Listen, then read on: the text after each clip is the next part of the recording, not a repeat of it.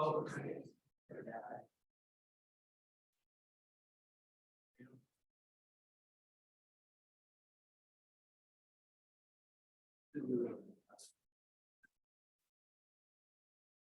morning, everybody. Welcome back to our April commission meeting in Casper. I call this meeting to order. I'm going to do a roll call of the commissioners present. For those that are listening, not being able to watch us. Commissioner Lundvall. Commissioner Jolovich. Here. Commissioner Roberts. Hi. Commissioner Ladwig. Here. Commissioner Masterson. Here. Commissioner Bell. Here. I too am present today, so having a full quorum, we will proceed with today's business. First thing I'd like you to do is stand with me and do the Pledge of Allegiance. I pledge allegiance to the flag of the United States of America and to the republic for which it stands, one nation, under God, indivisible, with liberty.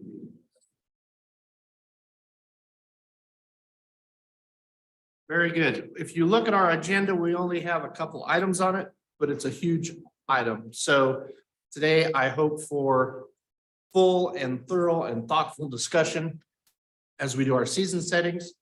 Before we jump into that, though, we have on the table from yesterday, damage claim appeal 23096.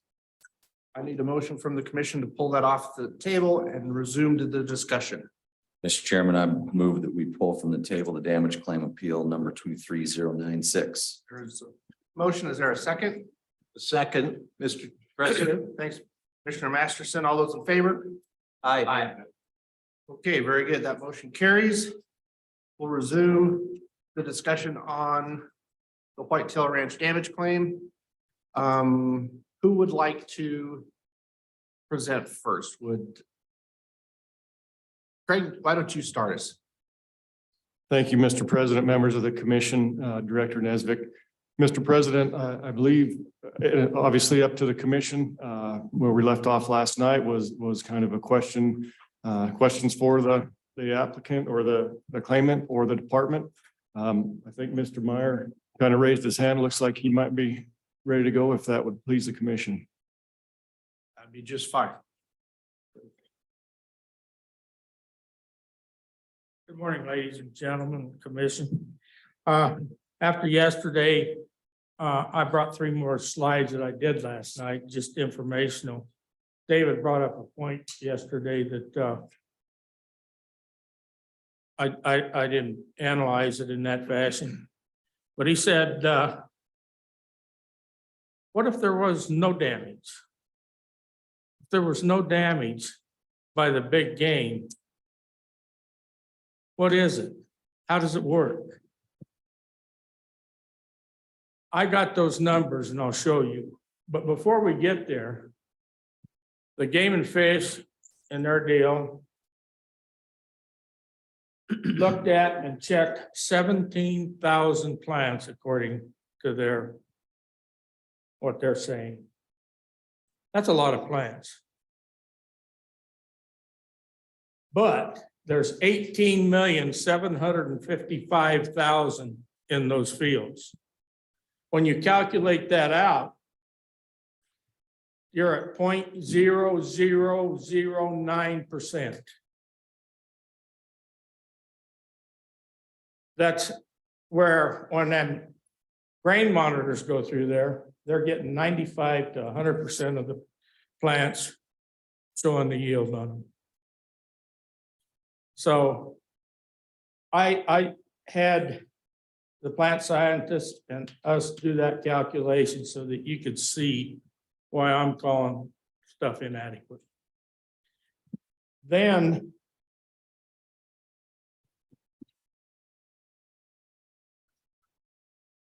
I'm not sure I get I told you my patient. First start shaking it. And it was my fault yesterday. I timed it. They were clicking before I clicked it.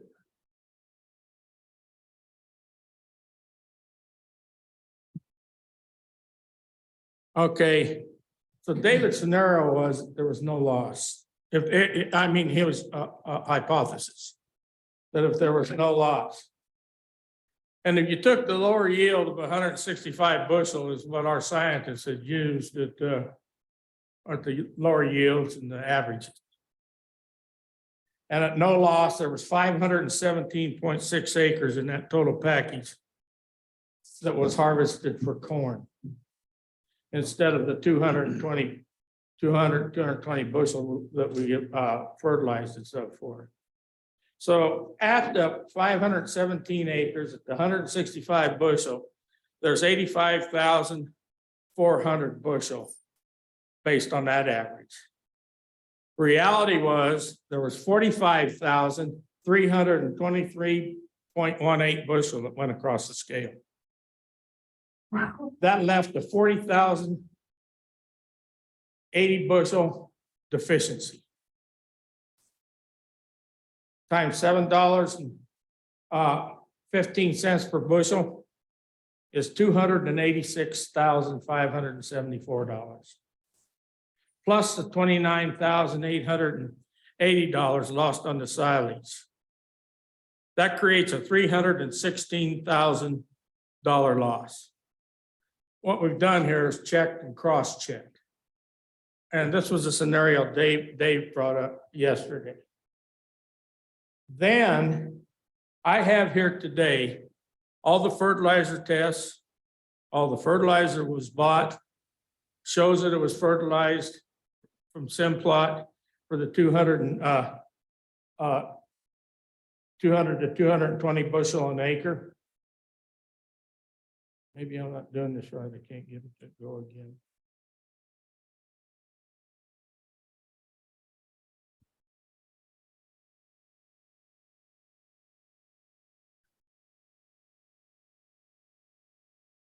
Okay, that was right. I gotta go back. Okay, so I said, okay, forget the 220 or the 200. Drop it back to 185. As you calculate all that stuff out, it comes to a $390,000 damage. And from there, it goes up profoundly to over 400,000. So basically, what we done was use the low end, the crop scientists used the low end. We wanted them to be real. But that's the loss we took plus. And if there's any questions at all today with me and you want to see them, I brought all the soil tests, all the fertilizer that was purchased, all the insecticide, the fungicides that was put on, the whole data that can be checked and cross-checked. That's all I have this morning. Any questions for Mr. Meyer? Mr. President, I have a question.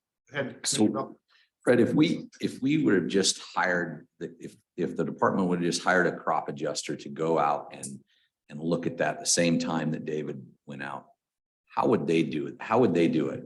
How would they analyze that loss? Well, what they do, the crop adjusters, basically for the insurance companies and stuff like that, random points, they basically do about the same thing that Brian and them do.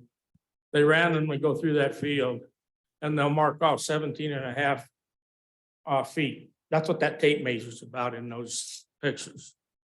They'll mark off 17.5 feet and they'll count those plants in that area. That tells you what your population was. It's going to be, ours was 34,000, a little better than 34,000 plants per acre. Then they'll pull the ears down and they'll count around the ears, the number of kernels and the length of the ears around the number of kernels. And then there's calculations and formulas and they're on of what that is. And they'll do that several places in the field, or if you got a bad spot, they can calculate that. But I never thought about it. We probably should have hired an insurance adjuster to go through there, because I can tell you, he would 100% a lot of that stuff. But That's how they'll come up with their calculations. But now they're using yield maps. They use a lot of yield maps anymore. What they'll do, the federal crop insurance and them say, hey, say you had hail or whatever you had, a disaster, they say, okay, harvest it. Well, hell, it's only gonna make 5 bushel an acre. Well, show us on your yield maps. So you're out there spending $5 fuel, harvesting 5 bushel an acre corn or whatever it is, you know. So anything that we ever have anything to do with like that, they're dependent a lot anymore on the yield maps. But you can call the insurance companies and ask them, you know, federal crop insurance and stuff, but that's the rule of thumb of what they've done. Mr. President, Go ahead. may I? Sir, we've talked about insurance. Is this type of damage just categorically excluded? Yeah, from they that won't, sort? they don't even consider it. All But right, what they do. We have a proven yield that we do over the years and stuff like that, that if we have a disaster, we get wiped out, we have a tornado or whatever it's gonna be. They go back to your yields and they use some formulas and county averages. Now, your county averages, you got all types of corn in there that aren't fed the way we feed them and everything like that. But anyhow, for your proven yields that you prove for your insurance programs and stuff like that, what we're doing is losing yield. When we have these losses like this, they won't consider that as yield, and they don't consider the losses yield. all right. So when they put them into our 5-year averages, keep moving them ahead, the last 5 years, instead of adding to our averages, even though we've been adding to our yields and taking that loss, it makes our yields, insurable yields, a lot less. And it hurts it. It hurts the value of the ground because it lowers the proven yields because of losses that can't be counted. You know, now if you got a weather loss or something like that, they'll figure that into your yield. All But right. wildlife, they don't. Thank you, sir. You bet. Any other questions, commissioners? All right, thank you, Mr. Meyer. I have some questions for David.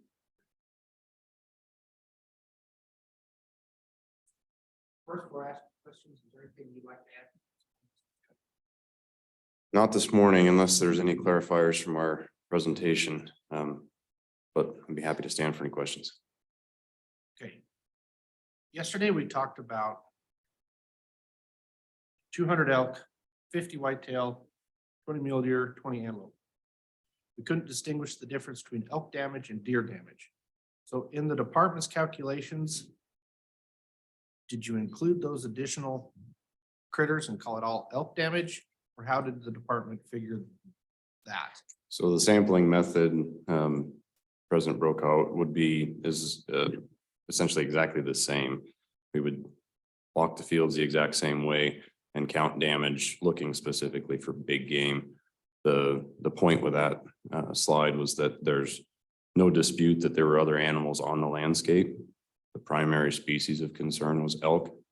And so therefore, for our reporting purposes, it wouldn't have been reasonable or accurate for us to say that a portion of that percentage was caused by one species over the other. Right.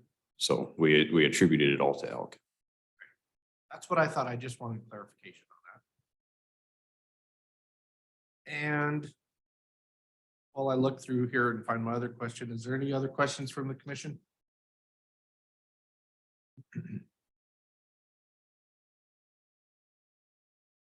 I don't have anything else either.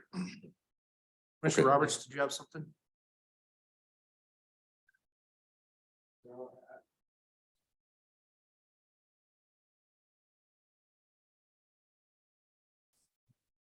Okay, if you think of it, let me know.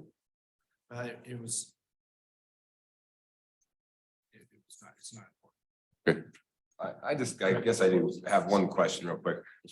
And is it your belief that the department has done everything possible to help the Whitetail Ranch on everything that they're having to go through? Commissioner Roberts, the mitigation methods that we've been approved to use, we've pretty well exhausted those. So from access programs to out of season authorization to lethally remove elk, I think we could be more efficient with that. If we would have started earlier in the season, perhaps in July, we may have been able to harvest more elk, but what that would have done for the overall impact, I couldn't tell you. But to answer your question bluntly, yes, I believe that we've exhausted every mitigation method that we have. And I guess I don't remember, was it on the chapter 56 on the lethal take permits? We issued what, 25 of them, you said? Correct. And not all the 25 were dropped, right? Or were they? None of them were. None of them. No, so we had essentially 15 days before the legal opening season date. From when, well, less than that, 10 days. So it was requested on August 1st. It was issued on August 5th. And we made 2 days attempts at harvest. And then the season opening was the 15th. Thank you. Okay. Thank you. Frank, let's have some closing comments on this. President Brokaw, members of the commission. Yeah, just a couple things real quick. We had some discussion yesterday on, I guess, the validity of our sampling design, basically. And we at the department has been using this sampling design for probably 30 or 40 years. It is based on National Crop Insurance handbook, basically. It's taken from some of those techniques that are in there. There are multiple techniques to sample damage for corn. I will say that the insurance handbooks do not talk about big game damage necessarily. So we've kind of had to adapt that a little bit, but the sampling technique that we do is the same technique. It allows us to get our hands on individual plants to identify types of damage and causative factors related to that. And that's why we choose to do that.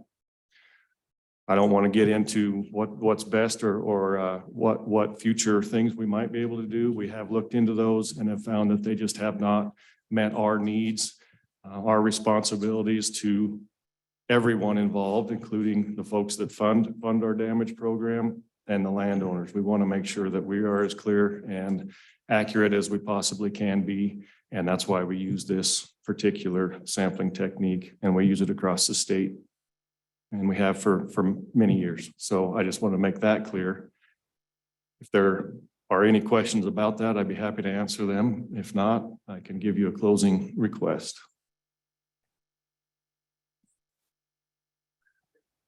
I don't. Mr. Meyer has a question. You had a. Go ahead, sir. Come to the microphone, please. When you're using those techniques, when you're using those techniques, been used for 30 to 40 years. Mhm. Are you people familiar with what normal errors are, and if corn is not pollinated because animals have destroyed and the plants around it, one corn plant will only pollinate 9% of itself. It's a team game.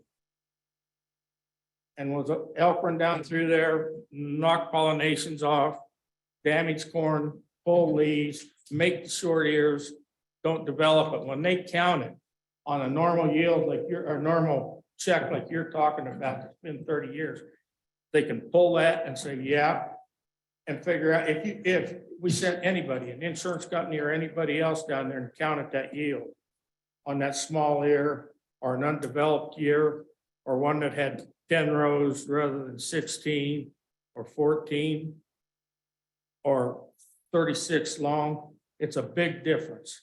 And unless you have people that are trained, that understand plant science and agronomy, and how to apply those techniques to those testing standards. It's no good.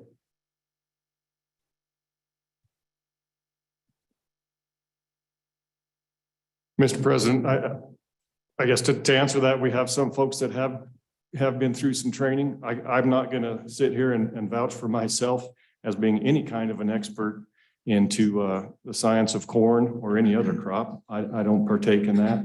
So I can't speak to that level. I can only speak to what we've done for some time. It's in our handbook. That's what we rely on. I'll leave it at that. I think what's before us today is the difference between the amount claimed and what the department has offered. Our folks have done what they needed to do in terms of our expectations in handling the claim. And so with that, I would ask that the commission vote to approve our recommendation of a partial payment. Commissioner Levitt. You may, you could still ask. Mr. Meyer, I have a question for you, please. Maybe this has nothing to do with it, but I'm gonna ask it anyway. You talk about the fact that our investigation looked at 17,000 plants. Yes, If you brought an insurance agent out from an organization, would they do about the same amount of plants, less or more during your you know, investigation? I can't tell you. It's probably going to be, I don't know. It'll be similar or more. Because I know you talked about they pace off the same way they measure with the 17-foot tape. Right, they do the same thing, but if you look at your paths and stuff on this, they aren't following the roads. They're just going across. That some of them they follow, it depends. Those pictures show it. The laying back on the laurels of how they've done it in the past and stuff like that, and not being familiar with it. Those are excuses. And the Fish and Game hasn't done everything they could do. They could have had a crop scientist out there and hired one like I did, that checked every 3 weeks, seen the early damage, seen the middle damage, seen the late damage. They could have done those analyses. They could have marked spots in the field so they could have put them on the map monitors. They could have got the technology that I told them 2 years ago to get that actually would read the fields all through the summer and you could see it. Their technology still don't have the infrared overlays and stuff like that they're utilizing that shows how the plants are being damaged and the game is working in. They haven't done it. You guys haven't picked up a pace since I was here 2 years ago. It just hasn't happened.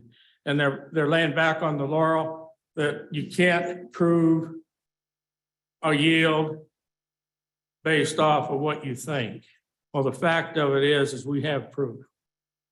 We have proof of that yield by those yield monitors. We have proof of it by the inspections that we paid money for to hire people, professionals to look at it. And the Fish and Game has all that same capability and damn sure probably has more funds than I do to do it. But they don't do it. The way it looks to me, quite honestly, guys, is it looks like you lay back on those laurels because you want to cheat people out of their money. I'm straightforward on thoughts, and that's how I think about this. Thank you.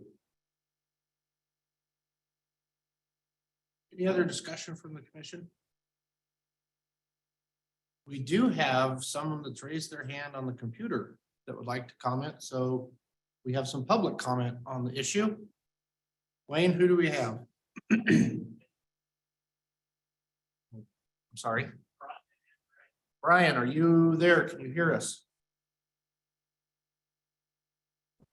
Yes, I can hear you. Morning, Brian. You wanted to comment on the claim appeal? Yeah, you know, it really doesn't matter what method you use to check what yield might have happened in the summer, because this farmer weighed every load. So what we're discussing here is what caused the less yield? The answer is gain damage. Mr. President. Can you hear me? I kind of need a kind of a point to whether we can accept this as part of the general comment. And I don't know, it hasn't been introduced to the commission in any fashion and I don't know, it wasn't put forth as anybody's side Yes, to. I got an email from. Excuse me, John. I need to make sure that what we're doing here is correct, that we can allow this.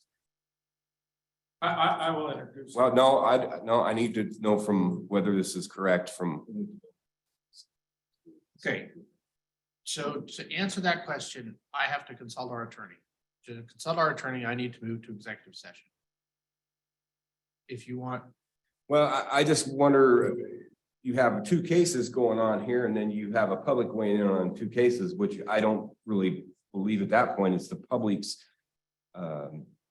should weigh in on it. He's part of our team. He's our crop scientist. I didn't know that. I mean, I think you didn't introduce it during your time of your thing. Well, if that's the case, I mean, if it's part of your, if it's part of your case, I'm more than willing to, but I can't, excuse me, I can't have, I don't believe people just weighing in on like, oh, I think that or whatever. And what's his standing in the case? Brian Andreas is the crop scientist, the crop expert that's Okay. checked these fields all through the year. Brian, you can give them your credentials so that they know what your background and stuff is. I mean, I'll remove that. I mean, if that's not a problem, because I've seen Brian in there, but I didn't know exactly how it combined with his case. I appreciate that, Commissioner Roberts. I wasn't aware of Brian's standing either. Is the commission okay understanding this is representative for Whitetail Ranch? Okay, Brian, go ahead and continue with your comment.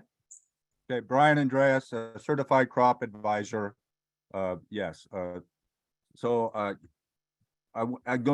on, yeah. So what's at stake here is not how we check the field during the summer to see what potential yield loss may be, because we have the actual yield.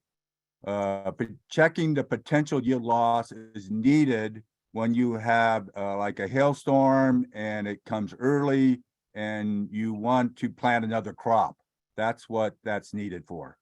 So what I was hired to do was to see what caused the damage. And the answer is deer and elk. There was some bird damage, less than 1%, some wind damage, less than 1%. There was a couple raccoons on the edge, less than 1%. The fungus, like smut, only comes in if there is a damage to allow the fungus to enter the ear. That's the only way you ever get smut. And so the injury, of course, came from deer and elk. So basically, so if you go by the actual yield, which was a lot less than the county average, and may I add, the county average is averaging farmers that don't fertilize. So their yield every year is bringing the everybody else's yield down for that average, and using 165 bushel is a very, very low figure to use. So we kind of started out as a conservative point of view there. So the only other thing I can wanted to add is that when the game and fish did their estimates, two of the fields come in like around 7%, which is highly inaccurate of what actually happened out there, and proved by what was weighed across the scale. And then the one field that they did twice was lo and behold 19% injury.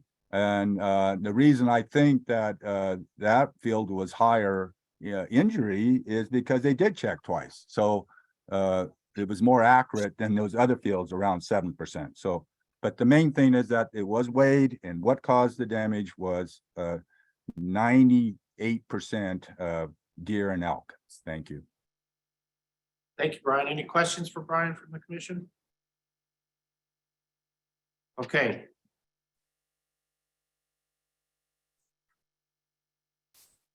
How are we doing? What are you ready for?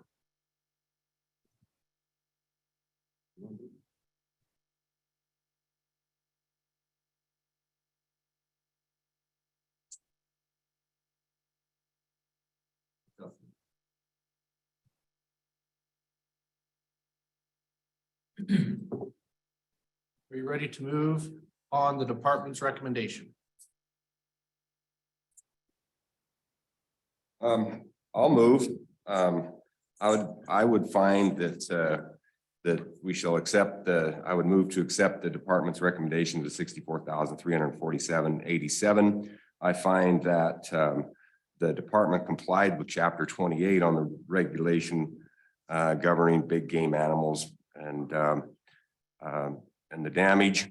I believe that the department went and followed their best practices on chapter 56. And I believe that they also applied the standard of more likely than not standard to come up with these figures. So that would be my motion. And so moved. Is there a second?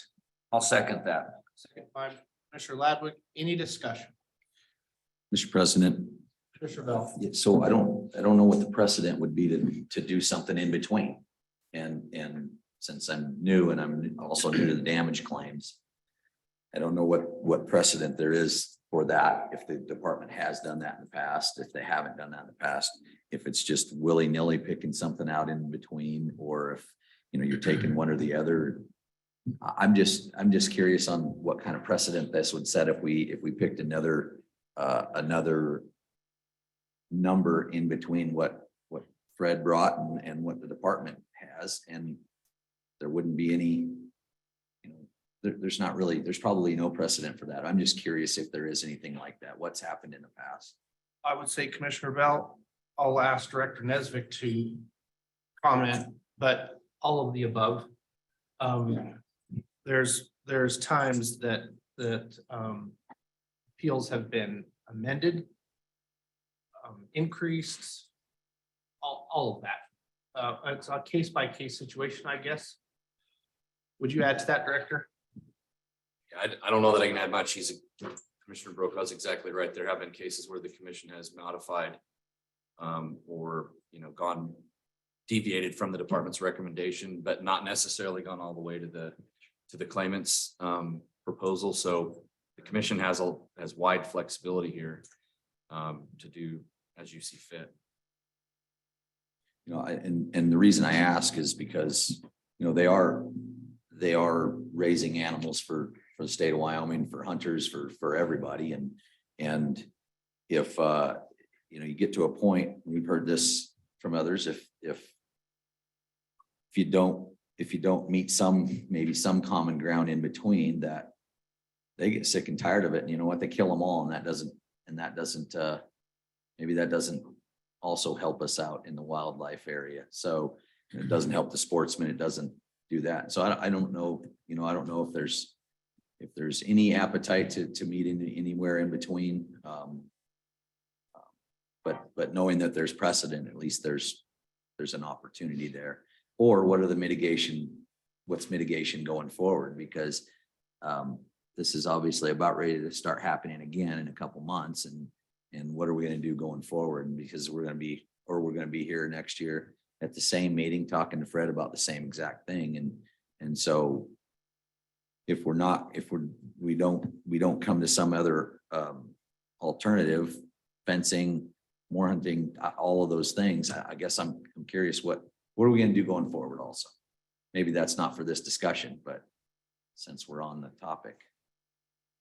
Commissioner Bell, that's an excellent point. I tried to reach that yesterday, mentioned that yesterday, that we need to find a resolution to this, so it's not an annual event.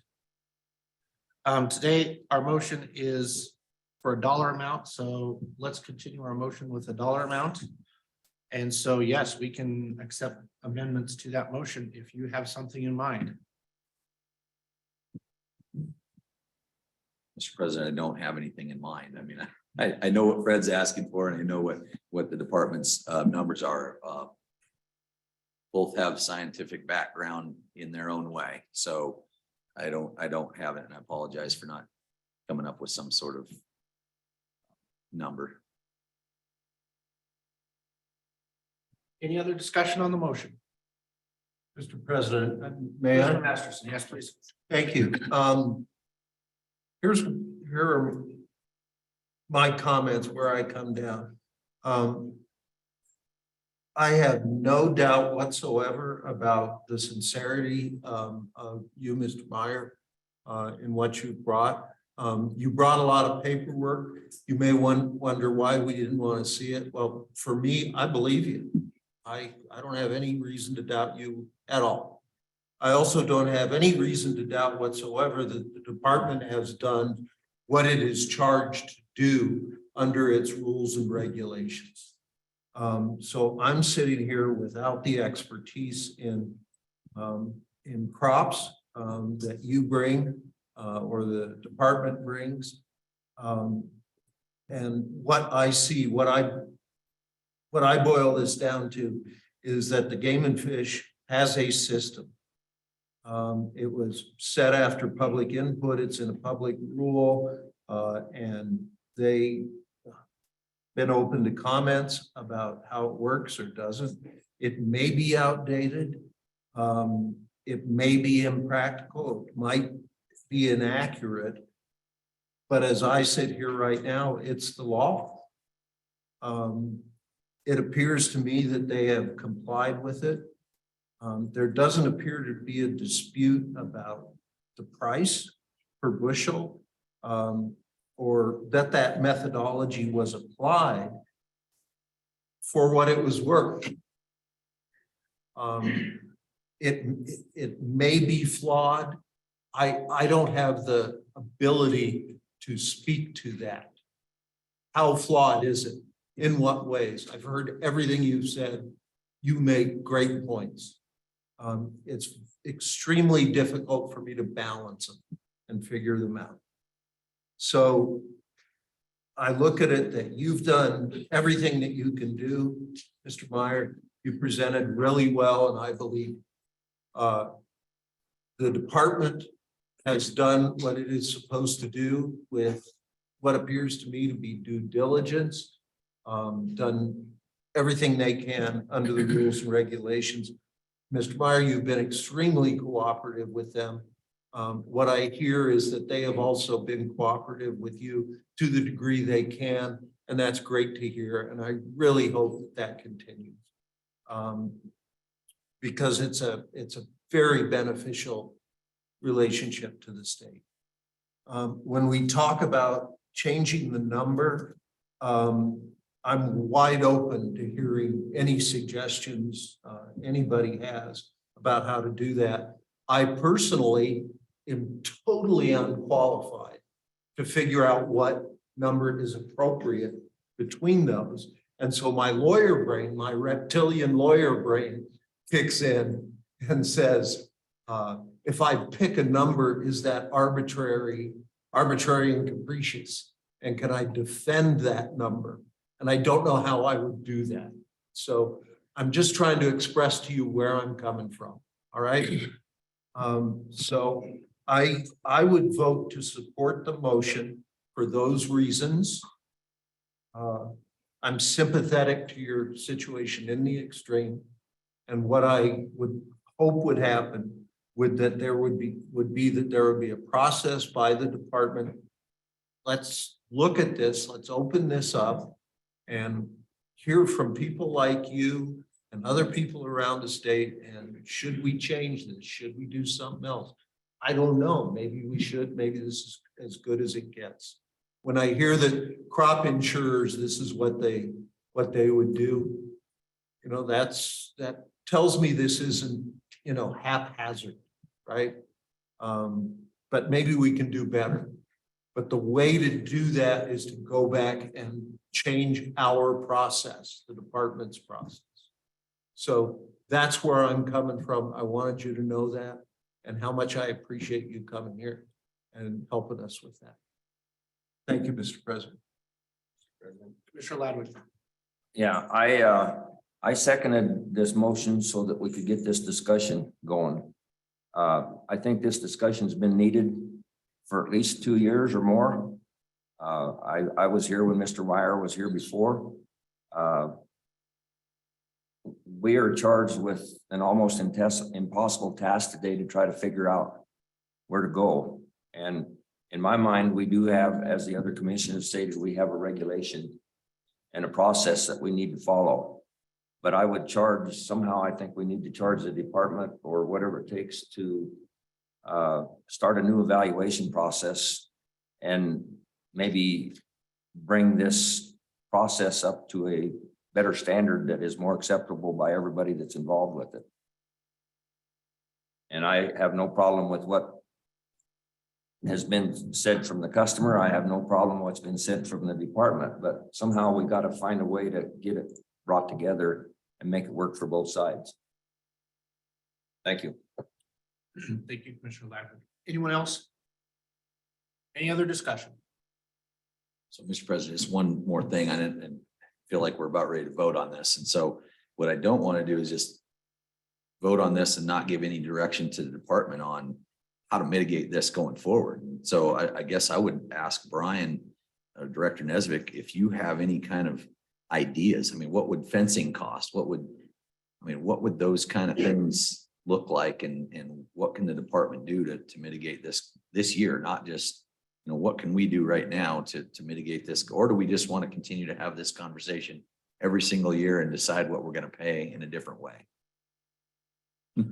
Well, I think that we're always willing to evaluate our current methods. I'm not sure that if we evaluated our current methods, that we would be recommending any change, but we're certainly willing to take a look and see if there's other newer methods or techniques that could be applied to this type of damage. We're certainly willing to provide you an estimate of what fencing would cost. I don't know that number off the top of my head. I don't know how many miles we're talking about. I think Mr. Meyer mentioned 3 or 4 miles worth of fence, high fence. And I know it's expensive, but we could certainly evaluate that and provide the commission an idea of what that would cost. I think going forward, we certainly have methods that we used last year. I think we heard from Warden Ellsworth that there's potential to do better if we started earlier. We've learned something from this damage, but it is ongoing and it continues and it continues. And I think that we can try to evaluate better ways to mitigate it with hazing and with all the tools that we have. And so bottom line is if you want my commitment that we will do that, I'll make that right now. And then I think the commission, your intent here today is clear to me. And I don't think you need to necessarily vote on it. If you want to, that's fine. But I'm making a commitment to the commission that we'll evaluate the current techniques and methods, the cost of fencing, and any other mitigation that may be applicable here, including, I don't know if we've even talked about Chapter 34. That's another option. Yeah, I appreciate that, Director Nesvik, Mr. President, and I don't think we need a motion as long as we know that. And if we started earlier with Warden Ellsworth, not that he'd probably not rather do something else. I'm wondering, or that his time is better spent somewhere else. I don't know that, but is there a better way that the department just hires a crop adjuster or hires that out? Because I think there is probably when there's early damage, there is a multiplier effect. That damage maybe doesn't look like it does in August when it happens in May or June or July when that plant's early. I don't know that because I have as much experience as John does in that, none. And so, but I think there's something to be said about that, but I don't have any idea how to put that multiplier into a number that we have. So, but making sure that we have some direction going forward to make this a better system is the best we can do probably right now. So I appreciate that. Thank you. Mr. President, I think we really need to be cognizant about fencing issues. And I don't know if the commission wants to start the precedence of having to use fences for everything for private property fences all the way through. And I think we've got to be really careful on how we would go about that for the whole state. It's just, this is one particular case, but I will guarantee that it will be 10 cases next year, and 20 cases, and we'll go there. I just wanted to put that out there. So. Any other discussion on the motion before us?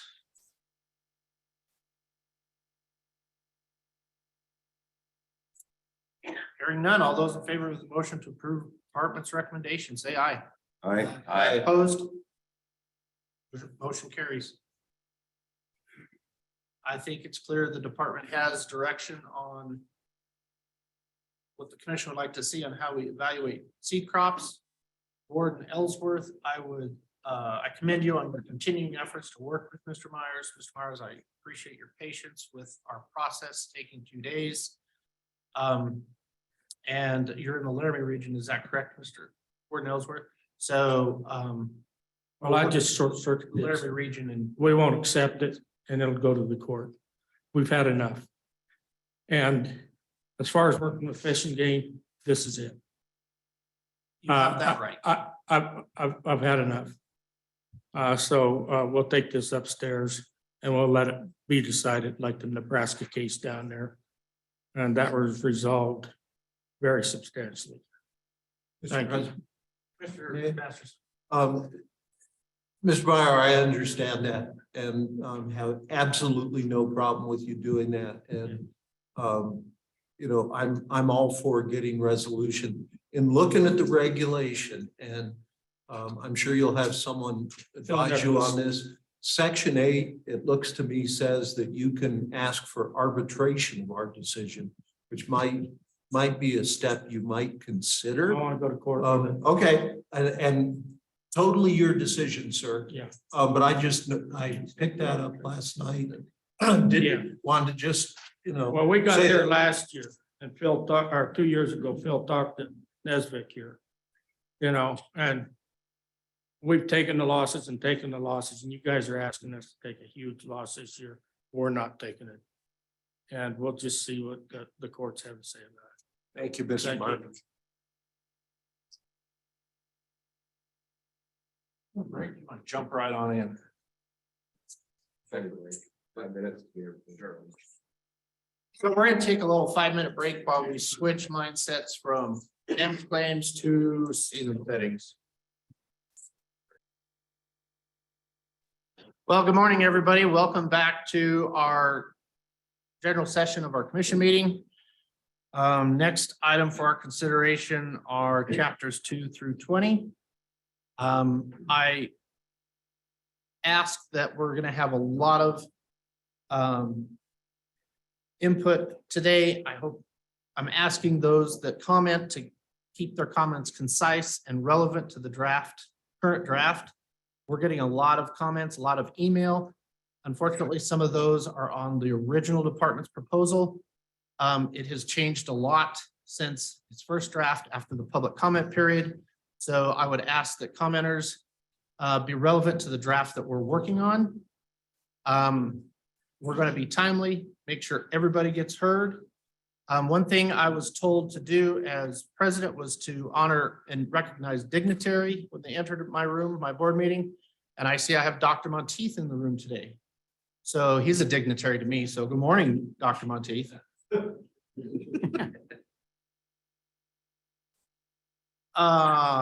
Would you like to, do I need to do the Zoom stuff? No, they remember it from yesterday.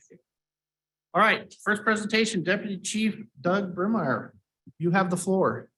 Mr. President, members of the commission, Director Nesvik, thanks for the opportunity to be here today.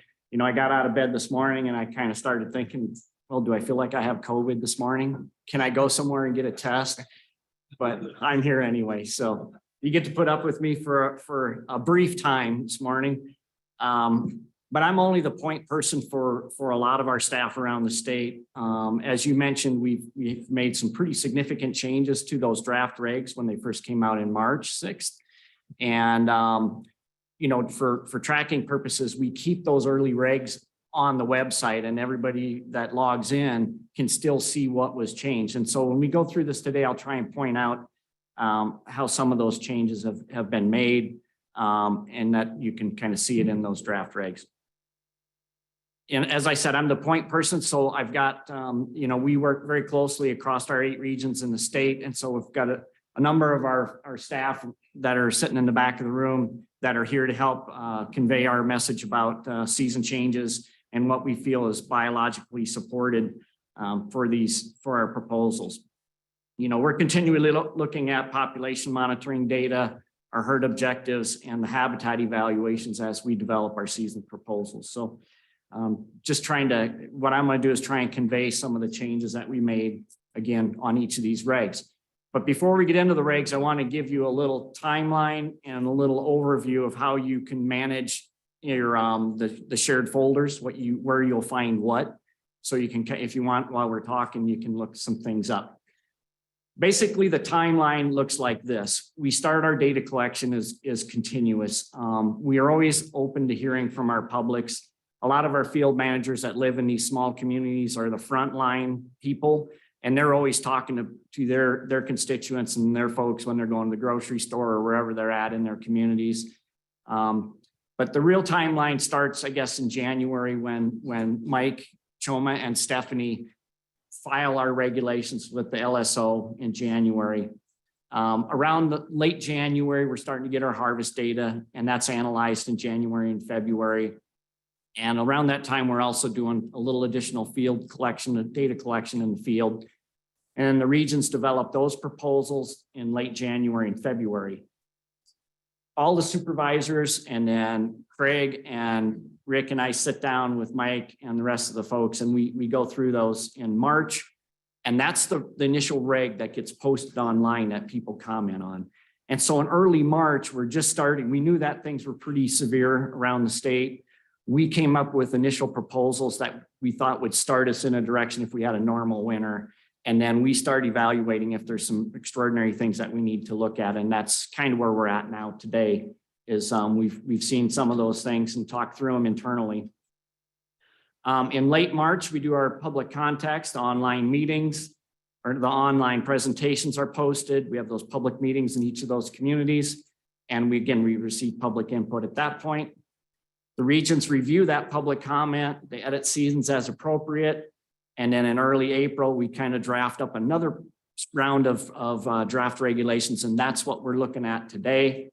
And then we had our final review. Your meeting today is the last bullet, the last carrot on there is that the commission meeting is now. And we again look at that public feedback.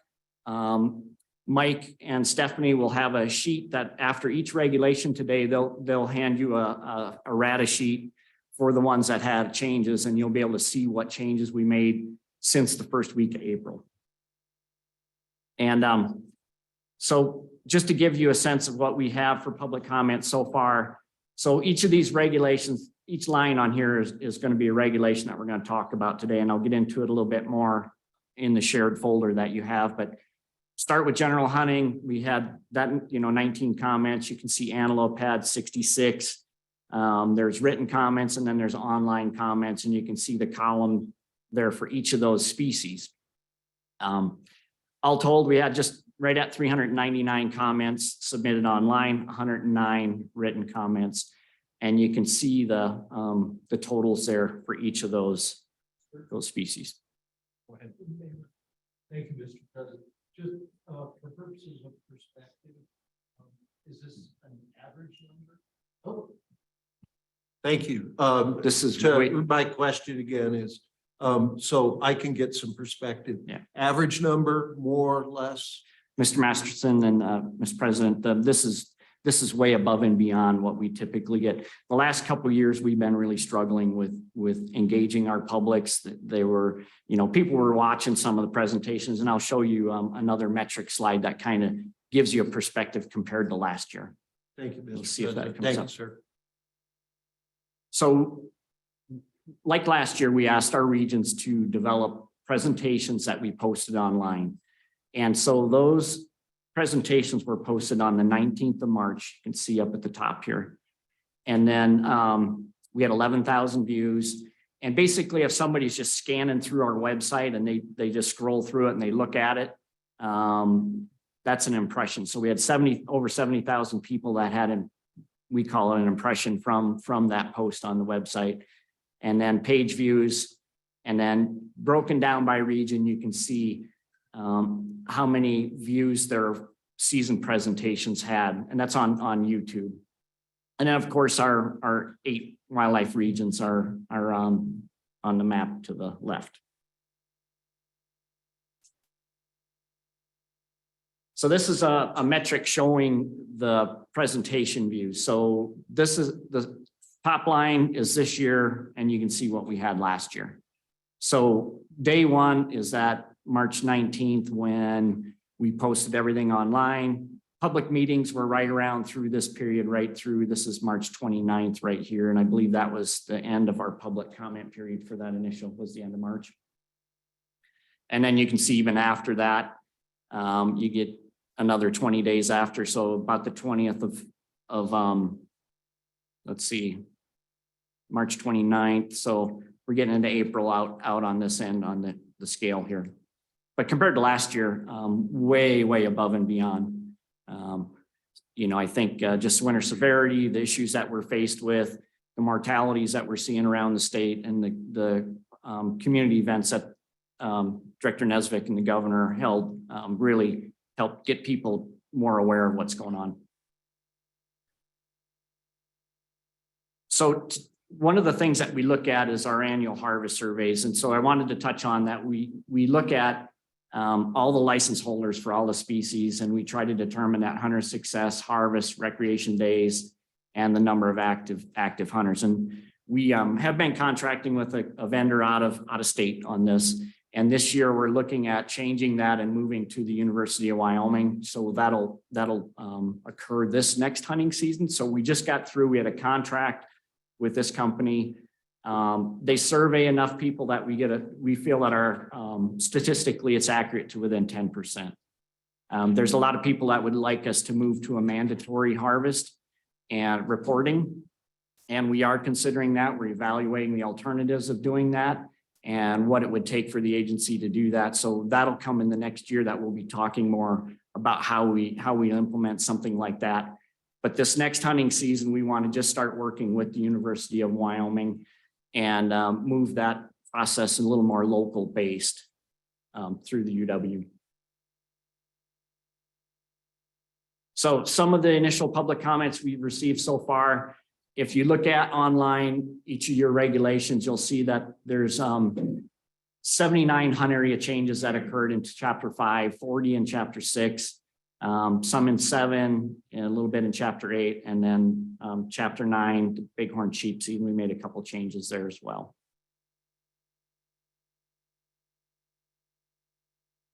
If you remember last commission meeting in March, we talked a little bit about the numbers of herds and the hunt areas in Wyoming, and I'll just very briefly talk about how we manage some of these areas because we're on a herd unit basis. We set objectives, and then we try to manage hunting seasons within the hunt areas to move the herd unit in the direction that we want to go.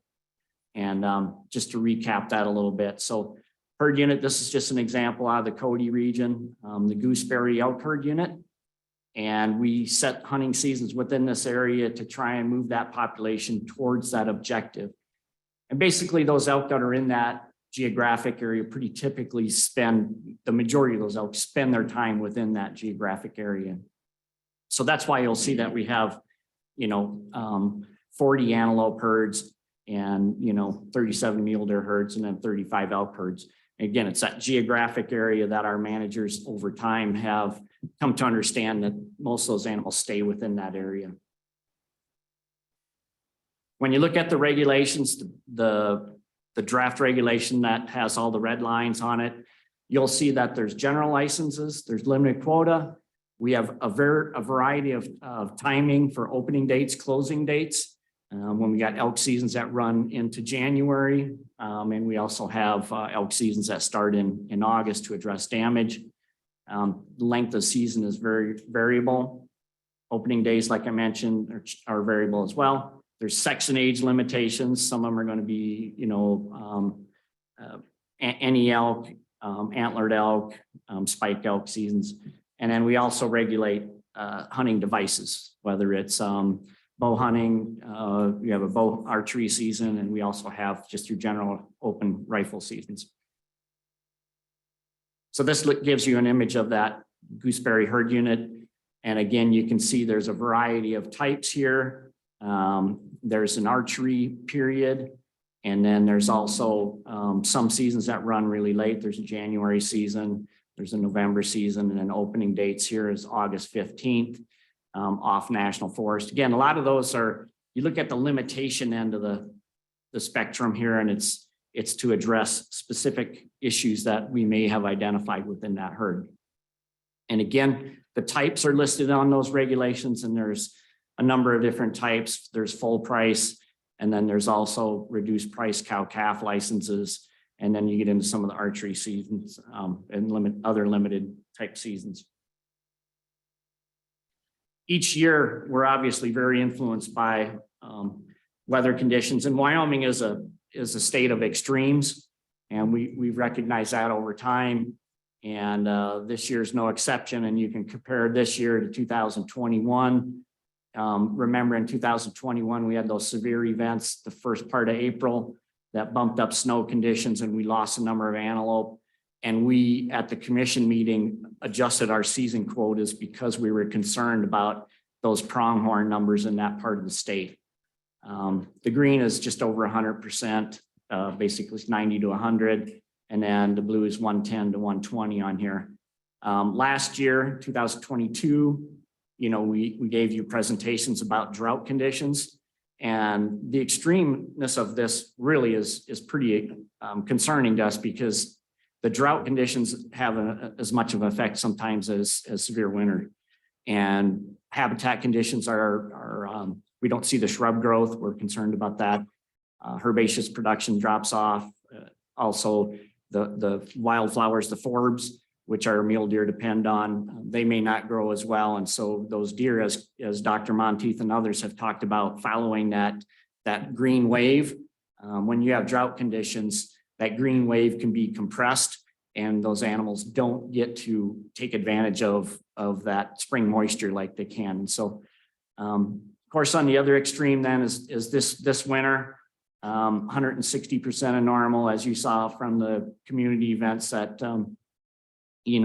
Senator Hicks brought up, and the other high moisture levels that we see across the state. One thing to keep in mind, and Kevin is here today too, but Kevin can attest to some of the body condition on some of these animals. And so it's really, as we talk through the seasons, I'll talk about survival and some of these different herd units, but some of them didn't do too bad. You get around DuBois, basically very limited mortality there. Gillette did really well this year. The east of Cody and west of the Bighorns, things look really good there for our species. Again, another comparison of snow depth from 2022 to April 3rd of this year.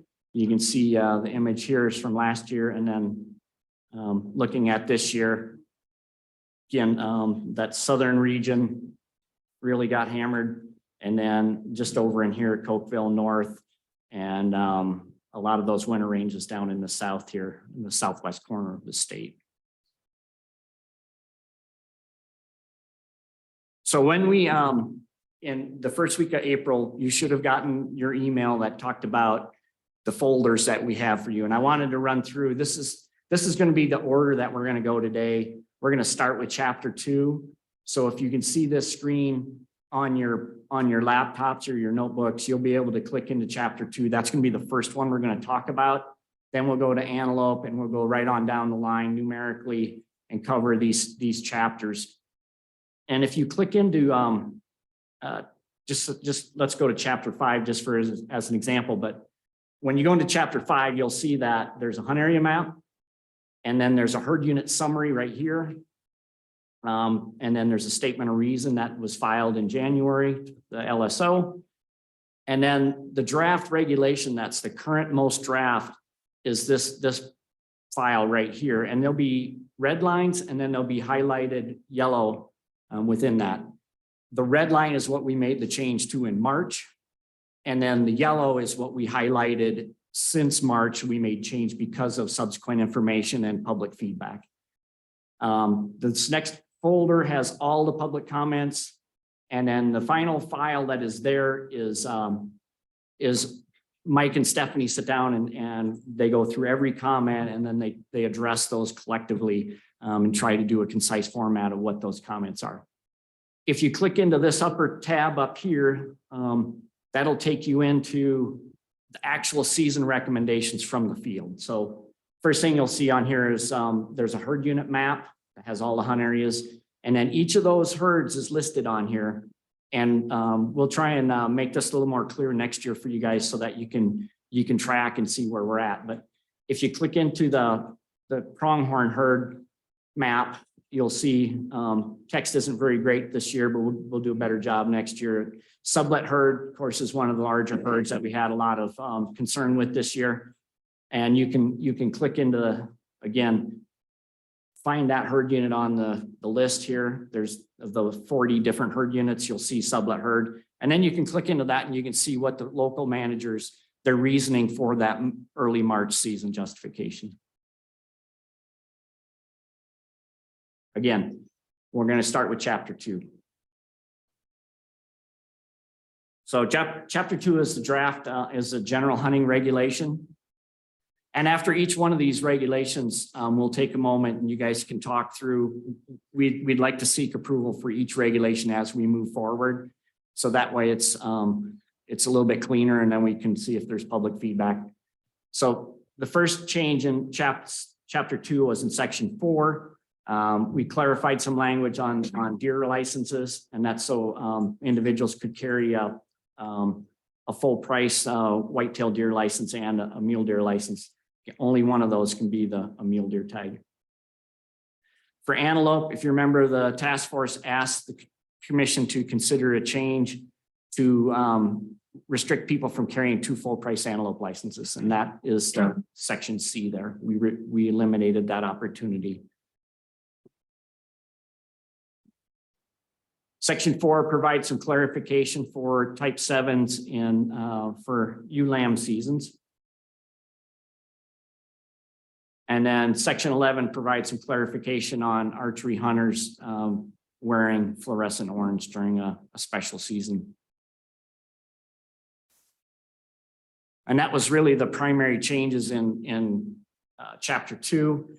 And this will mirror the rest of these regulations just like this. If you guys would like to ask some questions, but our recommendation is that you adopt chapter 2 as presented. Any questions from the commission on chapter 2, Commissioner Roberts? Oh, sorry, you were not raising your hand. Any questions on chapter 2? Any public comment on chapter 2? I would move that we accept the recommendation set forth by office to approve chapter 2. It's been moved. Is there a second? Second. Commissioner Roberts, you need to turn your microphone on, they tell me. Been moved and seconded by Commissioner Bell. Any further discussion on the motion to accept chapter 2? Seeing none, all those in favor of the motion say aye. Aye. Opposed? That motion carries. Man, Doug, if all your chapters are that easy, Yeah, we're off to a good start. that's a great day. Just don't say we're 25 minutes ahead of schedule. That's right. All right, as I showed in that earlier map, we have 8 regions. And so for new commissioners, we'll go by each region. Our regions are numbered 1 through 8. And so we'll start with the first region and then go around the horn, and we'll talk about major issues within those regions. And the first chapter that we're going to talk about is Jackson. Jackson and Pinedale are so close together. And while Jackson has one of the most significant hunt areas for pronghorn on the north end there, 185. Yeah, Brad's shaking his head. So we lump those together. But for chapter 5 in antelope, we have pretty high success, and we generally the regions in Pinedale and Jackson manage for a stable herd within objective.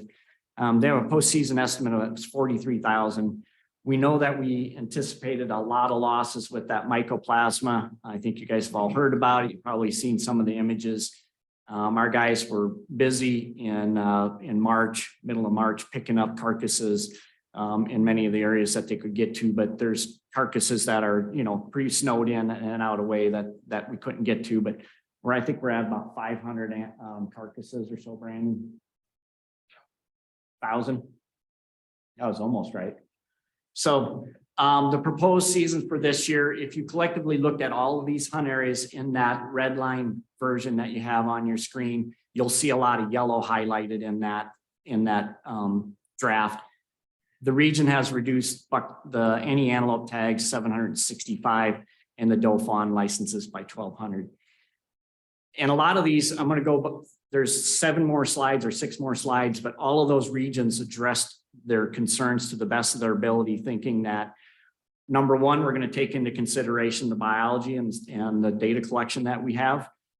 We know what the population has done over the last couple of years with hunter success and hunter information, and then what we're seeing this year. And we're adapting our season proposals to be more conservative, given all the factors that we've learned since March 6th, when we posted that. And as you mentioned, Mr. President, a lot of the public's looking at that first regulation online and they think, well, you guys didn't really do a whole lot, but they need to dig in a little bit deeper and click the next tab below and see that the draft regulations have been, in fact, changed significantly. The public, of course, in that part of the state is concerned with that pneumonia outbreak. Vice President Doug, thanks for this. So my first question is, we're eliminating doe fawn tags, but we're giving out any antelope tags. So why don't we just call those buck antelope?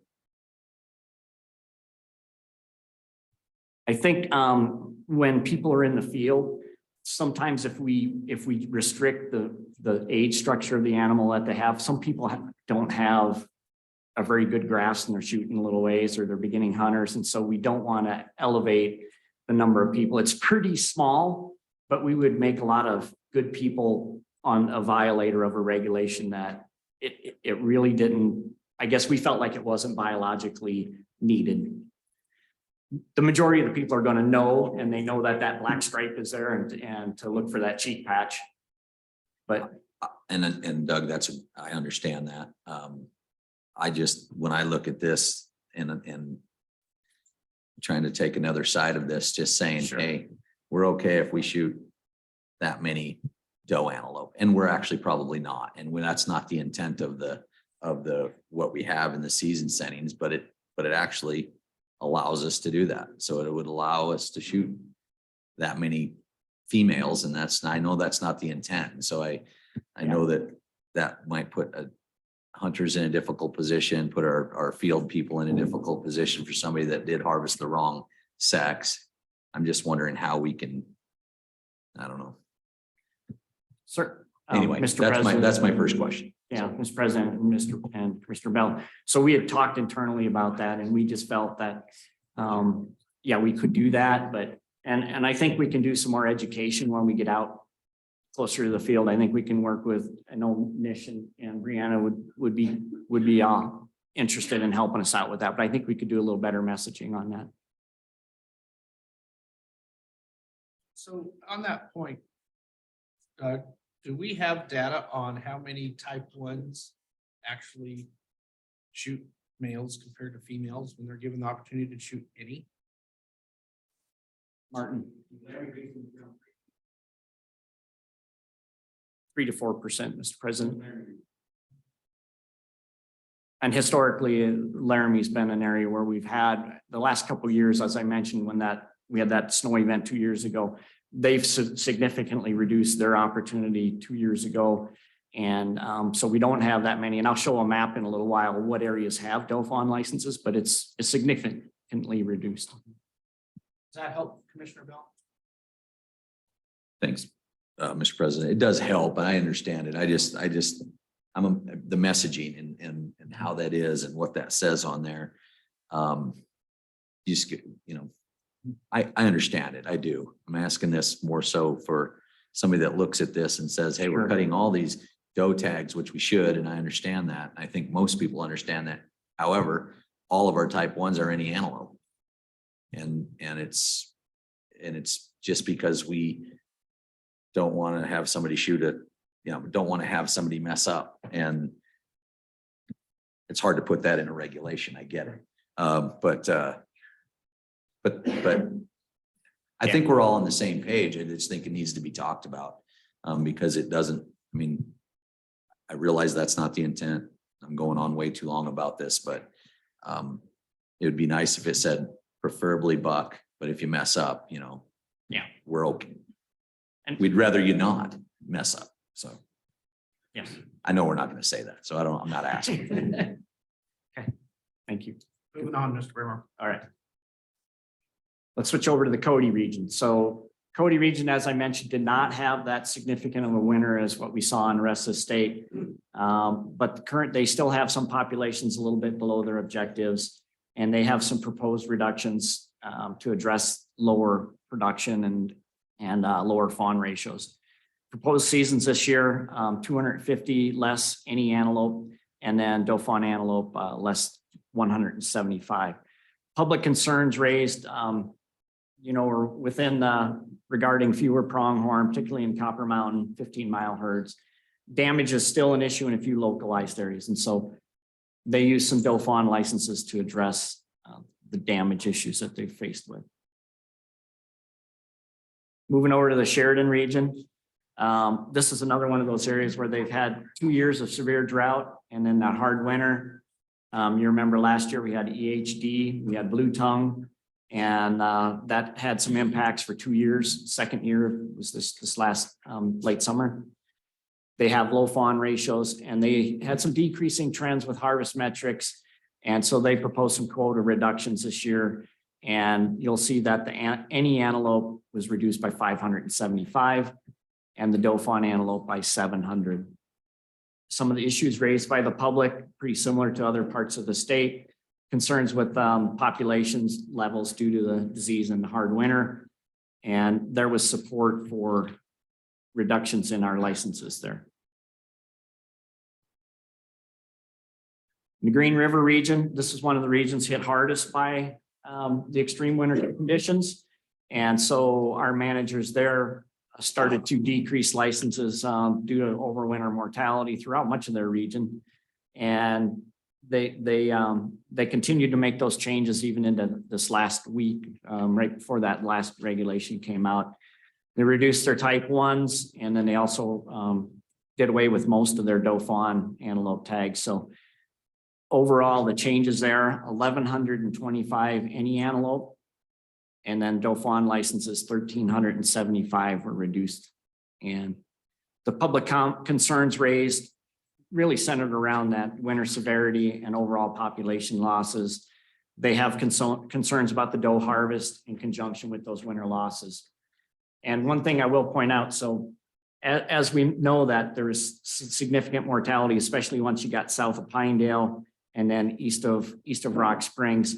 We did have an area here in the Cedar Mountain area where there really wasn't that much mortality from the animals that we had radio collared there. So there was, and I'll ask Sean, what percentage do you know for overwinter survival?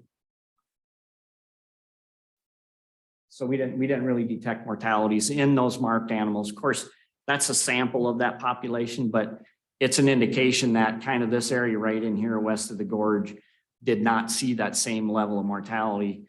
We had some of that herd that came out of Bear Oil, and they ended up at Baxter Basin, and those pronghorn had over 50% mortality.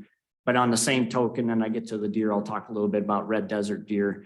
They did not have that same level of mortality as Uinta and Wyoming range. And I'll cover that when I get to the deer. My point is that some portions of the state saw elevated mortality enough that really caused us some concern, but there's some shining areas of the state too that did not have that same level. So Doug, I think, this is going to be relevant to a lot of the discussion through the day and for the benefit of the public, I think it'd be important to talk about what happens for license types that are completely eliminated for those that have already been in the system and applied. And if you can talk through that challenge. Yeah, and I would like to see if Jennifer would talk through the options that people have once we make a change like that. Are you comfortable with that? I could paraphrase, but she's so much better at it.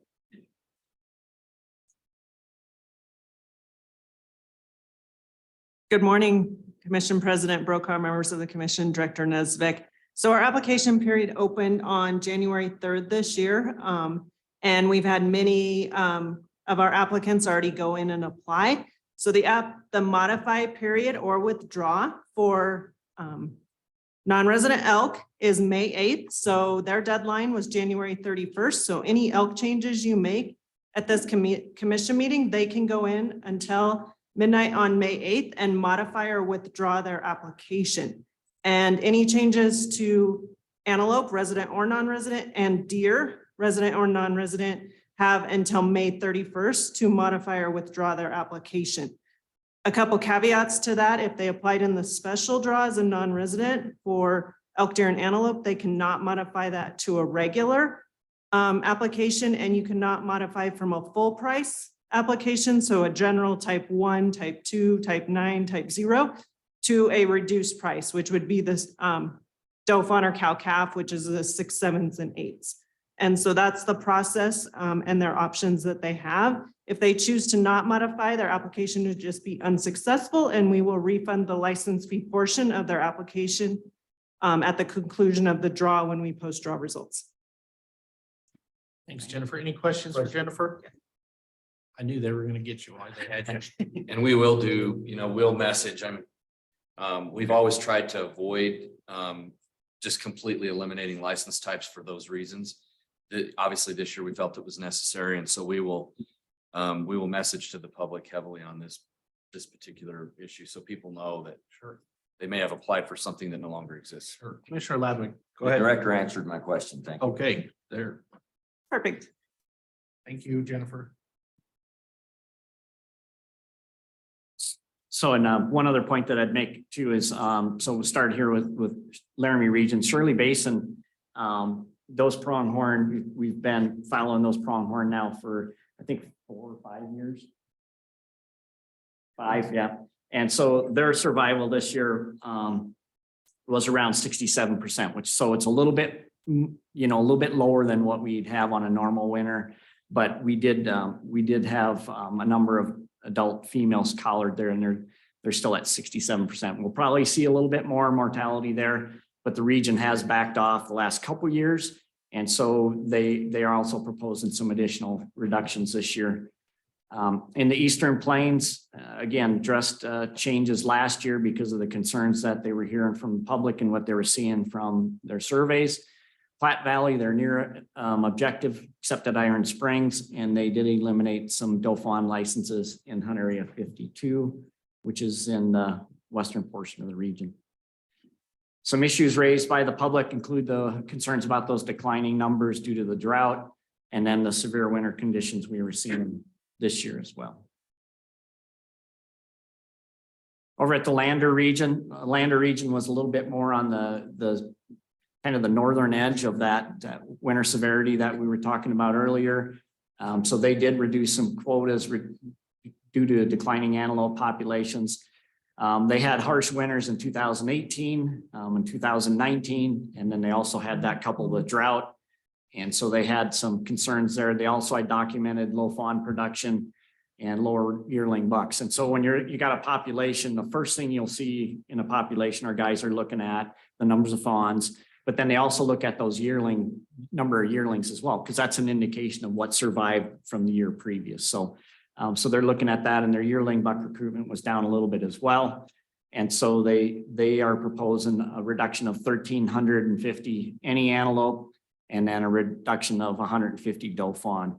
And again, at the end of this, I'll show you a map of the state where we don't have any doe fawn licenses, so you can see pretty clearly. Concerns from the public, winter severity, of course. Many of the public encouraged us to lower our seasons more. And then we also had a few folks, and I think you may hear a little bit today too from some folks that feel like we should just close the seasons in some areas. Switching over to the Casper region, Casper is kind of the heart of a lot of our pronghorn management, and The center of Wyoming, of course, is just west of Casper out by Armento, and excellent pronghorn habitat, and they've been reducing tags the last few years, and I'll highlight that here, but they're continuing to reduce those numbers for licenses available. Doe fawn harvest being eliminated in much of the area where there's higher than normal winter losses. And in 2023, the season proposals, if you added all the totals up from the red line versions that you have in front of you, that's the lowest we've been for pronghorn licenses in the past 25 years. Basically 71% since 2011. So this year, the any antelope is reduced 500 and the doe fawn antelope by 1,500. Concerns from the public. They're again, lower pronghorn numbers, concerned about potential winter impacts. And the public is very supportive of cutting back on seasons. Looking at our 10-year harvest, as I mentioned, once Casper and the Laramie region started dropping licenses, we really started to see that total harvest in the state coming down. And this year's not going to be any different. We'll see a reduction in that, but we're just over 25,000 harvest last fall. So this is the map I was talking about earlier. So this was 2022 on the left. And you can see the areas that offer doe fawn opportunity, and then compare that with 2023. And you'll see that there's still a few in localized areas, and then out of Sheridan, and then in the Bighorn Basin. And as I mentioned, there's localized places of the state that did not see mortality. I think we have a number of Hall Sawyer, Dr. Sawyer has a number of pronghorn collared in Gillette that he didn't see mortalities this year. Pretty light mortality there. You get over into the Bighorn Basin again. Oops. That was a little bit too quick on the button, I guess. Go back. This thing's really slow until you don't want it to go. I went one too far. But again, as I mentioned, the bear oil, pronghorn going over to Baxter Basin, sublet, we saw 50% mortality on a lot of those pronghorn. But then you get over in this area west of the Flaming Gorge, and it was not as pronounced as the other areas, but we still reduced our licenses there because of overall region-wide and public concerns. So when you look at it statewide, the type licenses are listed here and the total changes. So in March 6th, we knew we were going to be reducing opportunity. And so we took a cut of 4,000. And then once we got past March 6th and we started seeing what mortality was happening with mycoplasma and the more consistent winter severity across the southern regions, we ended up cutting over 10,000 tags out of the area. And remember last year, commissioners that were here last year, we cut tags last year as well. I think we cut like 8,000, and then the year before that. So we're basically at about 27,000 licenses that we cut out of our pronghorn herds. And we're hoping that things start to turn around with habitat and weather events this next year. The shining light, I guess, again, is we've got some good country up by Gillette, east of Sheridan, and then again over in Cody that has done well, and we've had fairly good survival. And so with that, our recommendation is that you consider the regulations as proposed, and that includes the red lines with the yellow highlighting that you have before you, so you can see that we made those significant changes since this regulation was first posted. Any questions from the commissioners on chapter 5? Yes. Go ahead, Commissioner Lyman. It's really not on chapter 5, but how about the one shot? Is there going to be any activity in that area? I'm gonna let Jason jump in here. I've been asked about that.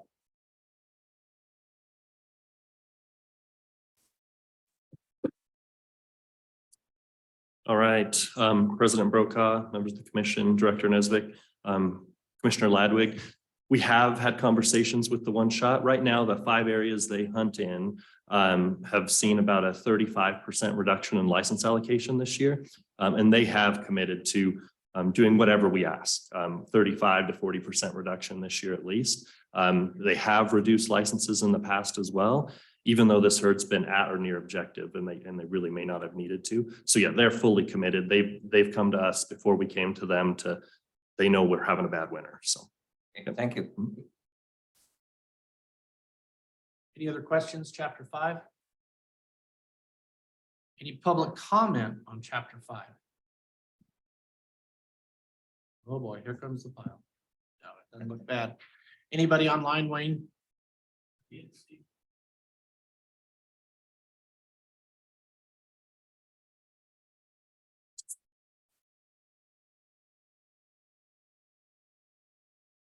We have one blue sheet, so we're in the room. Zachary?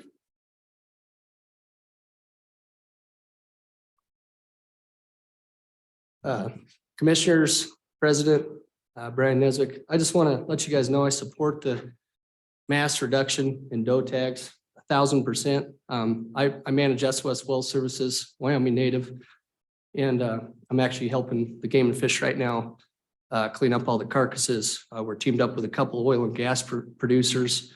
We're actually removing them off the landscape best we can. You know, just in the last couple of weeks, we're sitting at 461 carcasses removed, and these are off just roads and just oil and gas locations. And I'm telling you guys, the damage is not over. We're talking about 50% reduction or loss. And I'm telling you, the damage is not over. I mean, you know, driving through the field last week on Thursday, 3 antelope on a pad, heads down. You can almost see that they have the ones that have the pneumonia, heads down by Friday morning. They were all 3 dead. Same situation. I'm talking across the board, and figure we're in a small portion of that sublet herd picking up those carcasses. And you know, I just feel like we're still going to have a lot of loss. I'm actually one of the guys that Mr. Bell mentioned. I did have curiosity, which sounded like it's only possibly 3 to 4% of doe harvest. I am one of the guys. I did not understand why it's not a buck only tag. So I do ask the commission to consider that. Maybe it's too large of a feat. Maybe the 3 to 4% of does harvested, it's not a big enough deal, but I do ask that you guys consider that as well. So thank you. Zach, I have a question for you. What antelope hunt area are you working in? So we're in the sublet herd, so it's 89 and into the first of the 90s. So it's I don't have them all. Yes, yeah, and I mean it's all the way south to LaBarge. I mean, you know, there's a bunch of antelope just outside of LaBarge. I mean, you can literally just see, you know, piles of crows out there. You know, and we've been instructed, you know, not to remove any of them out of the sagebrush and out of the valleys and stuff while we're doing this pickup. And I mean, there's places where you can sit and count, you know, 20, 25, 30 in different areas out in the brush that we're not allowed to pick up. So, I mean, there's, you know, if we're sitting at 461 with several weeks of pickup, and that's just roads and just locations, you know, I think we have to assume there's, you know, several hundred, if not 1,000 out in the brush that we're not even touching. So. Any other questions? Yep, go ahead. What's your name again? Zachary Key. Zach Key, I've gotten the emails from you. Yes, sir. I'm super happy with your involvement in all of this. It makes me feel real good when you get somebody like you this involved in this kind of thing. Thank you. Yes, sir. Thank you. Mr. Ladwig. Zach, I echo those comments too, because I've got all the emails as well, as everybody has. Also, I think if I'm not mistaken, at this time, before the draw is done, the department's heads from the different areas have the ability to input. And if I understand it right, the numbers can change right up to that point. Is that correct? So there's still a potential of the department heads, as the regional heads, to look at this stuff. And if they see that needs to be dropped lower, it can be done. So that maybe will give you a little peace of mind that they're still being looked at. Perfect. Commissioner Masterson. Thank you, Mr. President. I third that. The constructive involvement of people like you is incredibly helpful. So please continue it and thank you for helping the department with the carcass. Yes, sir. Thank you. We do have someone online. Who do we have online? Mike online. Mike, are you there? Yeah, hello, this is Mike Crossan from Pinedale. Thank you. I would just like to, I guess, suggest maybe that I'm not really comfortable with, I think it's 190 tags being issued in area 87 for antelope up here in the Pinedale region. The carnage up here is unbelievable. I mean, there's dead antelope everywhere. And I just think, we need to go lower than that. I don't know. I mean, I'm not a biologist, but it seems really, really bad up here. I guess I would also ask that you do implement a buck only tag system, because I think there could be does killed. We can't afford to lose any of them this year. So I think that the concern that, that people have a hard time telling the difference. I think that, that's the same with anything. Grizzly bears sometimes can be hard to tell the difference from a black bear, but you just have to know. And I can tell you that game wardens typically are very fair to people who call in and say, hey, I made a mistake. And county attorneys, in my experience, don't, go for blood in those circumstances. So I don't think there's a huge concern with, people being hammered for making a mistake, but I just don't think we can afford to lose any does at all. It's, there's just, we need everyone we can have. If you look at, one doe is going to have a fawn, and in the next year, if that doe isn't shot, that fawn's going to have a fawn, and that doe will have another fawn, and that will help us hopefully get built back up sooner rather than, later if we can. So I just don't think we have any to spare. So with that, those are my comments and recommendations. I would actually like to see the season closed. I know that's probably not going to happen, but I would really ask you to strongly consider cutting it back from the, 190, what I believe is, because there's 2 seasons. So there's one, I think that's, part of it, and then the other part of it, but total, I think it's 190. And I don't see how we can do that. I think it could put pressure on the genetics up here for trophy bucks, because, if there's less antelope, people are going to be, there's going to be less bucks out there to begin with. People are going to be focused on fewer bucks. I mean, I don't know. And again, I'm not a biologist, but I have all these concerns, and I think the smart thing to do would be to close it. But with that, I really appreciate your time. I'm sure there are others who want to speak, so I'm going to end now, and thank you again. Thanks, Mike. Any questions for Mike before he goes? Hold on, Mr. President. I'm showing 150 tags.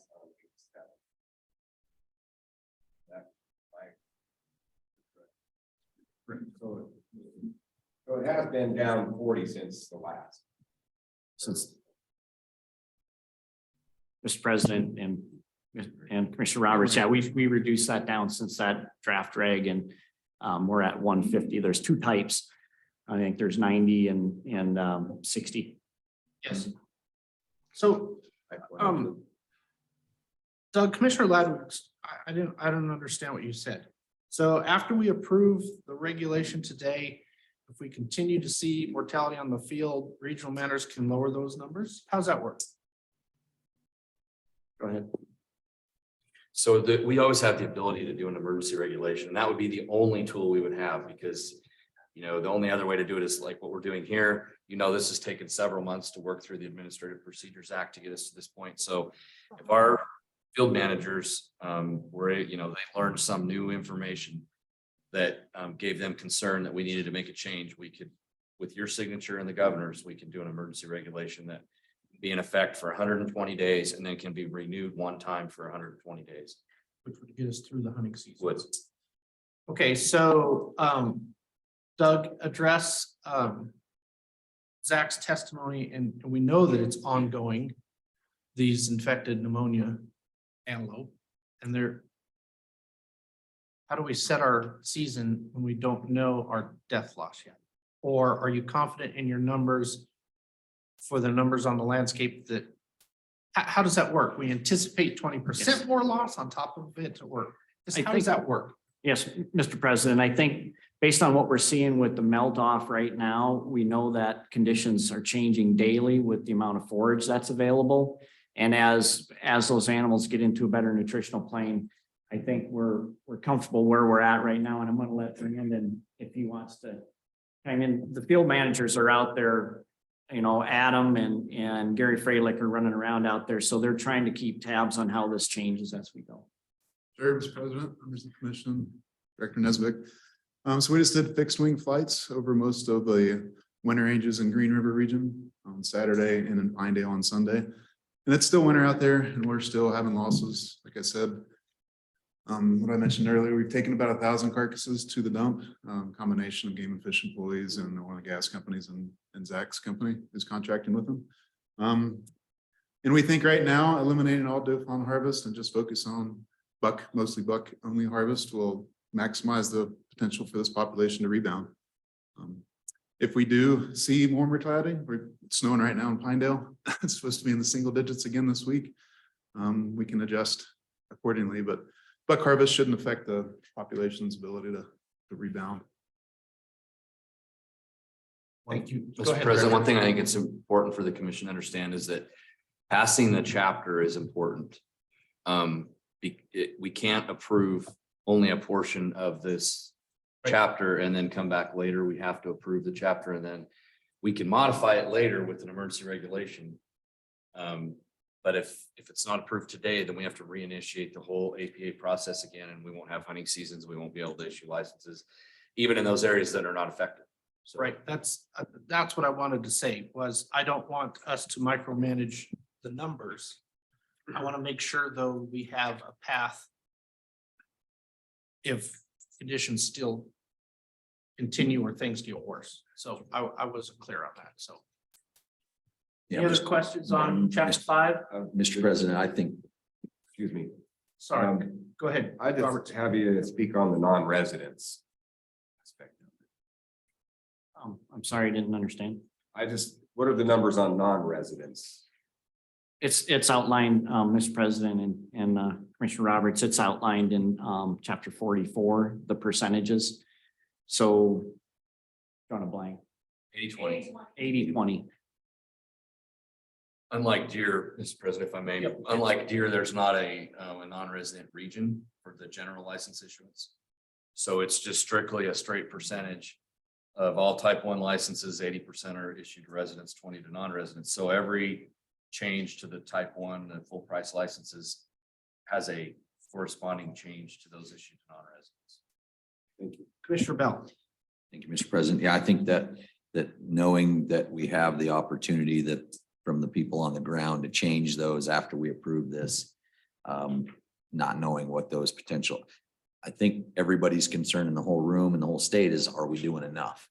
And I think we would rather err on the side of caution than not, and take those numbers lower than we think, especially when it says any antelope. Sorry to keep harping on that. I think this is a really good opportunity to find out if we wanted to make those buck only in certain areas, especially specifically in the areas that were affected by this winter. We're going to find out how many real problems we end up with not knowing what those sexes are during harvest. And having leniency, we always have that opportunity for leniency. Law enforcement can do that. So I think that's the concern that I have, is that knowing that we can continue to change those numbers if they need to be changed in the next month, and then having people harvest animals that we really don't want harvested, which is does. So Commissioner Bell, you keep referencing that and you have that power. A simple motion in areas X, Y, Z. Well, then, Mr. President, I would make that motion. I just don't have it listed out. Well, I'll just give the department that those antelope areas in affected winter areas from this year, and you can overlay that map that I'd like to see that be buck only as a type 1. I know that I don't probably have the authority in this motion to say I'd like to see a little bit of leniency as this moves forward and people learn. But I'd like to see it buck only in those areas for antelope. When we move the chapter, Did we move the chapter? We haven't moved the chapter. We're just having. When we move the chapter, we'll include that in our motionary language. Well, Any it's other- specific, as long as we have some sort of a specific areas that we're talking about. And I Right. don't know how they'll implement. Yeah, let me just give a little direction here. So if that's the desire of the commission, it'll need to be an amendment to the motion when it's made to pass chapter 5. It'll need to be an amendment, and if that amendment passes, before we approve the final regulation, we need to take a break. We need to let the field managers figure out which areas those would be, so that it's very clear on which areas you are making that change in the final approved, voted on chapter 5. Doug, does that sound reasonable to you? I think it was. Mike? Is that the way to do this? It's not a very big nod. And Mr. President, sorry to throw a monkey wrench into this at my second meeting, so. I appreciate your participation at the level you're participating in. Our comments are just like Zach's. They're just flooding us daily about that issue. So let's address it. They're asking us to address it. Let's address it. I don't know the right way to address it, but let's address it. Do you have more presentation on chapter 5, Doug? No, Mr. President, but if I may just add that in taking kids hunting in areas 89, it's challenging when you have a 12-year-old out there. And I know that Mr. Bell brings up a very good point. And I think I'd like to offer that we can do some additional outreach to those license holders within those areas. And I don't know if that would satisfy Mr. Bell's request, but it's hard to take a kid out there. When I had I took a girl out there about 4 years ago that had a cast on her foot from injuring it in sports at high school. And I had a heck of a time getting her close to anything. And just knowing that I had that option, if she didn't shoot right, it was okay with what she took. But I get where you're at, but I from a biological standpoint, I got to say something for my managers, the managers at the field, that they feel it's not warranted, but we could certainly do better to educate those folks. Mr. President, Go ahead, Commissioner Roberts. it's really not that big of an issue, is it? I mean, what percentage are we looking at? It was- We could even. Yes, Mr. President and Commissioner Roberts, it was 3%, the calculation from the Laramie region.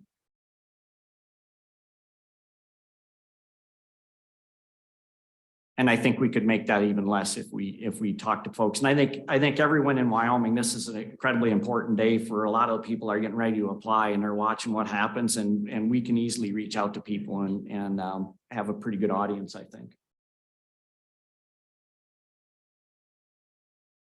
Any other discussion on the presentation of the chapter? Good morning, Senator Driscoll. I didn't catch you when you came in. What's the pleasure of the commission on chapter 5? Go ahead, Commissioner Roberts. Well, I just moved to accept the recommendation and set forth with the department and motion to pass chapter 5. It's been moved past chapter 5. Is there a second? Second. Second by Commissioner Bell. Any discussion on the department's recommended chapter 5? So, Mr. President, this is where I'm not sure on the amendment, where you want that amendment on that. Well, Commissioner Bell, so there's two options. You can amend it to change the language in those affected areas. We take a break and managers will tell us those numbers, so we're clear on which chapters. Or you can go with Doug's recommendation that we don't change the language, we leave it any antelope, and they work hard on marketing to try and reduce doe harvest on any antelope tag. Whatever you're comfortable with. Well, this is certainly a group effort here and honestly, we're all on the same team. So what do you guys think about What do that? other I mean, commissioners I'm okay probably with either one. Commissioner Jolovich. And all my antelope hunting and every person I've ever antelope hunted with, if you drew a type 1 and you didn't get a buck, you didn't shoot it. An antelope. That's where I come with this 3%. There's gonna be very, very few people that are gonna, if they don't get a buck, they're just gonna pass. Commissioner Lundvall, do you have input with the hunters you work with using type 1s? This is not where I'm hearing comment, it's not on this specific thing. Commissioner Lavin, you were next. I think we need to follow the rules and have a second to the motion before we have any more discussion. I had a second. Okay, I'm sorry. I had a motion and a second by Okay, Commissioner Bell. fine. Any further discussion? One more thing. Go ahead, Commissioner Collins. I like Doug's idea. It would sure simplify things. Inform the public. Instead of changing it to a buck only. Thank you. Mr. President, Commissioner Limbaugh. he's gonna hate me, but would you mind giving your input, Mike? What your small nod meant?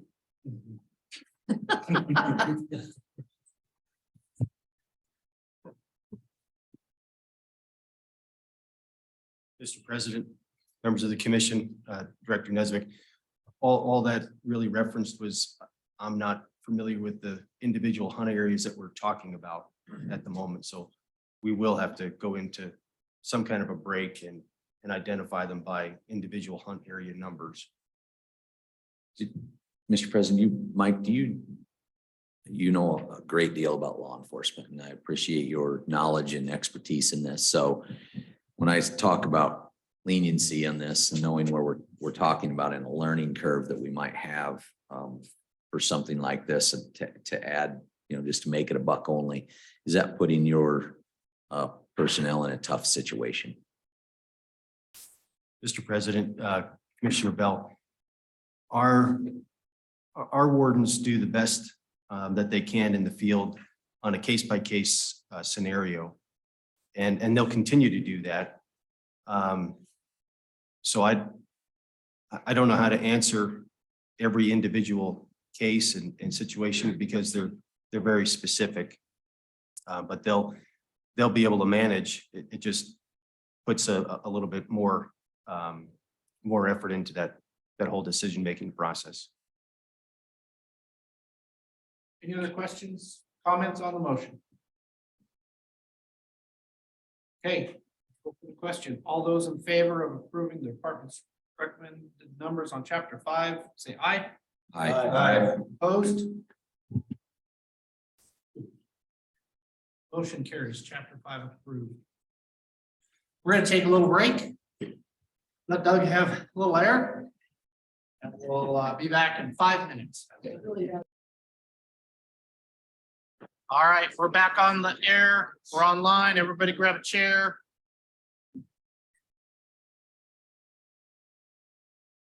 Please continue, Mr. Bremer. Mr. President, Director Nesbitt, members of the commission, we'll move on to chapter 6 and get the PowerPoint going here. So this one obviously is near and dear to everyone's hearts, and such a important species for us, and we've been, the commission really stood up and recognized the importance of this species last year when they allocated the additional funding for the focal herd monitoring, and we've gone out, and it was pretty timely for us to have that information. We collared just under 1,000 deer in different parts of the state, and it's given us a perspective on mortality and recruitment in Wyoming.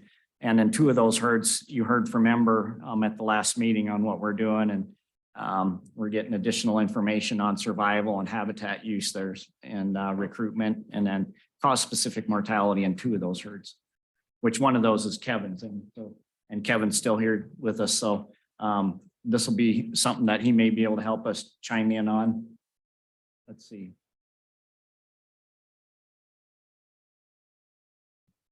Okay, good. All right.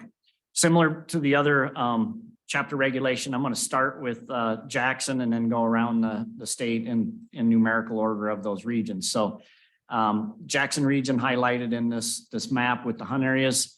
Generally, they manage the Wyoming range, which is in those northern hunt areas along the west side of the state.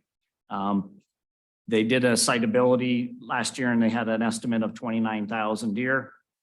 Obviously, we lost a bunch. We know that there's serious winter mortality in the southern end of that herd unit. So we did take a step back, looked at what we could do to minimize or reduce the opportunity and try to manage public perceptions here. As we talked a little bit earlier, there's a biological argument that you could run a buck only season and not have any issues, but we're also hearing from some publics that want something done drastically. So we're kind of balancing between the two.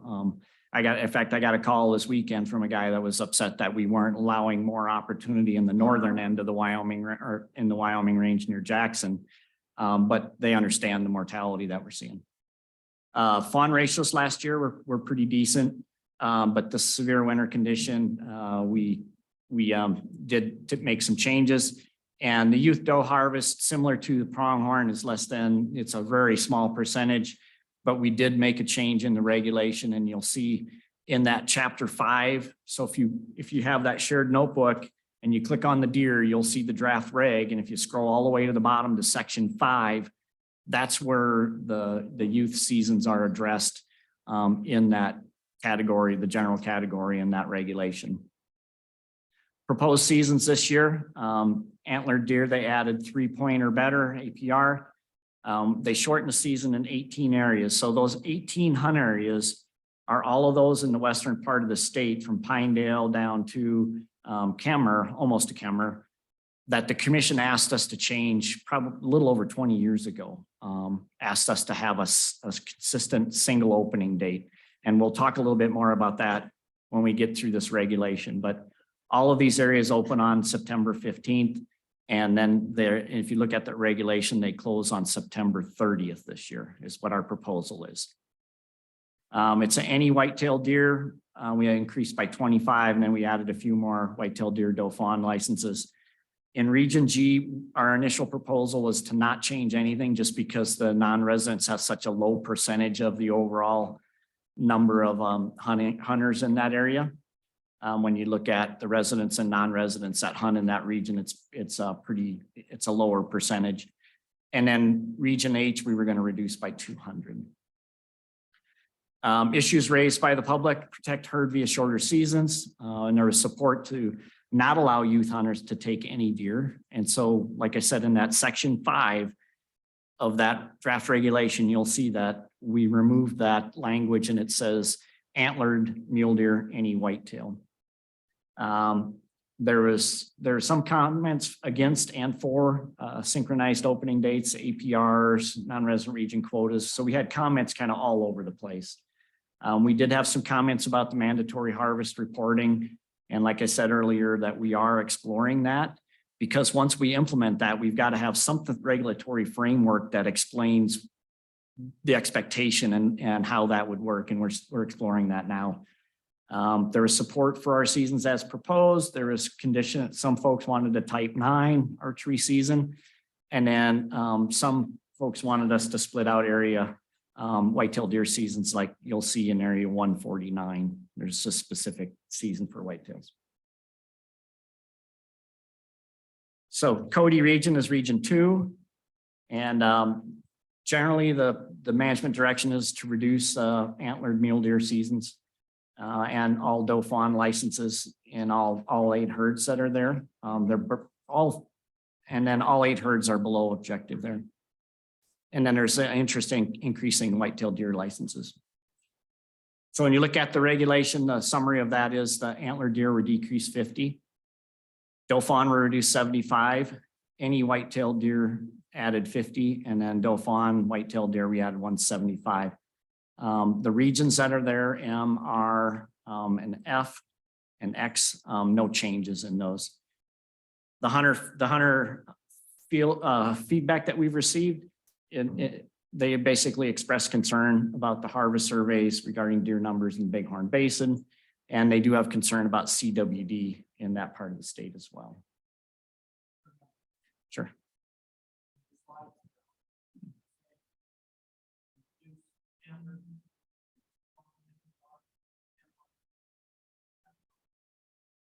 Mr. President, yes, that's correct. It's the non-resident region. So the region R, M, X, So in deer, aren't there non-resident quotas by region? Mhm. And so when we minus 50 antlered and minus 75, is it proportionate like antelope to residents, non-residents? So it's, Mr. President, it's a dual quota, basically, if you will. So in these areas that have non-resident regions, there's general license hunting and limited quota. And so the reductions that you'll see here are in those limited quota areas. And then collectively, if you look at Region R, at the end of that draft regulation, you'll see a table that shows all the regions for the whole state, and there'll be a red line for those areas that we reduced. And they have non-resident hunting opportunity within each of these. So we set a non-resident quota for that geographic area. And they can own, those people that draw that non-resident license can only hunt a general hunt area within that area. So if there's a limited quota area within here, they have to stay on that. It's $50 to the commission party fund for every phone that goes off. Sorry, Doug, please proceed. Over into the Sheridan region. And again, this eastern part of the state was really hit by those habitat conditions, really took it hard the last couple of years with those drought conditions, and they had 2 years of EHD, blue tongue. And so they've been backing off on their seasons for the last couple of years already. And they've been managing to offset some of the decreasing mule deer numbers with more restrictive seasons and more liberal for white-tailed deer. Their public has more concerns about CWD, and they are proposing to maintain their non-resident quotas because they made significant reductions last year. So their general areas are going to stay the same for region C and Y. What they did do in those limited quota areas, they looked at what they had for doe fawn mule deer tags. Understand that our whitetail are doing very well, and so the managers want to keep pressure on them. So they added whitetail deer licenses, but we revisited all of our areas in that part of the state, and we tried to reduce the doe fawn opportunity for mule deer wherever we could. There's a little bit of opportunity still up there, but that's because there's localized hay fields or damage situations that landowners really wanted to have that opportunity to have a few does shot. So you'll see that in your reg, and I'll show you the map just like I did on the mule deer at the end of this, and you'll see which hunt areas still have doe hunting opportunity. Some issues raised by the public, again, that concern with low mule deer numbers, buck quality, mule deer doe harvest, which I think we addressed, and their support for a limit quota and APRs for mule deer. And then the eastern portion of the Sheridan region, and I know there's some folks here that want to address this or talk about it today, is that the season length in the west edge of the Black Hills, and we had some concern with lower deer numbers there, and so our managers are proposing to shorten that season. And you'll see that in that draft regulation in that deer page. Region 4 is the Green River region. Again, extreme winter conditions in a portion of the area. It says throughout the region, but you get into the Red Desert area here, and you know, Dr. Kaufman and Monteith have been watching those Red Desert deer, and they have pretty normal winter mortality there. But then you get over to the Uinta and the southern end of the Wyoming range, pretty significant losses, and we're extremely concerned about that area of the state. So last year, our buck ratio still met those objectives, which we'd like to see, but it's gonna be lower. So we're gonna add some restrictive 4-point APRs in some of the areas and 3-point in other areas of that part of the region. And then non-resident region licenses were reduced in both region K, which is that very western portion, and then region W as well. So overall, they reduced season lengths. They didn't change any of the antlered any deer seasons or limit quotas. But Dauphin deer, they dropped 125, and then region K was down 100, down 50, and region W is down 150. And as I mentioned with that Jackson slide, region G, we kept at 400, and that we're at a, when you look at the total number of hunters in that area, the non-residents have a pretty small percentage of that. So we left that alone for this recommendation. No, I was just finishing up with region G, Mr. President. Sorry. And that I had it on that Jackson slide that basically we had, I think it's a quote of 400. It is.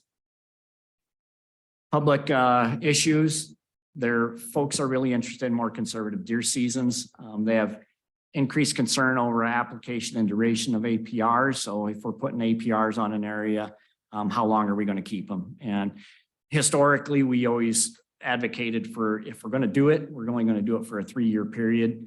And so there's some publics that want us to track that a little bit better and not have those run so long. And then there's just concern over winter conditions. Switching over to Laramie region. General management direction in the Platte Valley, there's concerns about winter loss, and the region has reduced their type 1 licenses by 10%. Sheep Mountain, just a little bit west and south of Laramie. It's below objective, and they maintain a conservative season structure there. And then you get east of Laramie, the Goshen Rim, Laramie Mountains and Goshen Rim, reduced Dauphin licenses. And overall, they have concerns from their public about winter severity and continuing to provide ample whitetail opportunity. So in the region, they're reducing their antlered mule deer by 120. Any whitetail deer, there's no change. Dauphin mule deer, they reduced by 100. And then whitetail, they bumped up 25. Regions D and T, so D off the west and then T, no changes to those non-resident quotas. They feel that they've made some reductions there in years previous, and they didn't want to continue to move that downward. But then in region J in the middle here, a reduction of 150. Again, the public's similar to the other regions, very concerned about winter severity, especially when you get into the western part of the region. Switching up to region 6, the Lander region. General management direction is to manage for declining mule deer populations, and the severe winter did not do them any favors. They saw some mortality there. They want to continue with conservative mule deer harvest and maintain some harvest on those white-tailed deer populations that seem to do really well. So what they did in the region, they reduced antlered deer by 375. And again, these are the limited quota licenses. 375, the Dauphin deer 175, and then whitetail minus 100, and then, or any whitetail 100, and then the Dauphin was reduced by 100. And then the region L and Q both. So region L from Lander west, and then region Q, they decreased by 25. Public concerns, declining deer numbers in the project area. So the project area is this 171, 157, and pretty high prevalence CWD. So there's concern with what that's doing to that population. Throughout the region, hunters are concerned about continued mule deer declines, especially the winter conditions they're facing. And some of their publics are asking for some limited quota seasons for everybody. So not just localized area, but because there is general license hunting in some of these areas. So these are just some images around Lawrence or north of Rollins. And you can see why some of those roads have been closed for so long, but pretty continuous white. I believe these were either the end of March or the first part of April. Deer, you can just look at the body condition on that deer. You can just tell right away he's struggling to get by. Switching over to region 7. So we got 8 regions. So I got 2 more slides on deer. In the Casper region, they want to continue with conservative seasons, both for mule deer and whitetail. Numbers in the Black Hills, they feel that those numbers are the lowest in decades. And that's primarily those extended droughts we had, habitat conditions, and an EHD outbreak in 21 and 22. And that results in poor fawn survival when you don't have the groceries on the ground. I think you've heard enough from Dr. Monteith that when you have that poor habitat conditions, you're just not going to have those fawns. And we're seeing a little of that because of those environmental conditions there. They're proposing reductions in the general season length, the Region A quota, and eliminate female mule deer harvest. They did remove their APR in area 66 due to their higher buck ratios. And remember, I said on those APRs, we like to see them for about 3 years, and then we'd like to pull them off. Sometimes our publics perceives that they're working and they like to see them longer, but we do our best to try and only have them there for a while. They also are proposing another reduction in Region B, which is basically south of Gillette and south of Newcastle and Upton and down towards Casper. Pretty big area. And then let's see, some modest increase in whitetail deer licenses that followed previous year's cuts. They're proposing 50 type 7s and 88 to address a CWD hotspot. Proposed changes you can see in the lower right, minus 25 on type 1s. Type 3s are going to add 100. Type 3s are those any whitetail licenses if you look in that reg. 6 and 7s are typically, they can be whitetail or mule deer, but typically they're more of a mule deer license. Sometimes they just say any doe fawn, a doe fawn license. And they did reduce those by 2,000. And they have type 8s, which are specific for whitetail. They added 500. And then the Region A and Region B reductions are there as well. Issues raised by the region: continued concern for the below objective mule deer and support for conservative seasons. There's interest in converting general license hunt areas to limited quota and resident regions. And outfitters are voiced concerns regarding that shortened season. As I mentioned on the Sheridan slide, we were proposing to go from November 20th to November 15th. And I know there's some folks here today that would like us to reconsider or talk through that a little bit. So, but in our proposal, we have November 15th as our date due to the reduction in deer numbers that we're observing in that country. Final region, Pinedale region, general management direction. So the sublet herd unit, this is the Red Desert to Hoback migration area. And we have an objective set at 32,000. We're based at 23,000 there based on estimates.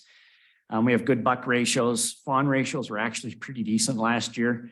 But with this winter, we will likely see some above average mortality, but so far it's just slightly above on the sublet herd mortality that we've documented. And we're continuing to concert with conservative seasons to allow that population to rebound. We reduced antlered mule deer by 40, doe mule deer by 75. Region G, again, this is the third slide you'll see that Region G is on because it's a area that involves Jackson, Pinedale, and Green River. No change there, but Region H, reduction of 200. And then what we proposed in our initial, we had a lot of lengthy discussions with all the 3 regions about how long this season should go. We talked about, it ran from September 15th. As I mentioned, the commission quite a few years ago asked us to have all those northern areas have the same opening date. So we kind of stayed with that and we go to September 30th. We had some discussion about opening it a week later and then running it through the end of the season. And what we finally rested on was the proposal that you have before you today. Some issues from the public: low deer numbers, high mortality with the harsh winter, hunter crowding, especially with non-residents and non-wilderness areas in Region H. That's not a new issue. We hear that fairly often when you have non-wilderness areas and you have that guide requirement. Non-residents that draw a license gravitate to an area where if they don't book with an outfitter, they're going to go to those remaining public land areas. And so if you look at harvest trend, pretty tough to take when we're doing all this work on mule deer, but it did drop again, and this winter is not going to be any exception given the winter severity that we saw in some of our herd units. And look at, did you need a picture of that? Sorry, back it up. You got it? Okay. So statewide, what we're looking at is some changes. And again, if you look at that chapter 6 regulation, you'll see the red lines, and then you'll see the red lines with yellow highlighted through them, and the yellow highlights is the ones that we changed since March 6th. We're looking at a total reduction in mule deer, about 4,000 licenses. And we feel that and you look at the numbers, we'll look at the non-resident regions. So this is at the end of the regulation, you'll see the highlighted areas that we changed. And then doe fawn opportunity. So you'll see, particularly this northeast part of the state had a lot of doe fawn hunting opportunity. The Sheridan region and Casper region sat down and looked through things, and they eliminated all that doe fawn harvest in that part of the state to try and let those deer come back. If you look at the southwest part of the state, we were very conservative to begin with, but we had a few localized areas where we had some opportunity, especially around that Farson area, because those irrigated fields typically have a little problem with deer, and we eliminated those as well. Keep in mind that once you get into some of this country, pretty high survival for deer, and again, localized. You know, most of the fawns died down here, are a lot of the adults, a high percentage of our adults in a number of these areas right in here, but sublet, the red desert to hoback deer seem to have been holding their own so far, but we'll see a little more mortality yet the next few weeks there. Whitetail deer on the other hand, harvest dropped off a little bit last year, but we maintained pretty good hunting pressure on those populations. And we're trying to continue to keep a little bit of an edge for mule deer to do better than whitetail. And we have an increase of about 1,500 tags for whitetail deer this year. And that is chapter 6. And with that, I'd stand for questions, but from our standpoint, the department recommends the commission consider passing chapter 6 as presented. And then we do have an errata sheet that since even that regulations that's posted online came out, we do have about 5 more changes here that address concerns that we heard from the public and what we see on the ground for management.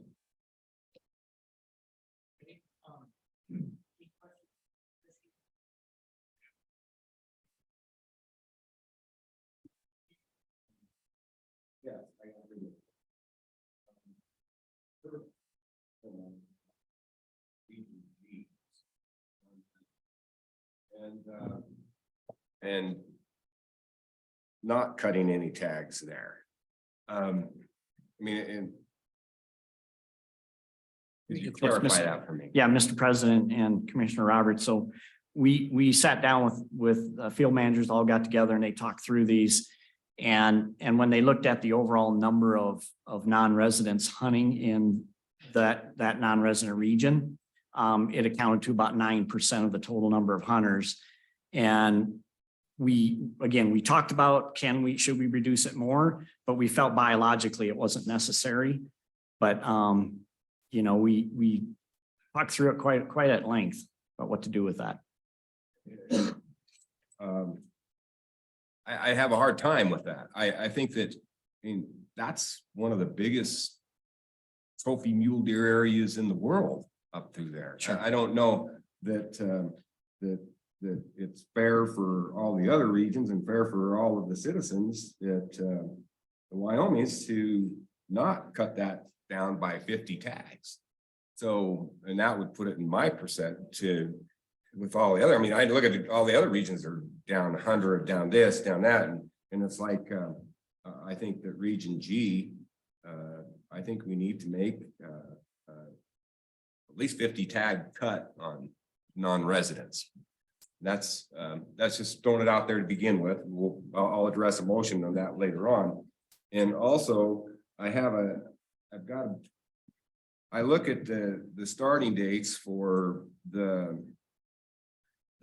hunt, and I noticed that you have, for instance, 144, 145, 143, everything. You're encompassing 3 weekends for folks to hunt. And then I drop down to 135, 134, and you give them a Sunday. I don't know. A lot of comment on that. Yeah, I think that the commission's got to either. We've got to balance that as a commission, in my belief, to what's fair is fair. I mean, I understand the biology of it and stuff, but I think that it's something that whether the commission deletes one of the last, I mean, if, for instance, that if you hunt up in the upper northern end, that you'll get the 16th, the Saturday, the 16th, the 23rd, and the 30th to hunt. But if you hunt on the down the lower section, you just get the 6 days and you go from Sunday to Friday. Now, I'm no Saturday's kind of the day of, I mean, what do you do with all the younger hunters and stuff on Saturday? If you're putting them into the mode of a Sunday, I mean, that's and I understand that the numbers are a critical factor, but that's just one of my concerns in my with this particular area, I guess. Sure. Doug, would you address the different opening dates? Yes, Mr. President, I'm gonna have probably Sean or Todd come up here in a second. And Commissioner Roberts. So as you know, this has been an issue for several years. Our public's asked us to consider aligning those. And as I mentioned earlier, the commission asked us to align 17 hunt areas back, and I don't even know what year it was, but it was about 20 years ago. And we have been managing those northern areas on that September 15th date. But what that did is it separated out areas 135 and the other areas right next to that. And so this year we had quite a lengthy discussion internally about how to alleviate that issue. We had discussions about going, October 1 to October 8th. We talked about October 9th because it's a holiday. And we know that area, those publics, that's near and dear to their hearts to be able to hunt those deer. Then when you get further north of there, you've got a lot of the people that know those deer move to the south. And so their vulnerability increases as they go south. And if hunters are hunting out of Star Valley in 143 or 142 up north, and then dropping south when it gets to be October 1, how do you address that? And so our managers went back and forth on that pretty in depth. And what we finally decided, if we're going to take some days off the end of the season, let's throw out that October 6th date and see what kind of feedback we get from the public. And obviously, not having a full weekend there for those people when their kids are at school is a big deal. And we recognize that. It's a very valid concern. How you align the two when there's migratory deer, it's a difficult spot for us to be in because we've got different publics that we're trying to balance where they want. There's a huge contingency of people that live in Star Valley that don't think it's fair that those deer drop out of that high country and go into 135. And so we wanted to reduce the opportunity there somehow. And so that's kind of where we landed. And Sean, do you need anything else to add or are you good?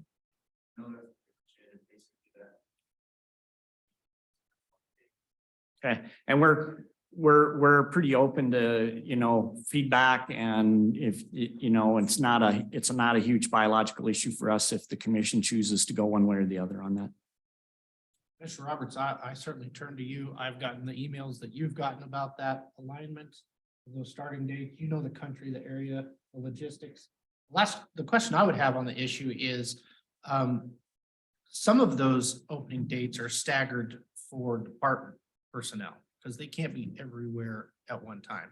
So my concern is if we align those, do we risk that losing our enforcement capabilities because there's too much starting on the same day?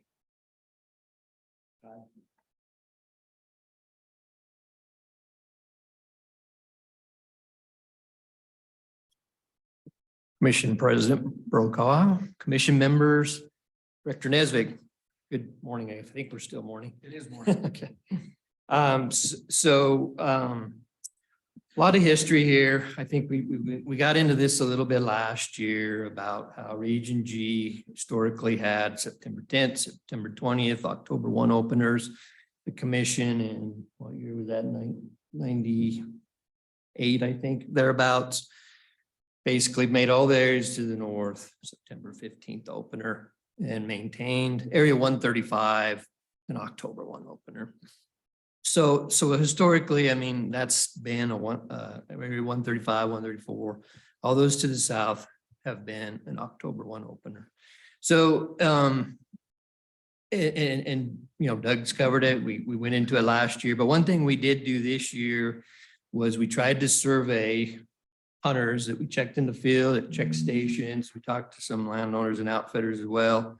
Tried to get a feel for those people just hunting in 135, how they felt.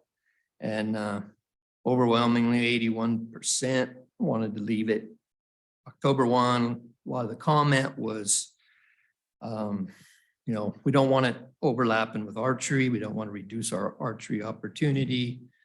And it just seems to be a better fit for those communities, you know, to have a little bit later opener. They feel there was some comment that going earlier, the weather would be warmer at those lower elevations. And it is somewhat different, not high country, as opposed to some lower roaded areas in 135 and 134. So I don't know if that answers your question, but we felt that that was the biggest reason to keep it where it is. Now, enforcement wise, yeah, I mean, most all of our regions, October 1 opener, most of it, except some limit quota areas, South Rock Springs. But so we're pretty spread out as it is. I appreciate that because we do get 10 emails that say align the dates. We don't get any email from the 80% that you mentioned.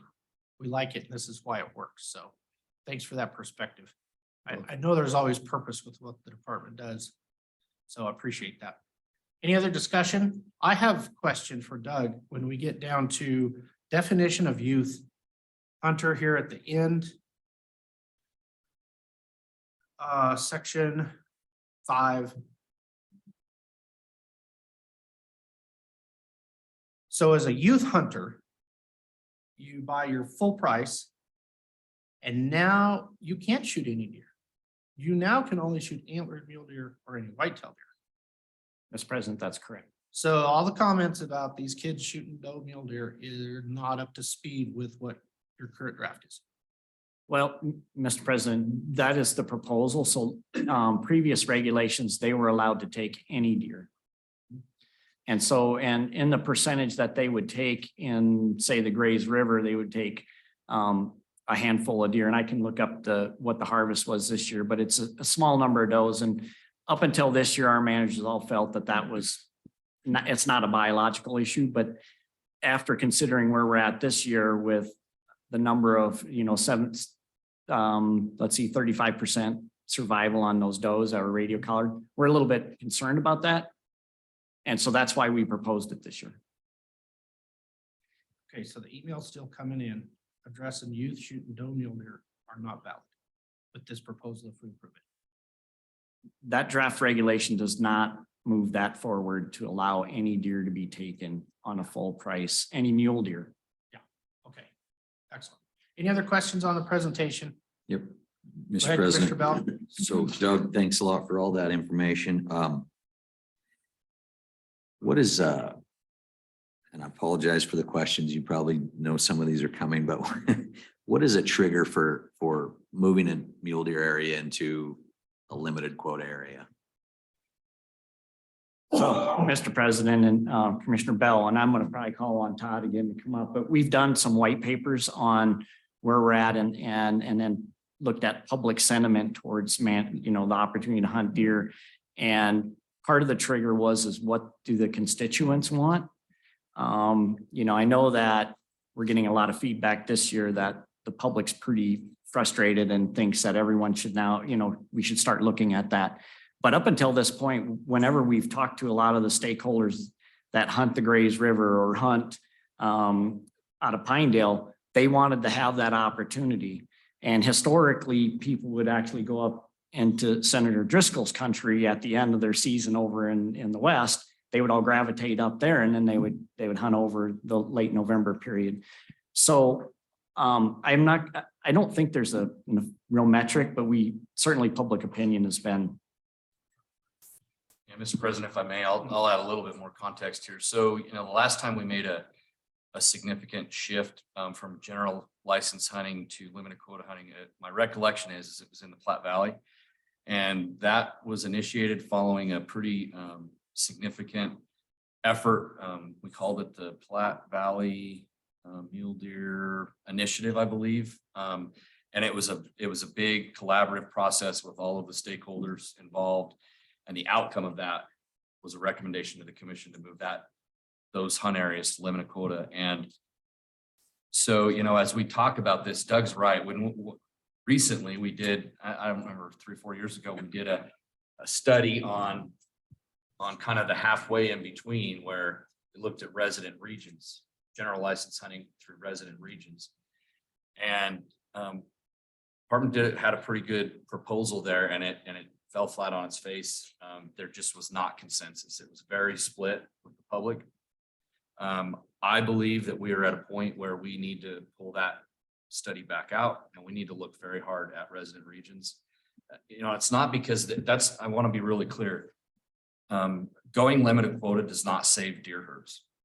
Going limited quota deals specifically with hunter opportunity and the quality of the experience. Mr. Gilliland talked at a meeting I was at the other day and gave an illustration of 2 limited quota areas that he's hunted for 30 or 40 years. They've been limited quota for 30 or 40 years, and the decline in the mule deer population there has been the same as it has been in all the general hunt areas. And so as we're going to be discussing that, and we're going to be pulling that back out, reevaluating it, and be talking to the commission about recommendations on resident regions. There's going to need to be a lot of updates to the work we've done in the past. Not making any commitments on behalf of the department to where we'll land, but we are going to evaluate that.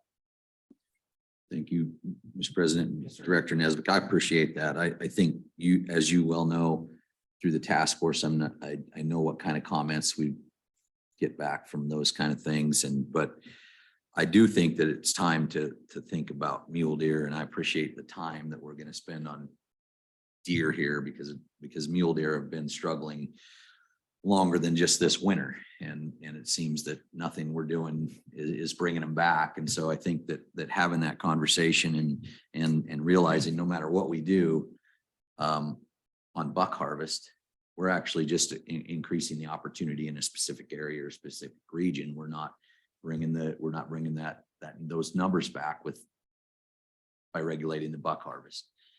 However, that brings me to the doe harvest, and I mean, maybe it's just inside it, but seeing mule deer doe harvest anywhere right now just feels weird to me.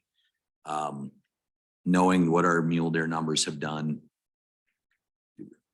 the picture that Senator Driscoll is trying to take, knowing what our mule deer numbers have done over the past in all of the Western United States. And so, I don't know, all our staff is the best ones to talk about this and to know whether this would work.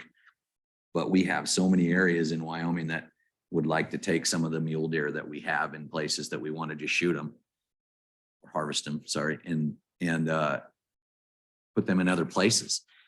I'd rather see some of those things happen. I don't know whether a deer that lives on an alfalfa field in Crook County can go into a migration herd. Probably not. But there's probably some other places that could go. It also brings up many things that you guys are all going to tell me that I'm crazy, but we don't have a good CWD test, a live CWD test. So how do we know we're not just taking an infected animal somewhere else? All of those things to consider, but I don't know if those are even considered, or are we thinking about mule deer differently, and not only the opportunity that hunters have across the state in a potential regionalized format like the director's talking. I think that makes sense to look at it. I also think it makes sense as an opportunity to have somebody to be able to have a general whitetail tag across the state that is good. You know, I think there's plenty of opportunity in Wyoming, but we certainly have to start thinking about mule deer differently, knowing where they're going, what we've tried before these bad winters, and then having a bad winter like this. There's the opportunity is there, and no time like now than to start looking at those changes and how can we do things maybe differently and thinking outside the box. And I'm just, maybe that's way more of just a discussion and question, but I honestly cringe when I see mule deer doe harvest or potential harvest. And I know it makes sense in some irrigated areas. And I know that harvest, I asked Jennifer multiple times throughout the task force for numbers, and she's so wonderful. She just gets those things for me right away. And I know that it's not that significant, but it's somewhat significant. And so I know that I'm not asking a specific question. I'm just, I guess, reiterating more so Director Nesvik's talk about a regionalized mule deer license for residents. And what would that do for when somebody asks us what's the quota for non-residents, and we say it's this, but we're going to cut it back to this. We don't actually know from year to year how many resident hunters are there. So is it 80-20? We get asked that all the time. I mean, is it really 80-20? Well, no, it's never that, because we don't really know. It's a really, really educated guess. I think the department does a great job on that. But I think those are all things that we should start to address now with mule deer, and I'm not sure what to even bring up as a motion or anything like that, other than this is a lot of discussion. But I think our mule deer in Wyoming warrant the discussion. So, Commissioner Bell, I agree. And I think today we'll deal with the deer chapter in hunting. I think your in-depth questions about deer management are very relative. And I've put it on the agenda in June to get deep into that, because I agree with you. We're not seeing changes in populations. And certainly the public's appetite is for mule deer. They want lots of deer in Wyoming. And so I think as policy administrators for the department, we need to really look at our deer management and get more aggressive, some out of the box stuff we haven't tried. If you're comfortable with that, we'll just continue with the chapter today and our quotas. But mule deer management needs to be a focus of this commission. thank you, Mr. President. I do have a specific question. Certainly. All right. I forgot I had it written down. I should have asked it first.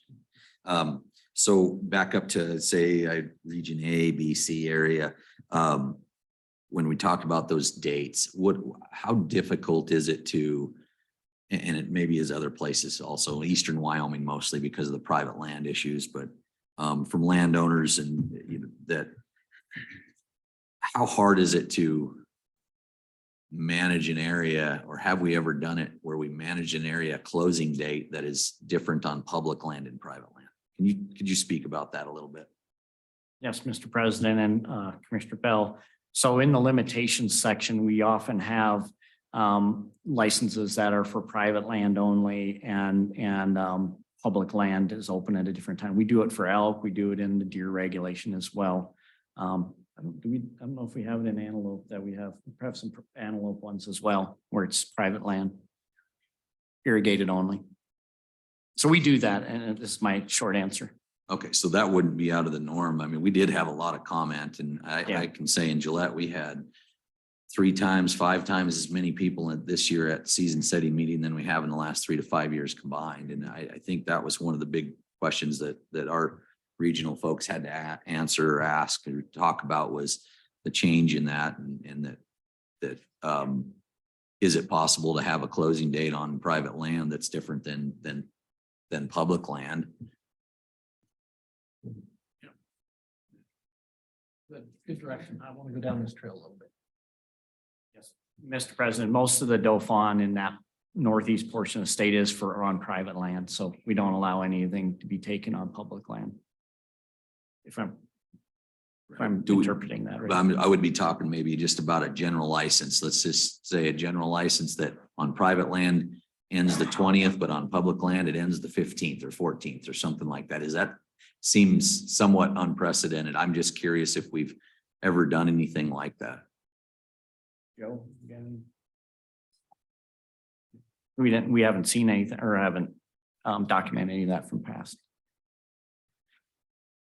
What challenges I mean, I know that's a challenge for a lot of challenges. Yeah, I think the land ownership patterns are so diverse in a lot of that country, it would be pretty challenging, but.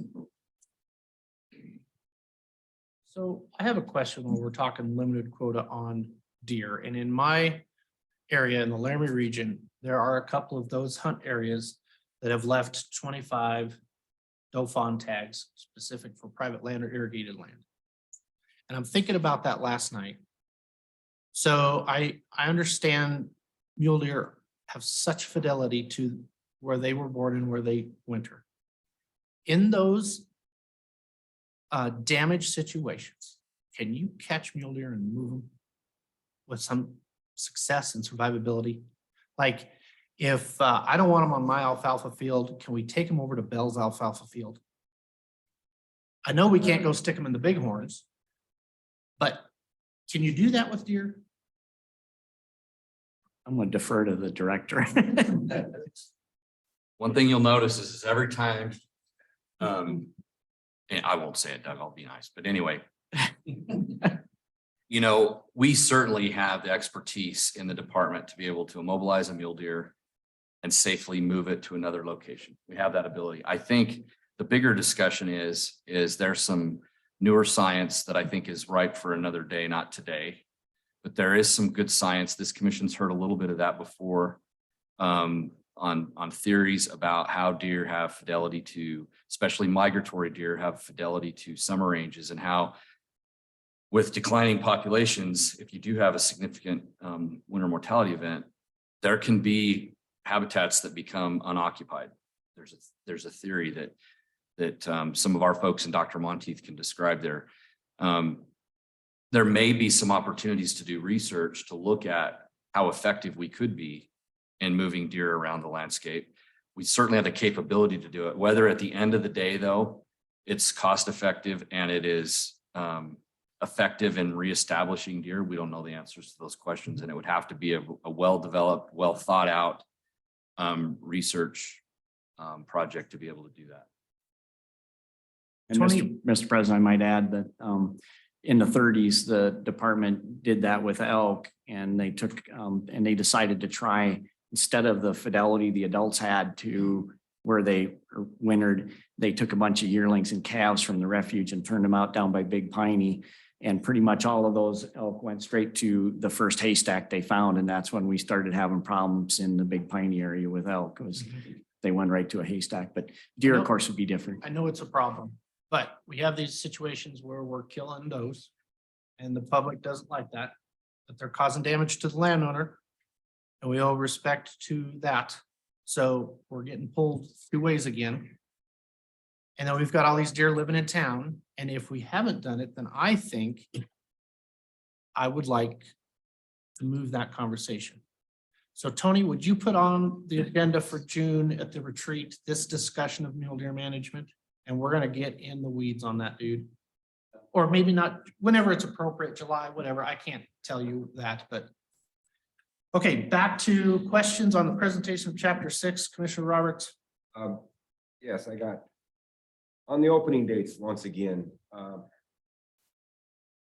And somebody has to give me some history. Why is this, why are the October 1 dates so important for the department for opening?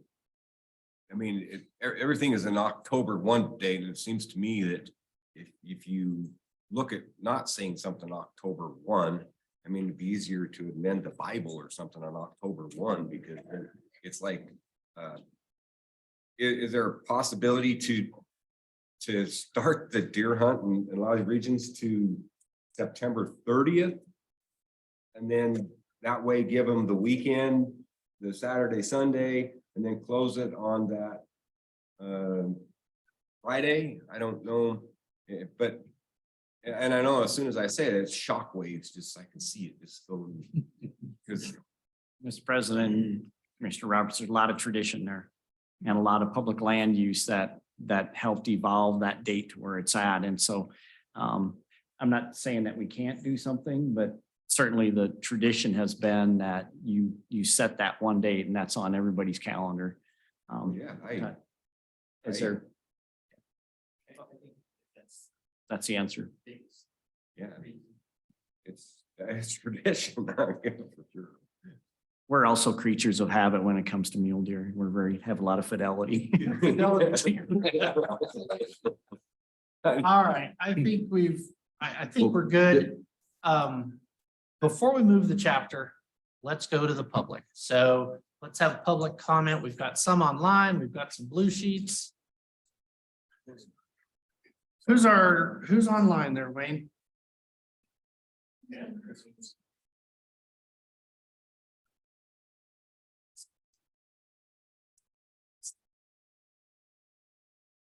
I'm ready for Andrew. Andrew, you're online. You're live at the commission meeting. Can you hear us? Yes, I can. Can you guys hear me all right? Yes, sir. Go ahead. Okay. Thank you, Director Nesvik and commissioners and Wyoming Game and Fish employees. First, I want to thank you guys for your willingness to adjust seasons in response to the extended effects of our current winter and the interests of our game resources. I'm only here representing myself, and hopefully my tenure in the hunting industry can help validate my experience and bring weight to my input. I'm sorry if this is a little bit longer than expected, but I'll try and keep it short. I'm a Wyoming guide, a hunting guide and resident.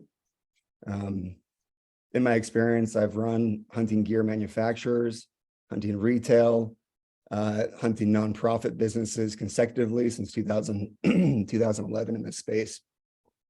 I started hunting when I was 12 and have hunted as a resident in Wyoming, Montana, and Idaho.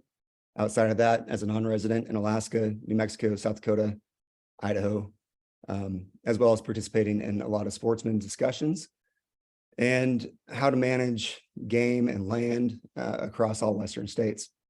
I know Wyoming is the best state for what I love to do, and a large part is due to the great work that you, the commissioners and game managers have done in the state. So I just want to say thank you for that. One thing that I'd like to bring up, my suggestion for an amendment in the deer seasons is creative, but it solves a lot of problems while keeping hunter opportunity the same, if not more prolific than before. And really that's what we're trying to do, is make sure that we have opportunity for hunters, youth, for everyone to be able to get out in the woods and have a chance at hunting these animals. I cringe a little bit at the thought of putting Wyoming's G&H regions into a limited quota when there's a lot of other creative solutions that don't limit hunter engagement, but rather allow more people to engage over a longer period of time. So Commissioner Roberts, you had kind of touched on this subject a little bit previously. And I know it's difficult to hear when we have a tradition of September 15th being high country mule deer hunting with rifle equipment. That's it's a tough thing to want to go away from that. Part of the reason for that is because it's such a unique opportunity. No Western state really has this without a limited quota to be able to hunt with a rifle in a summer habitat with velvet mule deer. It's really one of the things that sets Wyoming apart. However, proper game management doesn't stick to tradition when it needs to change. So please keep an open mind when you hear this, but I'm going to run through some information that was harvested from Wyoming's Game and Fish 10-year average hunter data reports. So this is going over just general units. This is no limited quota entry and anything like that. The deer general harvest success rates in Wyoming over the last 10 years have ranged from 36 to 50%. The breakdown of that between rifle and archery is 94.5% rifle hunters and 5.5% archery hunters. So chew on that just for a second. Why do we have 95% rifle hunters and 5.5% archery hunters? Next thing I'm going to jump to, which is just supplemental information, the elk success rate is 24.5 to 29.2 over the last 10 years. That's comprised of 89.6% rifle and 10.4 archery. So that's a good baseline piece of information. Now I'm going to jump over to one more piece of information. Right now, we have 98 total deer general game management units. 98, right? These are general seasons that you can go in and hunt with the general tag, no limited quota. What's unique about this is there's only 18 of those game management units that open before October 1st. 18 of the 98. And there's only one that opens before September 15th. What I propose is allowing not cutting the dates, but simply shifting them back, because we do have a lot of user conflict in these units, and I'll name them off really quickly. 115, 138, 139, 140, 142, 143, 144, 145, 146, 148, 149, 150, 151, 152, 153, 154, 155, and 156. We have general archery elk occurring at the same time that rifle deer is occurring. So we have user conflict, and it makes it really difficult, one, for officers to be able to manage gunshots going off during archery season. Is it poaching? Nobody knows. Also for hunters, if you want to hunt deer and elk at the same time, you have to pack a rifle and a bow during these anywhere from 5-day to 14-day overlap periods. The simple suggestion I have is to push your opening date for rifle back to October 1st, or whatever the general elk season archery ending date is, to eliminate user conflict, to help manage the 95% of people that are out there with rifles, to allow more opportunity for archery, and to also diversify the sex harvest rate. So as you have archery hunters, it's either sex. When it's rifle, it's antlered only. So you're actually harvesting less targeted mature bucks, more opportunity. And these individuals, which in Wyoming, it's another rare thing, is we are allowed to use crossbows, longbows, recurves, whatever, in an archery season. It's very rare. So it's still an opportunity for those people who want to put a deer in the crosshairs and squeeze a trigger to be able to do that, but just with a limited effectiveness. So we look at our hunter success rates in your 36 to 50% for deer. One example that I'll bring up is a Unit 39 in Idaho. They have a archery only specific mule deer rut hunt.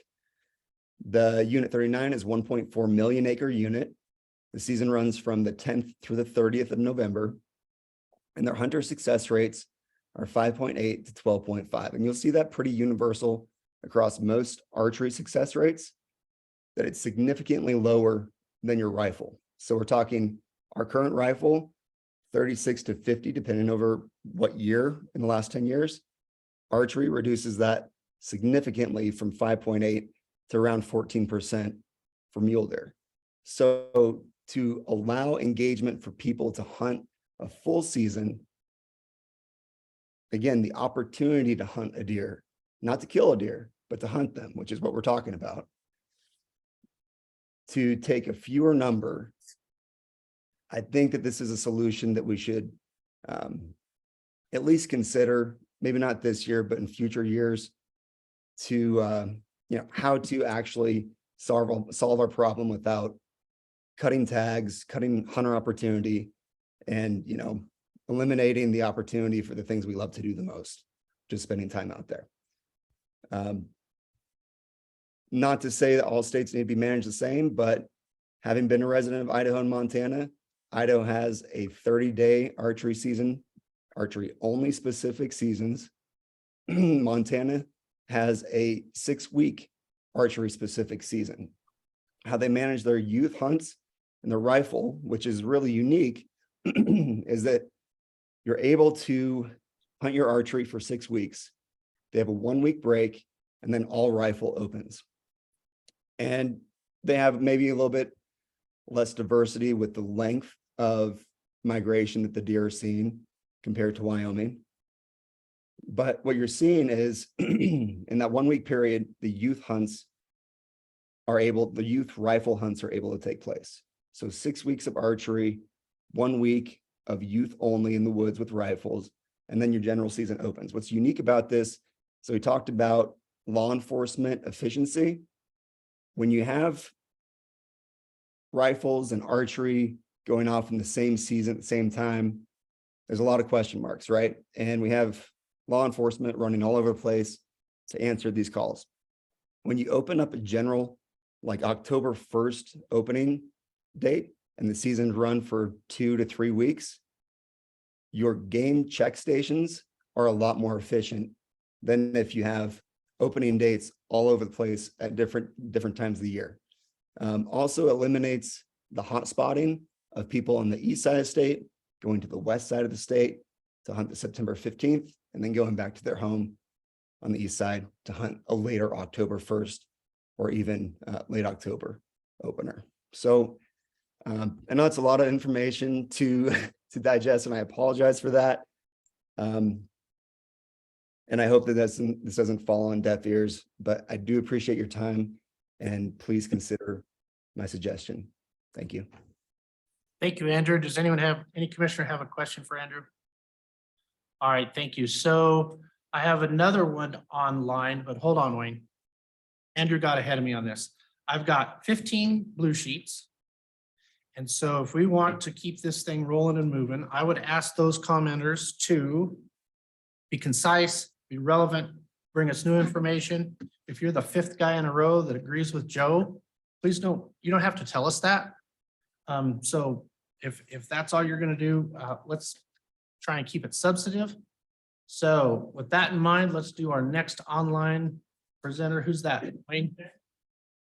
Daniel. Daniel, are you there?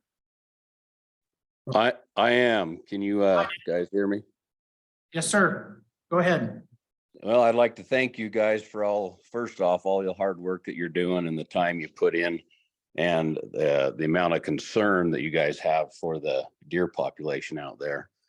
I think there's been a lot of suggestions made this morning that make sense, that I do think needs to happen. The reoccurring comment that I've been hearing this morning is everyone's concerned about the winter and the death loss, and rightfully so. That's what we all should be concerned about. And we all agree that I do agree with the tag cuts and the season dates, and I have no problem with that. But we all know that by cutting buck tags, that from a biological standpoint, that's not going to add any more deer to the landscape. When you're running 35 to 40 bucks per 100 does, like some of these units are, it's not till you get down into your single digit buck doe ratios that it affects any of your populations. All your does are going to get covered, with 11 bucks, 10 bucks. So that's more of a age management. It's not going to really address the issue of bringing back the deer herd, which is what everybody is wanting. And there's been a lot of comments on what are some things we can do to do that, which leads me into just a couple of things that I want to share with you guys, what I've been a part of. And whether you implement them or not, just the studies we've done and what it's shown.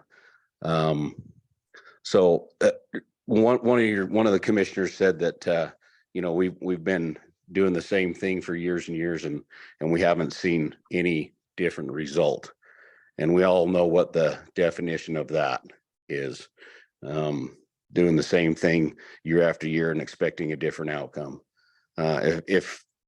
If we don't change what's been done with some of these maybe regionalized deer hunts, or not letting hunters float around and hit the opener of every single unit in the entire state, and take some pressure off of some of these units, would be one of them.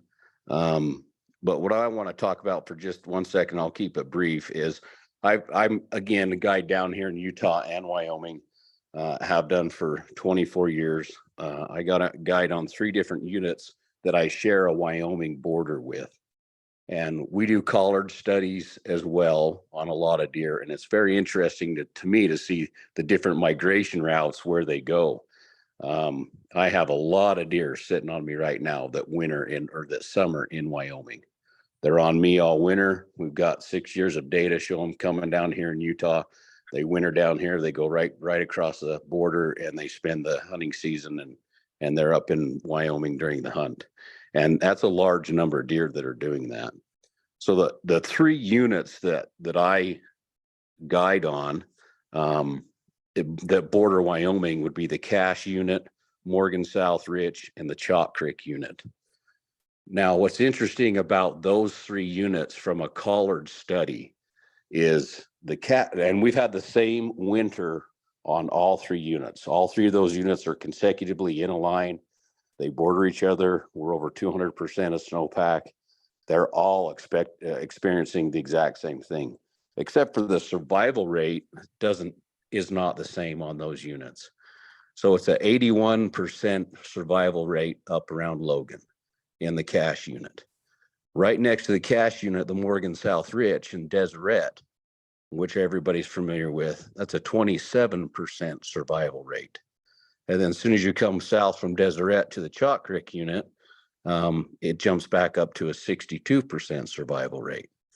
Now, the only thing different that's happening on these units, and before I go into that, I will say that this year we did some additional studies on darting collared deer before the winter got so terribly bad, doing brisket, fat measurements, ultrasounds, rump fat measurements. And then we implemented a pretty strict feeding program. I've been feeding for 20 years, regardless of the winter. But I've only endured 4 winters like this one that we had. None of them like this one, but 4 bad ones where we've had major die-offs. So this year we implemented a pre-feed ultrasound on collared deer only. In the Cache unit, 81% of every deer with a collar on it that was getting fed survived. 0% of the deer that had a collar on them that weren't getting fed survived. 100% mortality on a collared deer that wasn't getting fed. Morgan South Rich, they did not feed. And also on the Cache unit, they're very, very open to harvesting lions. So they're 81%. Morgan South Rich unit has been on a 7 mountain lion quota forever and ever, and they didn't feed. Their survival rate's 27%. Then you get to Chalk Creek, again, we're unlimited quota on our lions, and we have access to feed and have been I feed 2,500 deer every day, and we jump back up to 62%. So the things that make a difference as far as bringing deer, in my opinion, back to the landscape would be implementing some of the things that I spoke about yesterday on the predators. Number 1, controllable, the feeding, whether you guys, and just to put it out there, we did this study just to show that feeding and supplementing does not kill the deer. Now, there's a whole bunch of other issues that could be opened up that could be debated, but that one could be taken off the table as far as if we feed, we're going to kill more than we save. You know, I understand the disease transfer and some other legitimate concerns, but as far as feeding them, killing them, and it costs me 31 cents per deer per day to feed is our running average. So you're saving 3 deer for $1 a day. You're saving 3 deer in a bad winter, and you don't have to feed every winter. You know, you guys may only have to feed one every 6 or 7 winters, or maybe decide not to feed at all. But I wanted to at least share what we've come up with on where we've fed the survival rate versus where we haven't fed the survival rate. And it's 100% death loss where they didn't get fed. I've personally in the Chalk Creek unit picked up 11 collars, and they've ranged. 2 of them were deer that came from Wyoming. A 4.5-year-old buck was the youngest one that was collared, and it came from Meek's Cabin Dam down into South Fork, to Chalk Creek, east of Colville. And it never did hit a feed row, and it died, and I picked it up. The other 11 collars that I've picked up, not a single one of them have, and I have 18 different sites that we feed. I haven't had of those 11, and they're does from 6.5 years old to 10.5-year-old does that have starved to death. Not a single one of those, when we go looking at their track, ever went to a feed row. But I also have 20 deer with collars on them right now that are alive, that are hitting feed. So just again, just to dispel the myth that if you feed them, you'll kill them. We've done a study that has been pretty profound on how much of a difference that makes. So I just wanted to throw that out there. But everything you guys talked about, I do agree with, you know, the comments you've made of we've got to start addressing the deer, and the reoccurring comment is death loss, worst winter. Well, you know, everybody wants the opportunity and everybody wants to get out there and do it. And you guys do a great job of providing that, but they're not going to get that if we can't get the deer back. And when you're going to lose over 50% of them or higher, it's going to take some drastic changes that have never been done to get them back up there. From my 2 cents, I know it's not easy dealing with everybody's opinion, the public, the private, the landowners, the outfitters, everybody in the world that is throwing everything at you. But you guys do a great job. My hat's off to you. I don't envy the position you're in. But I do think there has to be some of these things that were talked about yesterday and this morning. If we're going to be serious about bringing the deer back, is going to have to be implemented. And I appreciate you taking my time, and thanks for all you do. Thanks, Daniel. Okay. On our blue sheets in the room, in no order of preference, and I'll mess up your names and I apologize. First one I have is Ted Jenkins.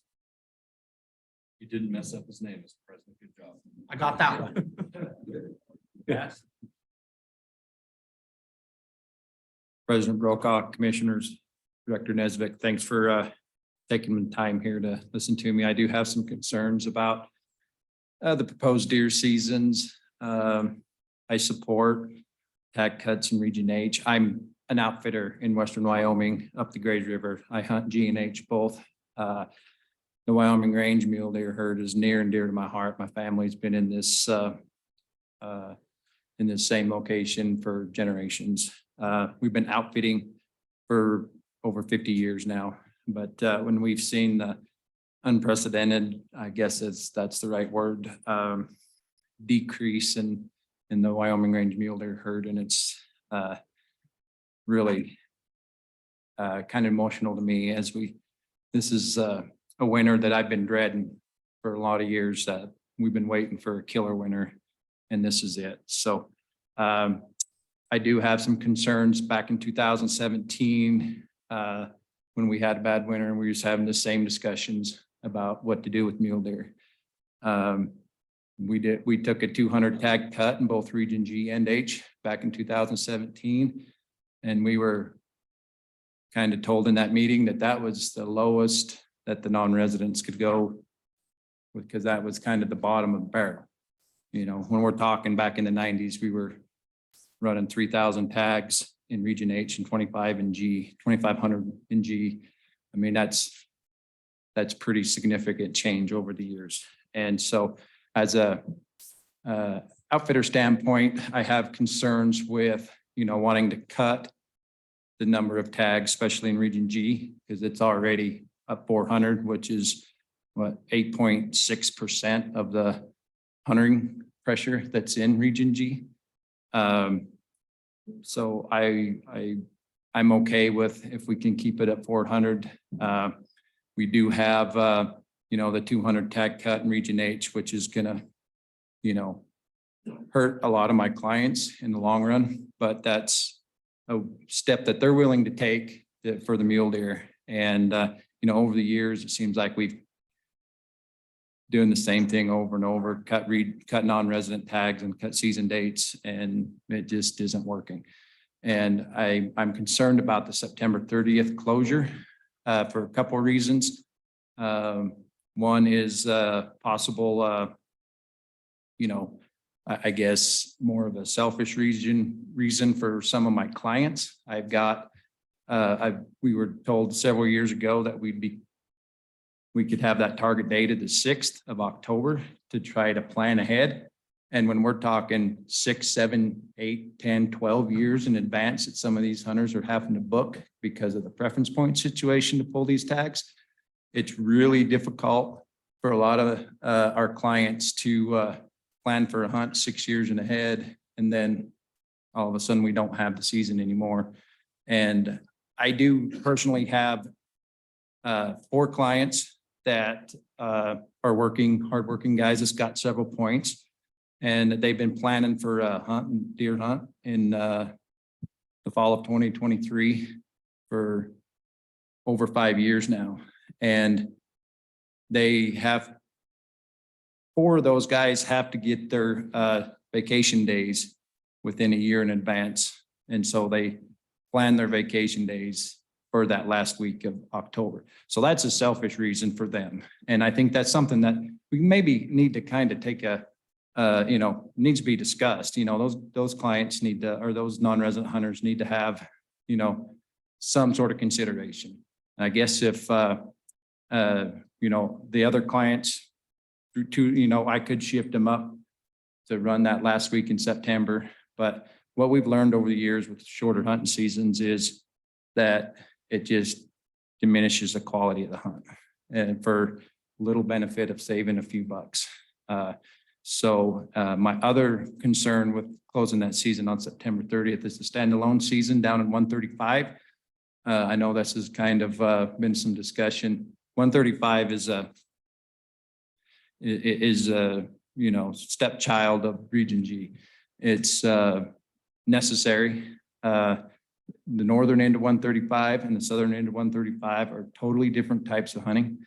You go from your high country mule deer hunting like it is in the northern part of Region G in the Grays River and the Salt Rivers, down to hunting out in the high desert areas. So I have a concern that 135 is going to get hit really hard with hunter shift and having a standalone season down there. And I think if we kept that northern season open until the 6th, it would help maybe take some pressure off of 135.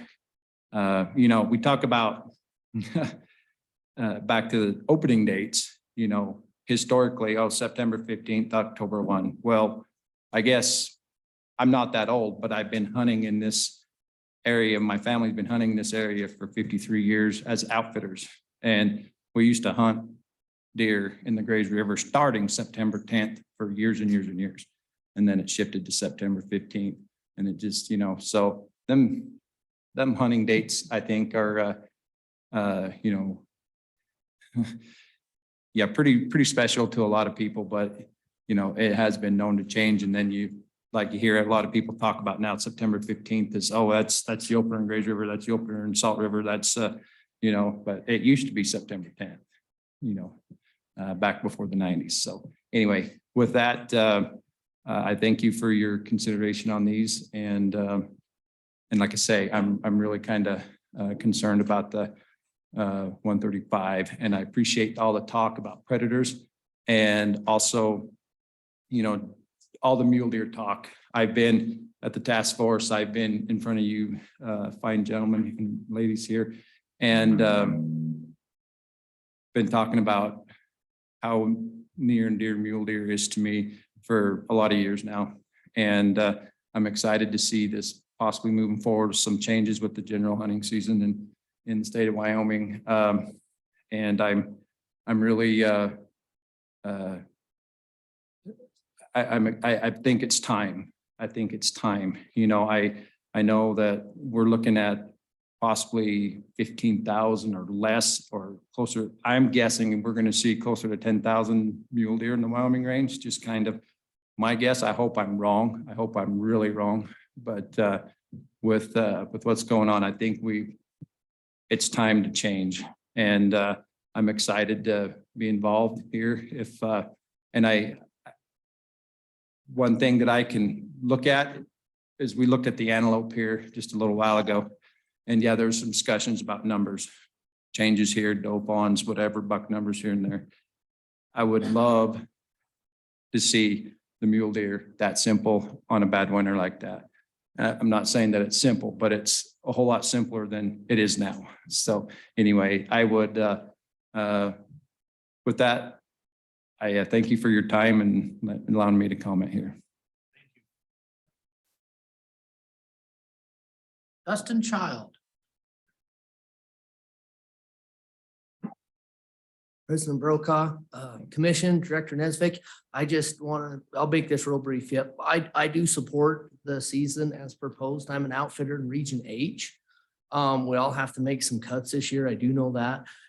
Personally, I don't think whatever we do with the season, I've heard, Director Nesvik and Doug Bergmeyer say over and over again, cutting the season, shortening the season, and taking out non-resident tax doesn't bring the mule deer back. What does bring back is fawns, and we do need every fawn. What I would like to propose to the commission, and this isn't the place or the time to do it, is predators. Just in my lifetime, I've watched the black bear population explode. I have baits where we have, 15 plus black bears on these baits. There's days when I'm on a ridge in the fall spot and stock looking for deer and elk, I'm seeing 6 to 8 black bears on a side hill. These bears are targeting these mule deer, and they're specifically targeting these fawns. I feel that this year we need to save every fawn that hits the ground. And the one thing that there's a lot of things we can't do, but the one thing that the commission can do and the department can do is take an emergency statute and double the quota on these black bears. Let's try to get a handle on these black bears and get the black bear population down to where, it's in line with this mule deer. What's going on with our mule deer? As our mule deer numbers decline, our black bears, our mountain lion populations, these large carnivores are just soaring. That's what I would propose that we do this year to help offset this bad winter that's devastated us. And thank you very much for allowing me the time to comment. Thank you, Dustin. Appreciate that. Kay Erickson. McKay. Did I do that right? It is. Yep, you did. Welcome, Mr. Erickson. Thank you. Thank you, Commission President, members of the Commission, Director Nesvik. I'll be brief. I did come quite a ways from Western Wyoming and feel like I still need to comment, even though it may be some repeated things and some of the things that I appreciate by Commissioner Robertson and Commissioner Bell, the things that they've talked about already. I do represent quite a few people that I've tried to get some information from as a DIY do-it-yourself resident hunter. Been there 56 years myself and very much have a connection to it. Number one, though, I'd like you to take these things into mind and then I'll address some specific things. But first of all, I don't think we're taking into effect the number of people that are moving into Western Wyoming as used to be non-residents, now are residents. I think you're seeing, even though I didn't ever think I'd say this, too many residents. And it is growing unprecedented and everyone is a hunter. So one thing to do on that I think makes sense is to declare a region. We're still going to get a lot of people there, but it would prevent a few from coming from all over the place if they had a place that's near and dear to them to hunt. I also agree with the what's been said prior to by some on the reduction in Region H, but I really would encourage Region G reduction also. That 50 sounds reasonable. That's important, I think. Generally speaking, the Wyoming range mule deer is no longer can be managed for quantity. It's got to be quality. And some of those things have played into it.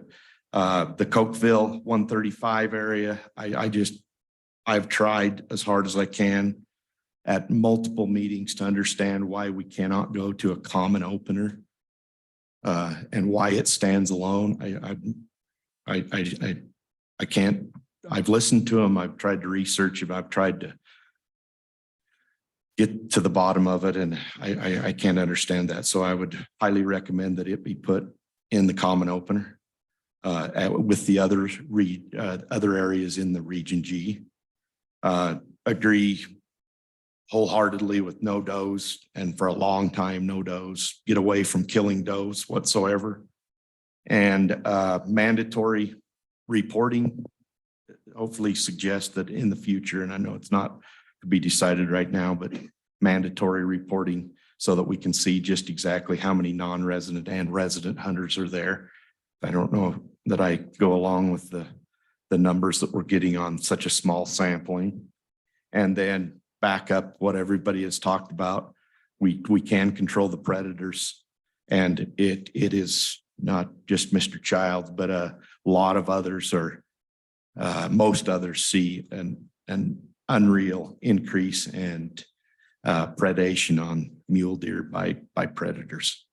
So anyway, my last point is I also would like to encourage, and it's been talked about a little bit, but these numbers, we cannot look away from the feeding in tough times like this. And again, I've tried to dive in as much as I can, so I'm not just throwing it out there, but it's looking like that there can be some things. And with our people that we have in the Wyoming Game and Fish, as well as the studies that are being done and the nutrition, the people that study nutrition, we're in 2023 and we can't feed mule deer. They die because of the feeding. I have a hard time believing that. And I think that we can move to a point where we can, in emergency years, feed them. Just one quick example. All Red Flat, there's 4 bull elk that's on the south end of Star Valley, north end of the Cokeville country. 4 bull elk that we've been watching all year, and 3 are dead. They've been trapped kind of behind a little beaver dam area, and they can't get out. Look, different age classes. And I know it's elk, but you look at it's gratifying to see the Game and Fish, what they've done to feed the elk and to keep them away from the cattle lines. And that's something that you can take heart in, seeing how the elk have survived this tough winter, because it's nearly unprecedented. They've survived, but the deer haven't, and that's emergency feed lines that they've put in effect for a lot of those elk. These, back to the All Red Flat, they're glassed them just the other day, and there is 3 dead, 1 alive, and he doesn't look like he's going to make it. And so the difference between feeding and not feeding, and I think that's definitely emergency. So I've seen people throw bale hay out in past years to that little group because they always have 4 or 5 wintering there. And I know it's a small sampling, but encourage the feeding. And again, thank you for your time, and I appreciate the opportunity to talk. Mr. Erickson, I have a question. Specifically, openers on the 2 hunt areas. Yes. Specifically, what are those numbers? Well, I think they've went back and forth, and I feel bad that I didn't look this up exactly, but it went from the 15th to the 6th. They then I was told by, I believe, Brad Hovingay from the Jackson office. He said they were going to go to the 22nd to the 6th. Okay, but what hunt areas is that? That's 144, 145, and 135. Okay, 44. Those are the ones that are that I know of there. Thank you. You bet. Cy Gillen. Morning, sir. President Brokaw, Commissioners, Director Nesbitt. I'll keep my comments to what we're doing today, which is setting seasons. So the first one I want to visit with you about is Region G. And I want to make, Commissioner Roberts brought up a point of cutting 50 tags. And I think it's important to reiterate that that's non-residents are only hunting 8.6% of the licenses in there. And the residents are hunting 4,658 people. So unless you actually deal with that, cutting those 50 tags may be $24 that don't die. And so I just don't know that that's, I mean, whatever, but that's it's kind of a meaningless cut. So I just think it's important that you look at that. And we've been down to 400 tags for a long time. This 4,658 number of residents, just a few years ago when I tracked that was at 6,000. So the residents have dropped off about 1,400 that are hunting in the Grays River, and that's probably due to quality. It's probably just due to deterioration of time. So there's less of them making that trek over there. The next area I want to talk to you about is the Black Hills area, units 1 through 6. The outfitting industry, I met with Brian Olson, the Casper District Office, and we talked about the shortening of the season from the 20th to the 15th. And we told him at that time that the majority of the outfitters that we had talked to all supported cutting the 750 tags from the Region A. So you're not up here hearing from a greedy outfitter that doesn't think that we should be doing our part. We agreed with that and down to 2,000 tags because we do have an issue up there. We also agree with limiting to an antlered only hunt.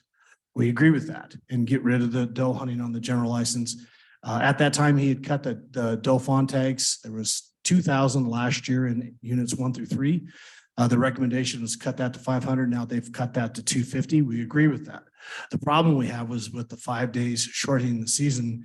I asked Brian at the time, I said, what does that look like on the ground? So we're cutting those 5 days basically to try to curtail resident hunting pressure on bucks, because we've already taken care of the non-residents. We've got 750 tags out of there. That's going to be about 650 fewer bucks in Region A killed by non-residents.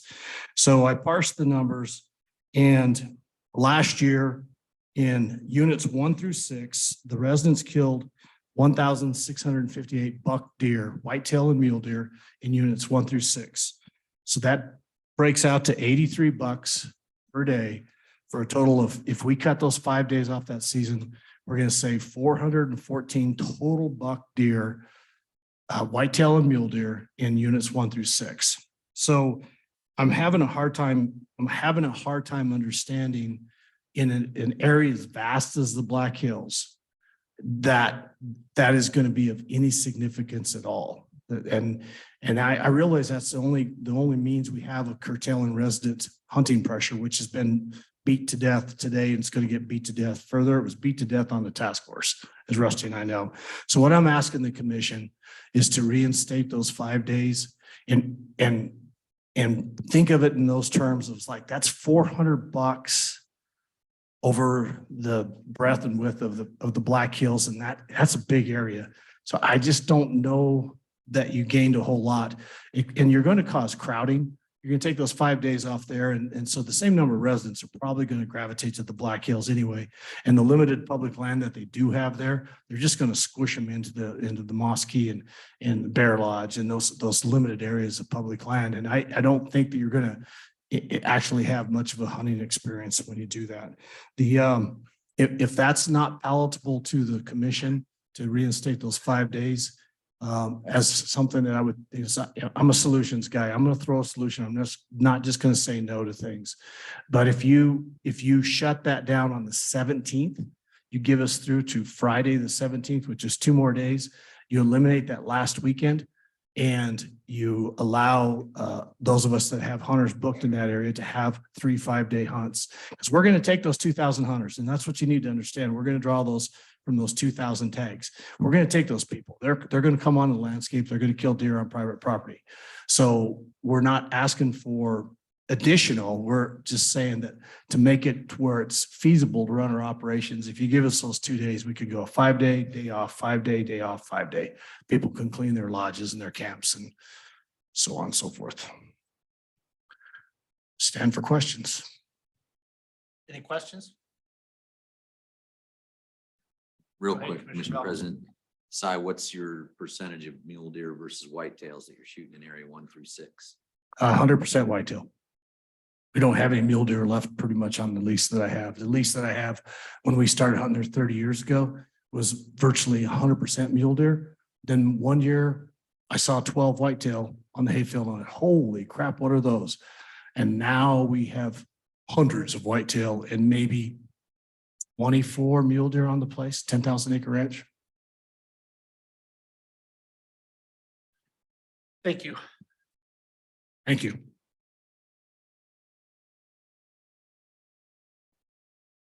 Bruce Lawson.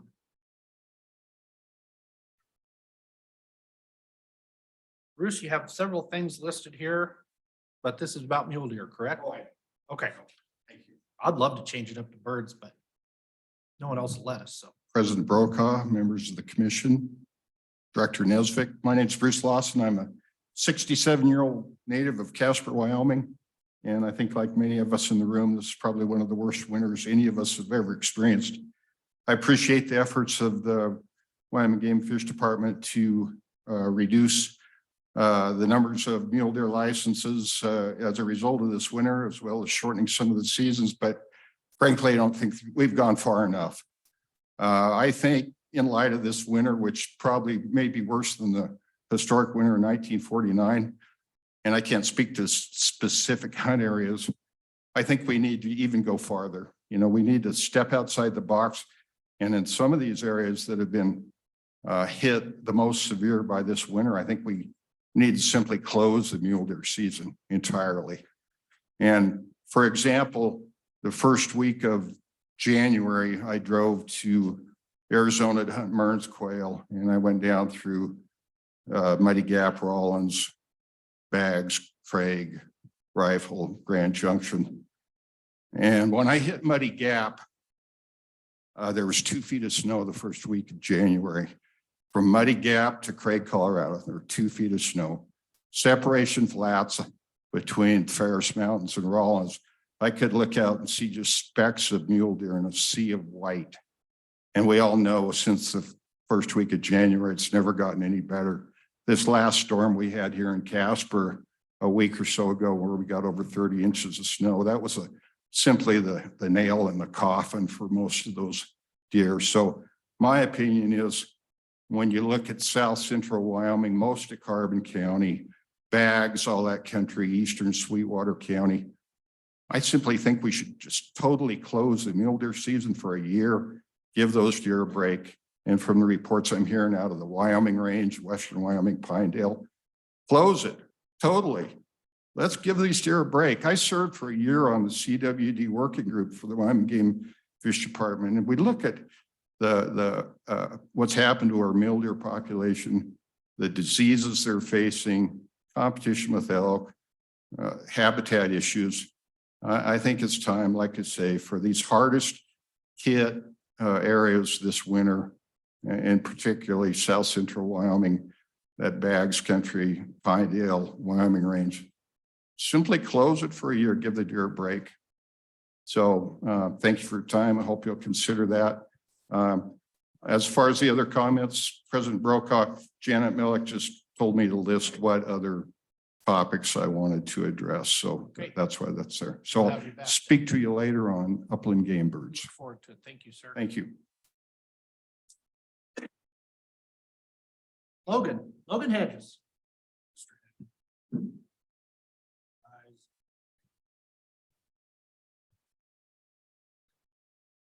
Good morning, everyone.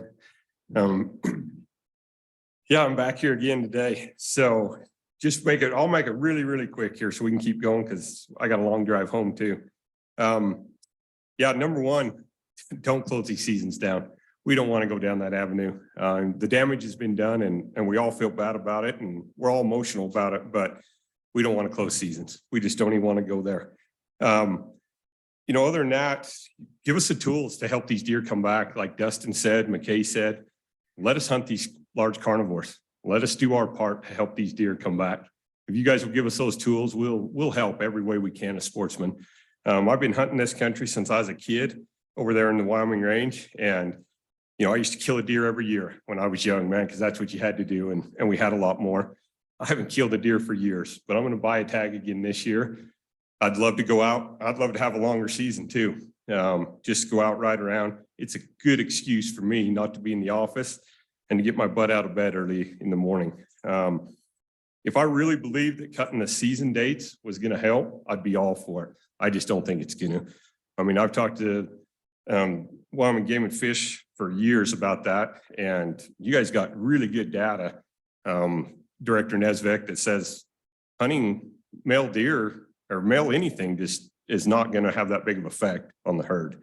So, I mean, if people want that and it's going to make everybody feel better, great, let's do it. But it's not going to help these deer. There's other tools that we can use to help these deer, cutting the seasons and hurting some of these outfitters and all of us. I mean, I'd just soon see it stay open a little bit longer, and especially in Area 135. I mean, Area 135, if you're going to run it the 1st through the 6th, keep that north end open till the 6th, because guys just like me are going to go down there and hammer that country those 6 days. And I know a lot of other people that will too. When we're done hunting up north, we're going to go down and hit that. And there's going to be a lot of us on that landscape for that 6 days. So I'd really caution everybody to be really careful about that. And see if we could maybe, keep away from a little hunter crowding and killing a few more deer, especially in 135 that really can't afford to have any deer harvested out of it. So I thank you guys for your time.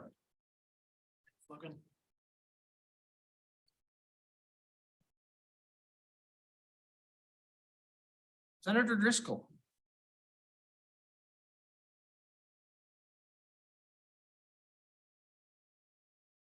Back again today. I'll try to keep it reasonably short. First, I forgot yesterday to congratulate the new commissioners and in particular Rusty and thank him for the work on the task force. We tried a lot and it kind of had a bit of a crystal ball into part of what's happening now as far as reactions. We didn't get done exactly what we wanted, but I'm going to deal specifically with my end of the woods, and part of it goes back into the task forces. We heard Cy Gillen get up here and talk about the white-tailed deer and the mule deer in Northeast Wyoming. And I'm going to encourage you to keep the pressure on the whitetail herds so we can recover the mule deer herds, because if you want to leave it alone, the whitetail are going to multiply. They're basically a noxious weed. That's what I primarily have on my place. I resemble the remarks he said. 40 years ago, we killed primarily mule deer on our ranch. We killed no mule deer for the last 15 years. We don't allow them to get killed because there isn't enough. The whitetail will displace across the state. Any areas you don't keep the pressure on, the whitetail are going to fill in behind. They just will come in and you're going to have even a harder time recovering the mule deer. So I hate to tell you to keep the pressure on the deer that are around my deal, but don't let them get out of those irrigated areas and take over mule deer range, because they'll do it. Second part specific to recommendations, I would like to see the outfitters, and I'm a little different. I don't, public versus private land is, these outfitters all booked a year in advance and they've got the licenses. They're going to kill the deer one way or the other. If you let them have the 5 days extra, but don't leave it to the residents, and I'm going to catch grief for this. Residents will kill more deer. You leave the 5 days on, they're going to kill more. The outfitters are going to kill what they're going to kill regardless. They've already got it. It's non-resident licenses and it affects their livelihood. And they play a role for all of you folks in recovering these herds. These guys control some pretty vast areas of ground, and to help them be viable and survive and provide quality hunts, I think is imperative for you folks and otherwise. The last one is, and that's nothing you can do today, but I've gone down this path and it's 2 recommendations. One's been talked about. Get these regions where you have to sign up for what region you want to hunt in. Don't make it a statewide general license. That's got to change. You're going to see this year, if you could do it now by emergency, I would recommend you do, because they're going to flock to where the deer are at. You're going to put even more pressure on areas that really shouldn't have it. Second part is split mule deer and whitetail. You've heard repeatedly up here. We don't know what we're killing because you just go kill a deer. You cannot manage a herd by saying we're going to let you shoot whatever you want and do it. You end up with a weird place. And, you know, you folks, management's incumbent on both the department and you as a commission. There is no way to manage when you let a hunter buy a license and shoot whatever he wants. You have to set herd objectives and do it. I have no clue in the Black Hills how you're going to figure out on general licenses how to save mule deer right now, because we actually have quite a few mule deer in comparison to whitetail right now. But you won't when you're done if you don't control it. They're going to come out and they will decimate those mule deer that are left. So that's really all I've got to say, other than following on to yesterday, is please put all the pressure on the predators you can. We've heard about bears. I know nothing about it, but get the predators controlled. We can bring the predators back much easier than we can bring the deer back. And that's probably antelope as well. So I feel for all of you. You guys are left in an incredibly tough spot. This is not anything simple to do, but the future, the next 20 years of hunting in Wyoming is going to be based off your decisions that you guys make today. I'd be conservative if it was me. If I was sitting where you're at, I'd err to the side of having more game, not less. It's way hard to bring them back when they're gone. Thank you. Senator, I have a question, just to be clear. So you would support the later closing date in areas 1 through 6 to that November 20th time to keep the pressure on the whitetail from the resident hunters? I'd support a later date for the outfitters. And as far as the pressure on the whitetail, we'll get it. You've gave enough additional doe fawns. My main concerns I've heard from the outfitters up in my area, and these guys, you heard it earlier, they book a year ahead. I feel for them. They're booked. Resident, if you give 5 more days, you're going to shoot more deer. You're going to shoot more mule deer because you guys don't differentiate. It's just a deer, so they can come kill what they want. If it was whitetail only for the last 5 days, I'm fine with that. I say we make our outfitters money that I get comes from whitetail deer. Our herds are down. As you know, EHD wiped us out. But I can tell you, we didn't get the winter everyone else did. I've been out on the ranch. I'm back home and out of the legislature, and I was pleasantly surprised. There's plenty of whitetail to get us back up to capacity pretty rapidly. So there's quite a lot of whitetail around. Mr. President, I have a Any question. questions for the senator? Go ahead, Commissioner Bell. Mr. President, thank you. So Ogden, you're talking about something I asked earlier about private land versus public land. Closing dates different. Is that correct? I'd be happy to do that. I'd like to see the outfitters be able to take care of their clients. That's why I'm going to be flat honest with you. I'm not picking bones. These guys make their living on it. I'm a business guy.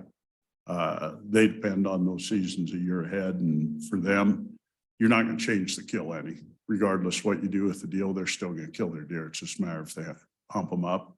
But if you leave it open to resident hunters, you're going to bring more hunters. Those 5 days that are left, I will guarantee you I'm going to see all kinds of people from across the state up there, which on one hand is not a big deal, but work capacity on our private ground. What you do is actually wipe your herds out on your public hunting, because that's what the Wyoming hunters really tend to hit is Bear Lodge, Mosquito. You heard that. They'll go up there and they'll pressure those deer back into the wrong places on you.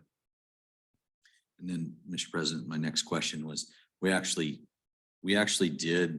the task force, to the commission, just so they know, we did send a recommendation to the legislature. There was a bill drafted to move whitetail and mule deer separate, and it was 15 pages long. And so I thought something that was really simple. As you know, legislature made it not very simple, and it didn't even see the light of day. And so that being said, the department actually already does and can manage whitetail and mule deer separately. I think that the direction is there from basically legislature saying, we're not going to do that. Game and Fish has to do that. Mr. Chairman, Commissioner Bell. Yeah, I think you're exactly right. And I would encourage you folks to split the species. You can do it. It doesn't have to be done legislatively. I will pursue it myself personally. I had started before.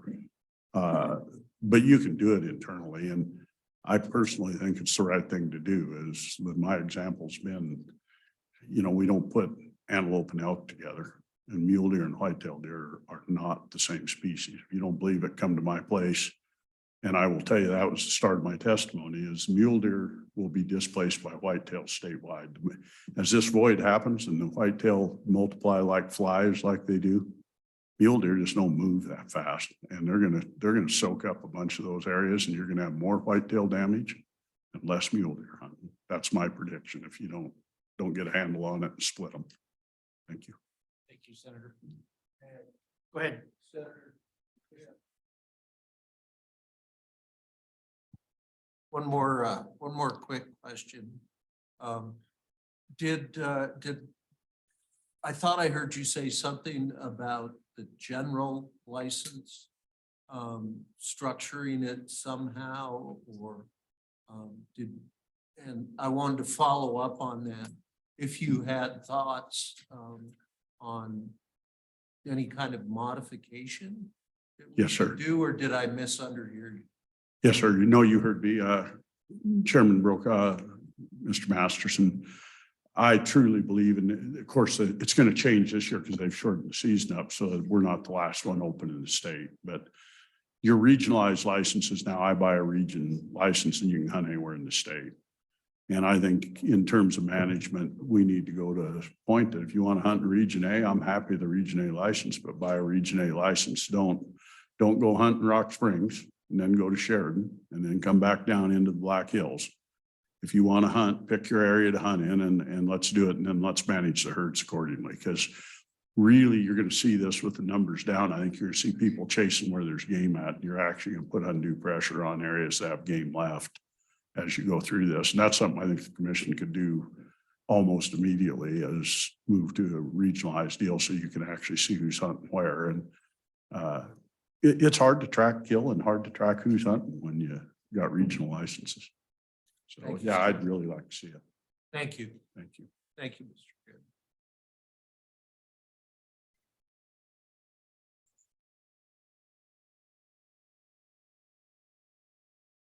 Next up, Trey Heiner.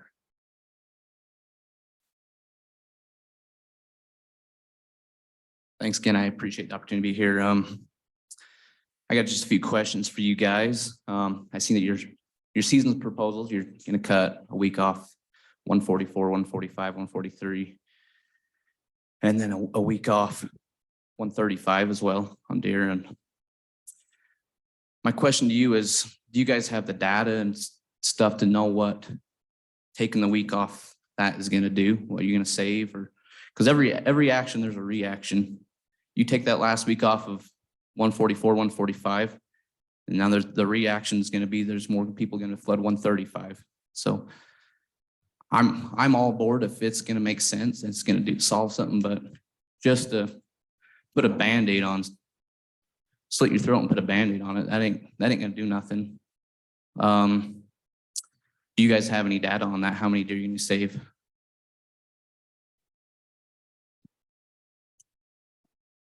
No, we don't know exactly how many deer will not be harvested, but we know it'll reduce the harvest. If you shorten, that's the best way to manage general license hunting, is with the length of the season, since we're not limiting the number of licenses. So, specifically, and if, believe me, if anybody from the region wants to weigh in, you're welcome. But, we do know it does reduce the number of antler deer that are harvested if you shorten a general season.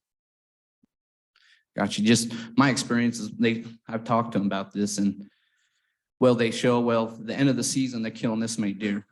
And they're correct. And that's because it's the end of the season.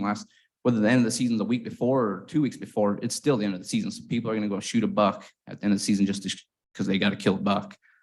I feel like, I guess I ask and request that you guys leave the seasons the same on 144, 145, and 143 to the 6th.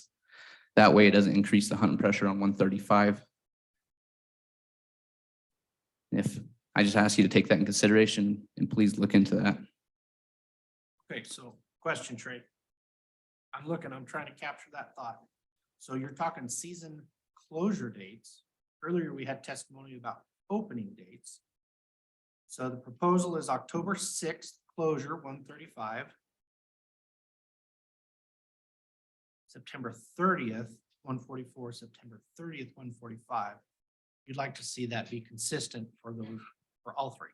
Same closure date. Same closure date, but the way it was before. Well, 144, 145 close on the 6th. You guys propose to take that week off, which all that's gonna do is put more pressure on the opener of 135 because it opens on the 1st. So I propose cut the season, the proposal the same on 135 that you have, but on 144, 145, extend back out to the original season dates of last year, the 6th. Okay. So we don't increase the pressure on 135. Appreciate that. Okay, thank you. Thank you.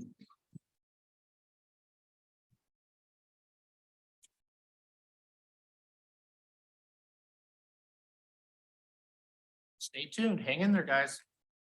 The pile's getting thinner. After this, we're gonna break for lunch. I know some commissioners are asking for a break, but we're not gonna do it. We're gonna hang and rattle. Jeff Smith.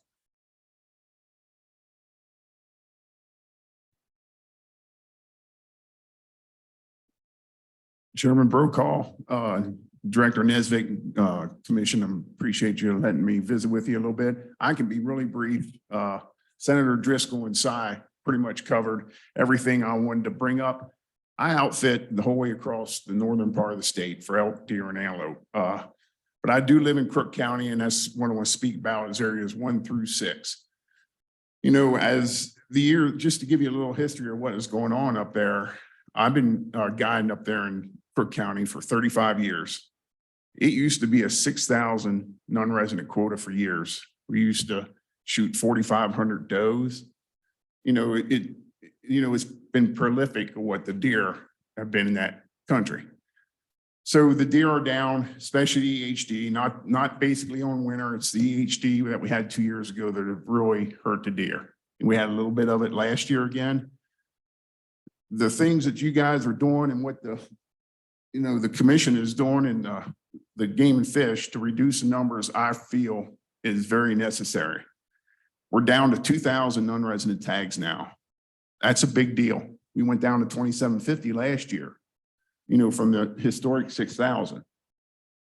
It needs to be done and it should be done.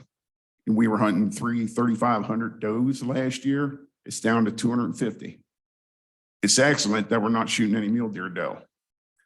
So just for my outfit and business perspective, I'm taking approximately 35 less whitetail hunters than we're used to. And that's a big deal to my operation. It really is. But it's something that needs to be done. I'm hunting the same amount of country, at least a ton of country up there in Cook County. These kind of things do need to be done.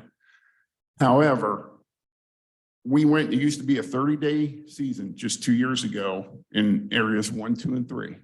Last year, we went down to 20 days to match areas 4, 5, and 6, which helped tremendously with spreading out the pressure. Taking off the extra 5 days this year for the extra burden that's going to be on maybe I'm being a little selfish here. The extra burden that's going to be on my outfitting business and to the outfitters that outfit in Crook County. Plus, there's a lot of ranchers and landowners that take hunters, and have hunters booked a year in advance, take their own hunters. I just ask you would take into consideration to leave it at the 20-day season. Cy gave you some figures there that there's probably been about 80 deer a day being killed over them 20 days by residents. Sure, you take off the 5 days, that would be 400 buck deer. They can't shoot the does anyway. You're going to shoot your 250 does. I don't think that the 400 deer is going to make any difference when it comes to fawn recruitment come next spring. And actually, things are looking a little bit promising more for next spring. Hopefully we won't have another EHD, outbreak. But this is some of the most snow I've seen up through the core of the Bear Lodge than it's been in about the last 20 years for sure. That deer move out of the Bear Lodge, move off to around the Ladin to the east, or they move down to Senator Driscoll's place down there in the Belfast River and get out of the winter. We're going to have some of the best grass that we've had a long time. And I'm actually, I ranch there too. I'm around the county, all over the place. The deer are starting to make their way back up. They're following the snow line. We will have a really good spring. And these deer and these does should recover, tremendously well. So I would just please take into the consideration that you guys would like, I'd like to see it stay at the 20 days. And I would like to see it stay in the 20 days for the future and never go back to the 30. I think the 20-day season up there is long enough. Thank you. Thank you. Dave Allen. Mr. Allen, are you here? Dave Allen? Commissioners, I'm here about Area 82, Region W. So we had a game and fish meeting in our district, good meeting. Our local district guy was there. 10-day season, they're gonna cut 100 tags is what we hear about. So it comes up now, it's a 5-day season and we're cutting 150 tags. And I'm in the heart of this winter kill. I'm right there. I drove up this morning. My house has got this much snow yet, but 50% of it left this week, went down the river, But it's not only just the outfitters. Everybody talks about, you take bags, it's a small town. Economically, cutting them 5 days off kills us. I own a local car wash. Take 5 days away from it. It's my best time of the year. I'm going to lose $2,000 or $3,000. I am an outfitter too. I run about 6 or 8 deer hunters a year. So even my guys, if they do draw out, of which most of them have 3 or 4 points, their chances of having an enjoyable hunt, say I do draw to 8 tags, so I got to shove them in 5 days. No. And most of our dictatorship down there from Larry Hicks, this guy, I don't even know his name, but he called the Antelope District, that's Larry Hicks's district. No, most of the bills that Larry passes through economically kill our small towns. The 90-10 law, economically for our town, it doesn't help us. I'm not for that. It shouldn't be a political thing. And he even gets to do a Zoom meeting in Rollins. They didn't count anybody else. The governor was going to go. They didn't really let nobody else speak. They did. Other people did speak at. I shouldn't say that. But he's not the only biologist down there. I talked to Kim, our game warden, and our biologist within the last 3 days. Both of them still agree with that 10-day season. That's what they recommended. They're the people with their feet on the ground down there. Kim's down there opening gates, snowmobiling from ridge to ridge to keep them antelope alive. Larry Hicks ain't out there. Larry ain't doing it. He's more worried about himself. Really, that's all I got to say. You do a great job. Thank you, Mr. Allen. Thank you. Doug, I do have, I do for Doug, thanks, Mr. Allen. So I do see that Area 82, we bounced around a lot. It's yellow, so public opinion swayed that date forward and back, forward and back. I don't have the comments of the justification right now. Could you capture that for me? Yes, Mr. President, members of the commission. So we looked at that collectively with the areas to the west of there and in the Wyoming range, and then the overall mortality picture that we were seeing throughout the area. And wanted to bring forward a recommendation that address the high mortality throughout that portion of the state. Okay. Thank you. Next commenter is Jim Shell.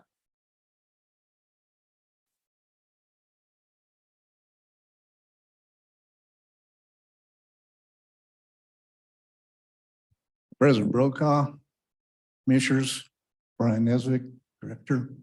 Thank you for the opportunity. And there's been a lot of good discussion here this morning. A lot of guys here smarter than I am, always will be, but there's a few things that I've heard from y'all. Commissioner Bell, you're spot on. Your thoughts about starting the process to consider moving to some kind of a better management system. I'm not going to call it a regionalized tag. I'm not going to call it anything. We've got to come up with a better way to manage our iconic mule deer. It's just got to happen. And if this year, this catastrophic season isn't incentive enough to get the ball rolling, I don't know what is. We're at a turning point here where we've got to take care of what we've got. And there's so many people who've already said what I would say, so you won't have to listen to me as long. Jeff Smith, everything he said, basically, I'm 100% on board with. What Senator Driscoll said. Now, I'll say this too, and Jeff touched on it. It isn't just about outfitters taking care of their licensed clients that have got preference points and planned this for a while. That's not it. Those 2,000 non-resident tags are going to get filled, or certainly going to be tried to be filled in a 15-day or a 20-day season. There's not going to be enough significant number of deer killed, especially if we go with Senator Driscoll's plan of a 15-day general antler deer and 20 days whitetail only. That's a new one I haven't even heard yet. How enterprising. That's wonderful. That takes care of the problem, but it's not just the outfitters, it's the community. This young man touched on it about the public, the town and the economic impact to Crook County, Wyoming, not just Newcastle and down south into Newcastle country. It's a huge deal for everybody that call it making a living or getting by or whatever. Everybody depends on that. And the landowners are just as dependent on those 20 days as the outfitters. There's a ton of landowners, a heck of a lot more landowners that take hunters that don't lease or outfit their property. They need time to run those hunters through. And so that 15-day deal is a real hardship, and I would encourage you to consider bringing back the 20-day. And like Mr. Smith said, if we ever get her back to 20, I never want to see 30 again. We've begged for a 20-day season for a better managed deer herd in the Black Hills to match 3, 4, 5, and 6, have areas 1, 2, and 3 match the South Black Hills. We've asked for that for years. It's time. Now is definitely the time. And especially our mule deer. We just can't keep hunting mule deer in areas 2 and 3 past the 20th of November. We missed a really good chance several years ago when areas 1, 2, and 3 were proposed to go to a 20-day mule deer season. And when the smoke cleared, all we ended up with was just area 1, 20 days. Missed a world-class chance to make all 3, 1, 2, and 3, 20-day season for mule deer. We need to really think about that now. And then I was surprised when the gentleman brought up area 82. Yeah, going from a 15-day to a 10-day to a 12-day to a 5-day season, that wreaks havoc right there with the community, with the hunters, the people that have already put in for tags. There again, I don't see that it's going to be, if it's a buck only antler restriction or just antler deer, having a 7-day season isn't going to hurt. Apparently the department doesn't think so either, because they're willing to give the only 2 areas in the state of Wyoming, area 82 and area 100. They were proposing to leave open for any deer for youth hunters for 2 extra days. Now they've cut that back to just antler deer. I submit, if there's not enough deer on the ground to offer every legitimately licensed hunter in the state the same number of days of opportunity to hunt, then there's not enough to offer 2 days of youth hunting. I'm all about getting the youth out there and getting them off the couch. But to me, that's a special interest proposal that has no place, especially after this catastrophic winter and moving forward. So with that said, I would be happy to take any questions. Again, what we've been hearing again today about some kind of a proposal moving forward, that we start looking at a way to better manage our mule deer, and definitely separate from whitetail. It's time, guys. I appreciate your time, and I stand for questions. Any questions? Thanks, Jim. Thanks. Jason West.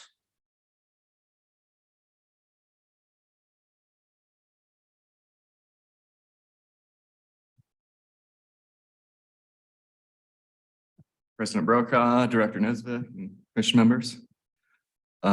I do sympathize with the concerns of my fellow hunters, but I have a little bit different perspective and an attitude. It's not one of all doom and gloom. We see these cycles. Last year was the best season of my life hunting, and the opportunity in Wyoming is not matched anywhere in the Western US. So please consider being careful as we do move forward down the road this year into looking at other changes to our management. we need to be careful that we don't lose what we've got by making drastic changes to and cut our own throats and end up not hunting the very thing we love. So I ask you to support the biologists' recommendations. They have bent over backwards, listening to public concern. And my concern is they've almost been pushed too far because of public opinion and bro science. So the APR is going to help protect some of those younger bucks in Western Wyoming. And I expect this year to be awesome. So I want to go hunt and I want to be able to do that every year. So standing for the average hunter or the average resident hunter that can't be here today, please maintain that single greatest benefit to the residents of Wyoming in those general deer seasons. So I will gladly sacrifice my expectations on quality and down years to maintain our hunting tradition for generations to come and the opportunity to be out there in the good years. Thank you. Mr. President, I have a question, if you don't mind. So what is your thought on a regionalized opportunity for general deer, picking a region? I believe that it's going to exacerbate the problem. You're going to force people into regions. We're going to choose region G, region H, concentrate more people there. Then we're going to have the next step. Oh, we need to go to limited quota. And we see it go around and around in all Western states around us. You're not hunting, 3 years, 5 years, point creep comes in and pretty soon you don't ever hunt there again. So I think we need to be careful to ruin what we have, to not ruin what we have by thinking that we need to change something that's worked better than everywhere else around us for generations. Just a follow-up, then what if G and H were the same region? I'm going to choose that, right?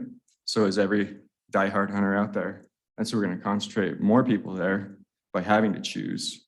So what does that solve? I believe nothing.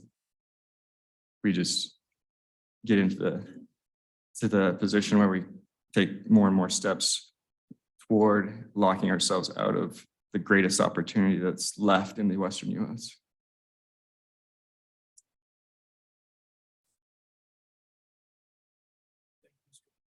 Well thought out. Had I known there was a lady in this pile, all you boys, I'd let her go first. I didn't realize that, Jess. My apologies, but it's now you get the closing comments on chapter 6.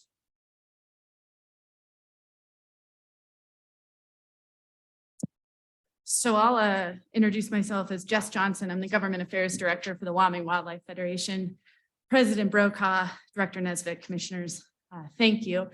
I actually went last on purpose. I feel like I wanted to bring you guys a different take on this. And I stand in front of you in the middle of April in flip-flops telling you that I'm going to take a glass half full vision on this. We as Wyoming Wildlife Federation fully support the recommendations in front of you as put out by the biologists.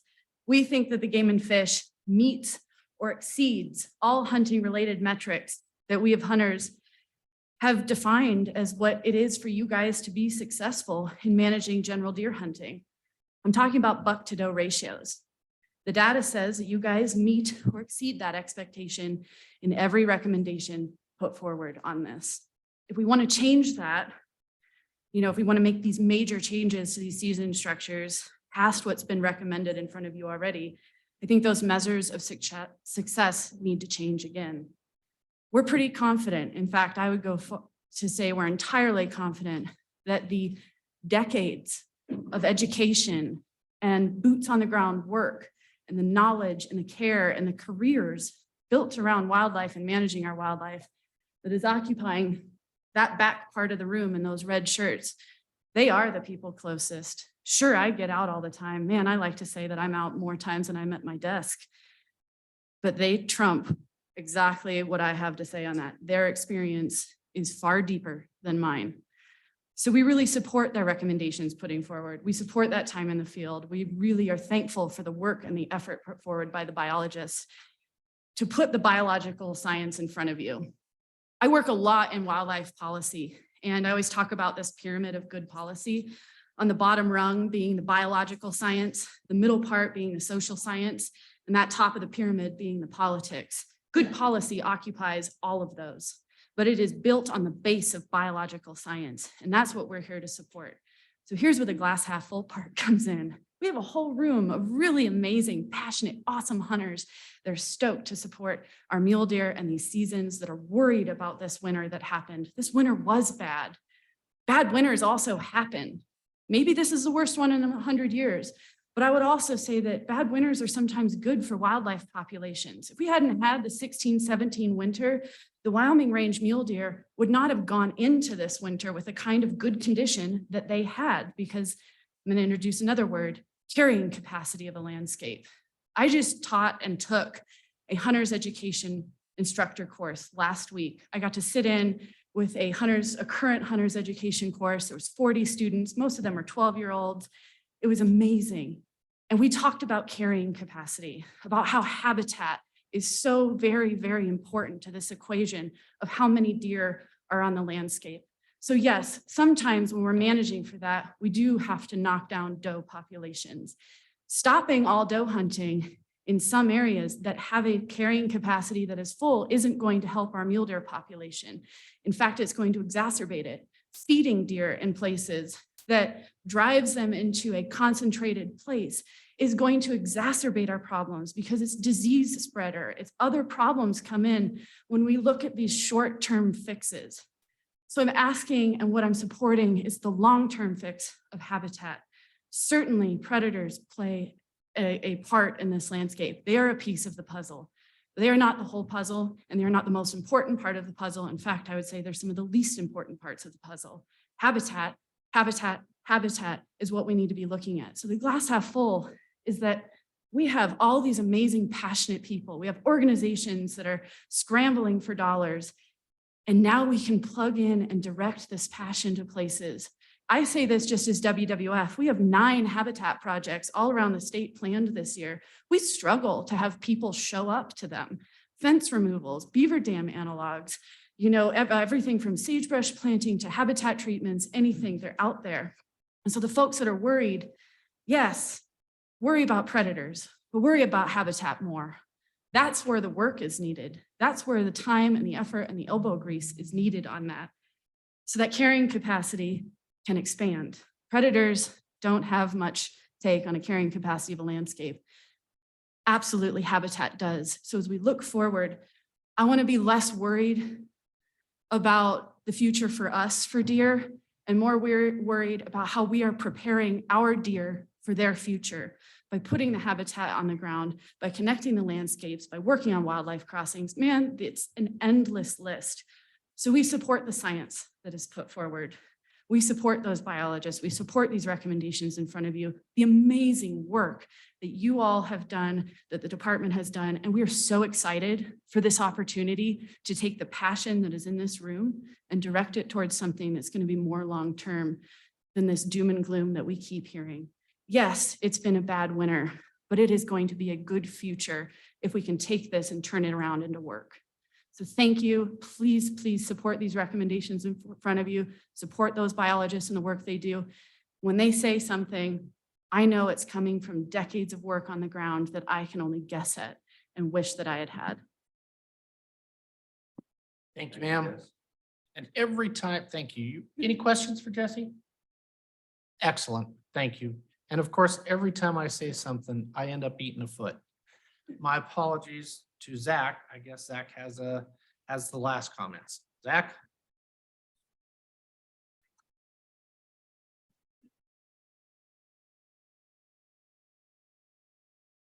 Commissioners, President, Director, I appreciate that. I was joking with her that she must have shredded my thing or I threw it away or something. So that was the main reason I drove 5 hours. So I want to just hit a couple of quick points. So the no youth mule deer does, love it, 1000%.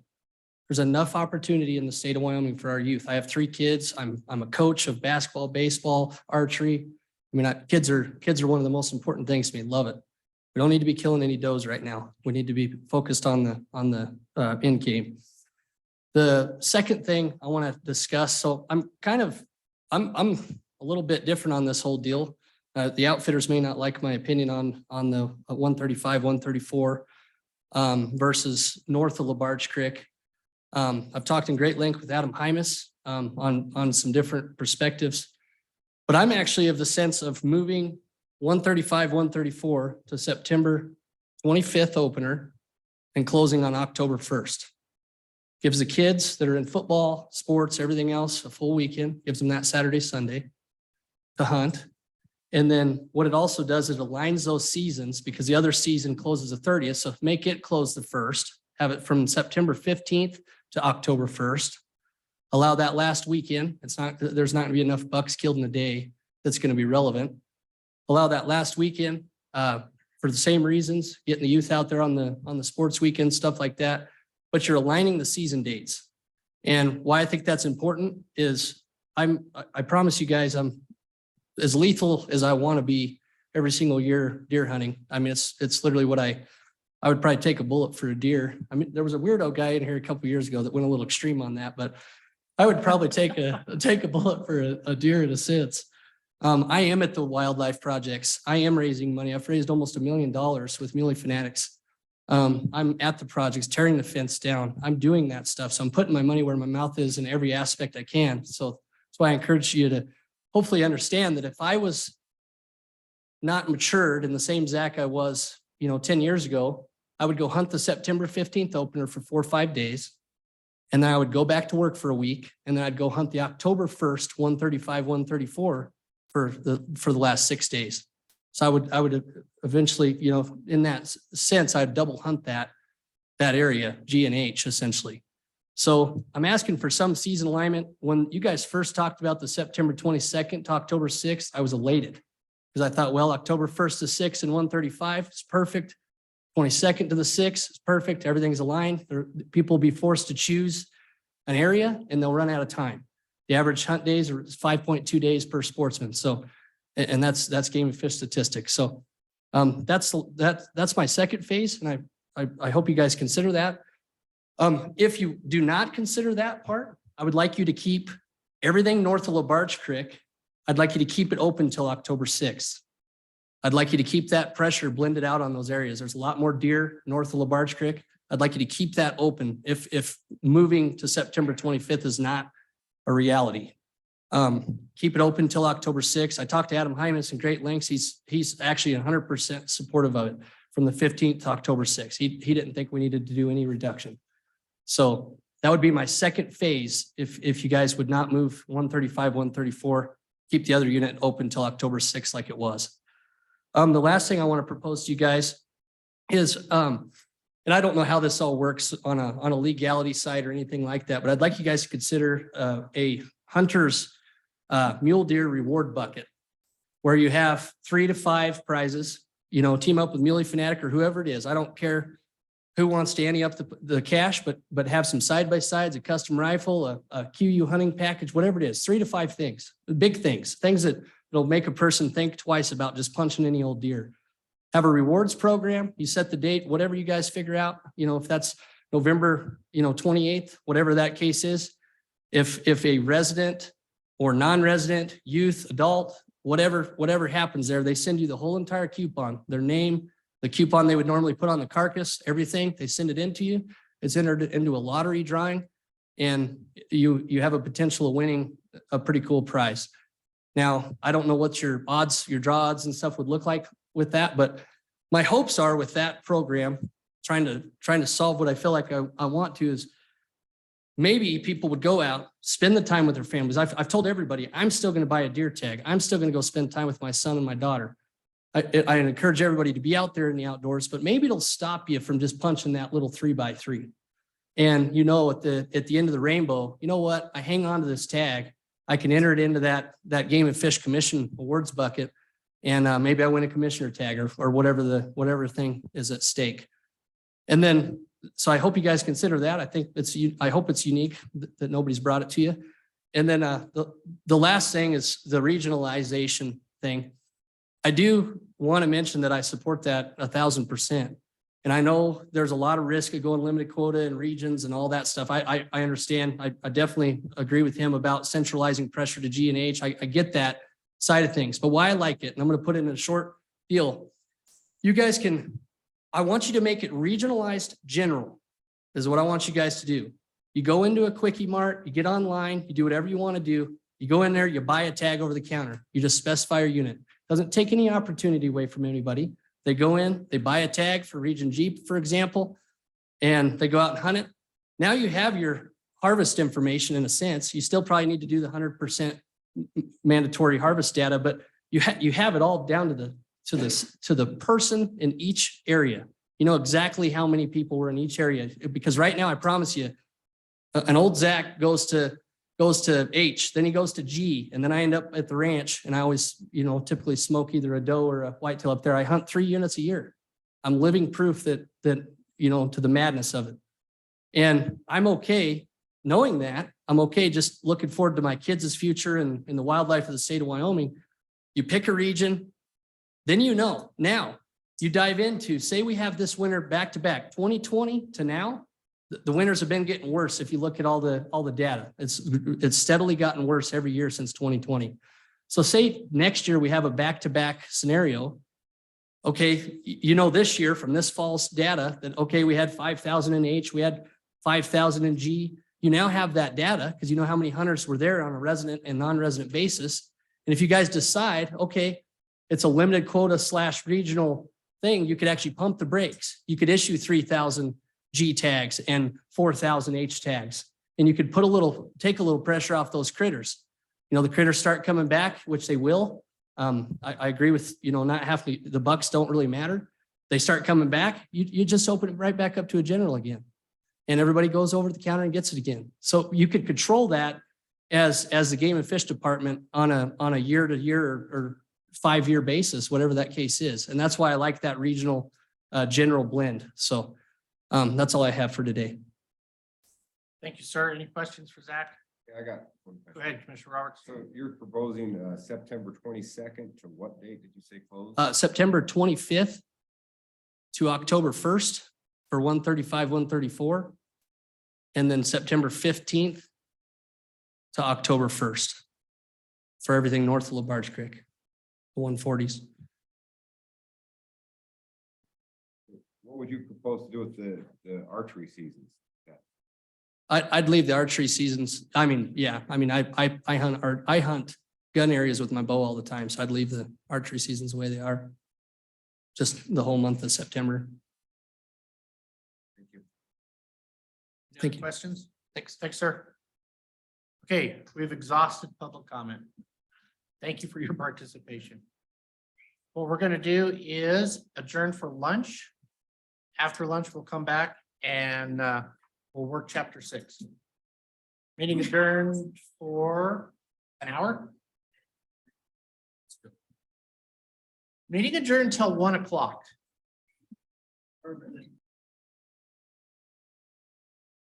Back in progress. I hope everyone had lunch. What's your plug-in look like? We're coming back. We're going to pick up chapter 6. We've had the department's recommendation presentation on chapter 6 deer regulation. Are there any final thoughts from the commissioners? Are we ready to move the chapter? Oh, so you have some more thoughts? Well, yeah, we need to, before we can work it, we need to motion to put it on the floor, and then we can make amendments and continue the discussion. So let's put the chapter on the table. Let's make a motion. Mr. Chairman, I would move the approval of chapter 6. It's been moved. I have a second. Second by Commissioner Roberts. Okay, discussion on the department's recommendation, chapter 6. Mr. President, I guess I'd like to have that conversation about, I have one question about area 22 specifically in region B. It's the only area that closes 1 day earlier than the whole rest of the area. I just had one question about that. If there's somebody that can maybe answer that.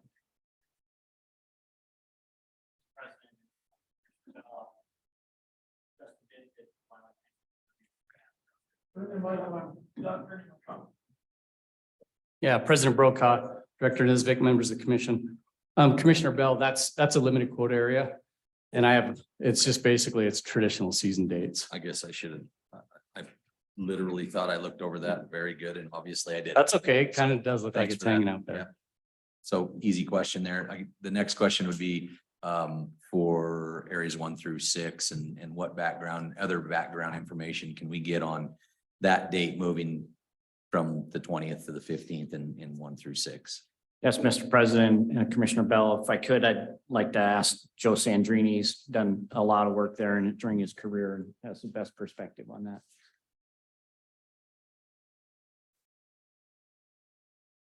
President Brokaw, members of the commission, Director Nesvik, thanks for having me up. If you'd allow me just a second, I'd like to put a few things in context about the Black Hills.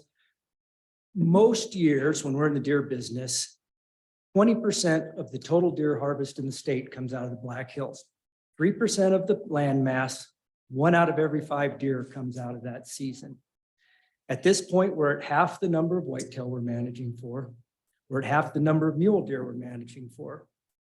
Our buck-doe ratio with the mule deer was 16 per 100 last year, probably the lowest in the state. Our preseason buck ratio, so before the hunters show up for whitetail, was 25 bucks per 100 does, which is the very bottom end of our management criteria. Back in the day, Mr. Smith was just a hair bit off. Normally, we would issue 5,000 Region A tags. That seems like when we're in the business, that's where we need to be. The only way to limit non-resident harvest is with that Region A license quota. You go back when I started 30 years ago, we issued 10,000 Region A tags and 10,000 doe tags. Go back a little farther, we had a 2-buck season up there. So things have changed. That deer season cycles, I'm up here about every 10 years in front of you when we're at the bottom of the cycles. And so here we are. I never thought that myself and the managers that I work with would ever propose such a conservative season up there. We've talked a lot today about the 22-23 winter in Southwest Wyoming and Central Wyoming. We had our 22-23 winter in the summer of 21 and into 22. There's some ranches that lost over 80% of their deer. Unfortunately, that happens in the end of summer. So that next season was set and we probably were not conservative enough in last year's season. When you go through and you look at the one more thing to back up. We've had 3 years of very poor fawn production with our mule deer. Below 56 from 44 to 56 does, fawns per 100 does. Whitetail, we're looking at 4 years. Between 59 4 years ago and 52 this last year. So we don't have deer coming up. We're in the hole. Historically, when we cut out Thanksgiving weekend, we have saved 30% of the bucks. Black Hills is a little different in that any mule deer manager would work their salt would never run a mule deer season in November, but we do up there. It tags along with the whitetail. But when we cut that Thanksgiving weekend out, it reduces resident harvest by 30%. Last year in hunt areas 1 through 3, we cut the total number of days by 29%. Resident total buck harvest fell by 20%. So not quite exact, but there's a correlation. Well, I don't know if we have that data for the Wyoming range or not. So we've proposed this shorter season. And admittedly, I mean, it was with reservation because I do realize how that impacts not only a local economy, but also the outfitters. And we've cut back the non-residents 25%. The shortening of the season cuts back the residents 25%. We're sharing the pain. The other thing that's been brought up is this private land, public land, 2 different season dates. Early in my career, some of the hunt areas that I helped manage were the first ones that implemented those private land only tags. And that was to direct harvest. That's why we have the doe harvest on the private land because that's where the problems are. That's where the access is difficult. The Black Hills are probably the most crowded public land in the state. It's incredible up there in the fall. And that season just gets busier as you go because of the rut. More people get interested in hunting as we get farther and farther into the rut. I don't have any data on the number of hunters that hunt public and private. I do for wild turkey. I surveyed those hunters for about 5 or 6 years, and it was very, very consistent. 1/3 of the hunters hunt private land exclusively, 1/3 hunt public land exclusively, and the other third bounce back and forth. Okay, so we have no reason to differentiate, to focus buck harvest on private land more than public. Okay, or provide that opportunity. There's not a management reason there. What that does do is it flies in the face of the North American model of wildlife management. Because now you've got the landed folks that have their own hunting season. You're essentially have a privatized wildlife. And that's something that was a slippery slope we were scared about when we went to these private land only tags. And that's why we've been very, very careful about that. As far as some of the hunting statistics go, so that population up there cycles. We last peaked, it was a big peak in about 2008, bottomed out after the 2010-11 winter, had really good fawn reproduction, things peaked again about 2016-17, and we've been on the decline since. Since that last little peak, hunter satisfaction, mule deer hunter satisfaction went from slightly over 80% to 50%. Same thing with whitetail deer hunter satisfaction. Mule deer success went from 47 to 36%. Whitetail success from almost 70% to 45%. And this is one that's, I think, is really telling. The average days to harvest a mule deer went from 5.8 days to over 9 days. Same thing with the whitetail. I mean, if you ever would told me it took 9 days to kill a deer in the Black Hills, I'd be like, you're smoking something. Looking at all, and we've had pressure from landowners too. I only had 2, we sent out a survey to 350, almost 400 landowners, telling them know what we were thinking about doing with the season. All but 2 that called me called in support of that. We got non-solicited written comments back from landowners who are planning on closing their land, or they did last year. They're concerned about it, which is another thing. If you went to a private land closure, you're going to put a lot of pressure on those landowners, because folks are going to be calling to want to hunt because it's open there. The survey the Sheridan region did at the end of the season, sending out landowner coupons, half the landowners wanted a more conservative season, half wanted the same season. In listening to Senator Driscoll and Jeff and Cy, all make some really good points. I agree with them on an awful lot of what they said. So there's some other things we could maybe have to talk about over a beer, but for the most part, I agree on a lot of what they said. We have even begun to entertain the idea of perhaps going to a mule deer limited quota license and then going general on whitetail. That'd be a huge learning curve, especially for the non-residents. I think what Cy brought up is a really good compromise and a good middle ground. Go ahead, instead of closing the 15th, let's go to the 17th, but keep that last weekend out of there to take some of that resident pressure off. I would suggest that would be a pretty good middle ground. And I mean, I've spent 30 years in the Black Hills. I could probably go on, and it's after lunch, and you probably don't want me to. So I'd be happy to entertain any questions. Commissioners, any questions? I do. We had testimony today that extension of that season continues the pressure on whitetail, which always catches my eye because I believe whitetail will compete with mule deer. With your statistics, though, of your mule deer whitetail harvest, with the extension of that season, while it continues to keep pressure on whitetail, proportionally, what would that do to mule deer? So Area 1 has had that situation for the last, I don't know, 3 or 4, maybe 5 years, where we close mule deer hunting on the 20th and we leave whitetail hunting open until the 30th. Looking at, I'd have to go back and look at the harvest data more. It didn't overly change mule deer harvest, as I recall. Once you get after about the 10th of November, those mule deer are starting to get ruddy and they're not really hard to kill. But yeah, we run the lowest buck ratio in the state because we set the season for the whitetails up there.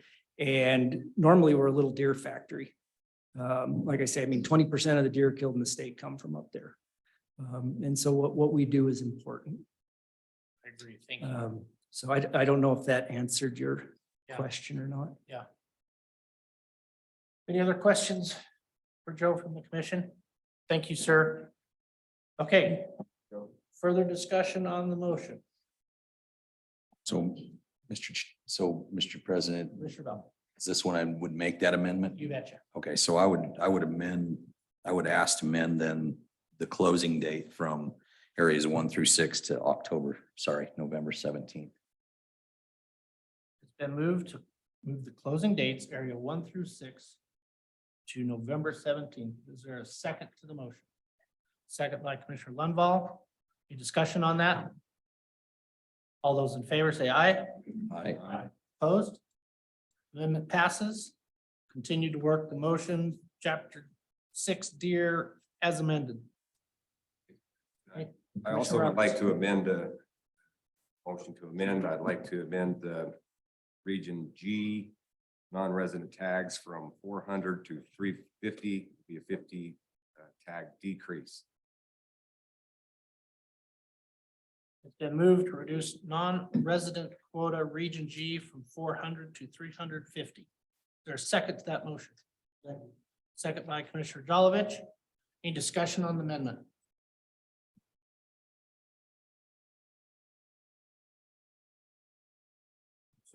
Go ahead, Commissioner Masters. No, we have a second or a discussion on the amendment. Seeing none, all those in favor of the amendment to reduce non-resident quota 400 to 350, Region G, say aye. Aye. Opposed? That amendment passes. Further discussion on chapter 6 as amended.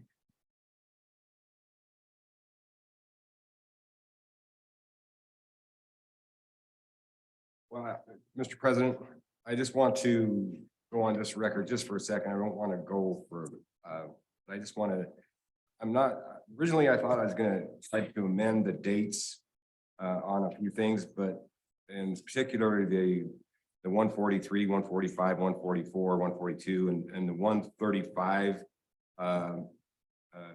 situation that we've got ourselves into. And I just want to say, the reasons that I'm not going to amend them date is because the calendar is, when it comes to 135 and 134, and the calendar is just really, the October date, number one, the October 1st date starts on a Sunday.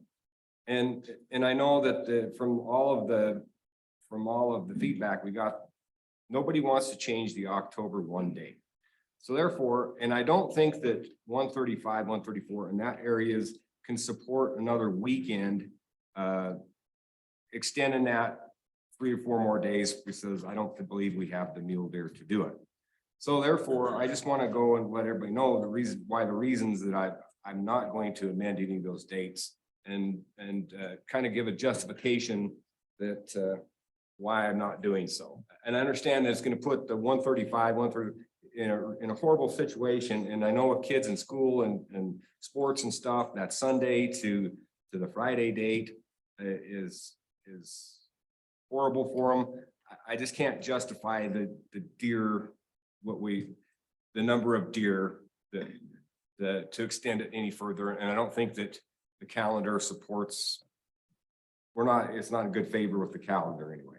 But with that said, I just wanted to make sure that everybody knew kind of my thoughts, and I just wanted to out there. So it's a real tough thing, because and I know that the first thing I'm going to get with is all the north, they get 3 weekends. South, no weekends, they get Sunday.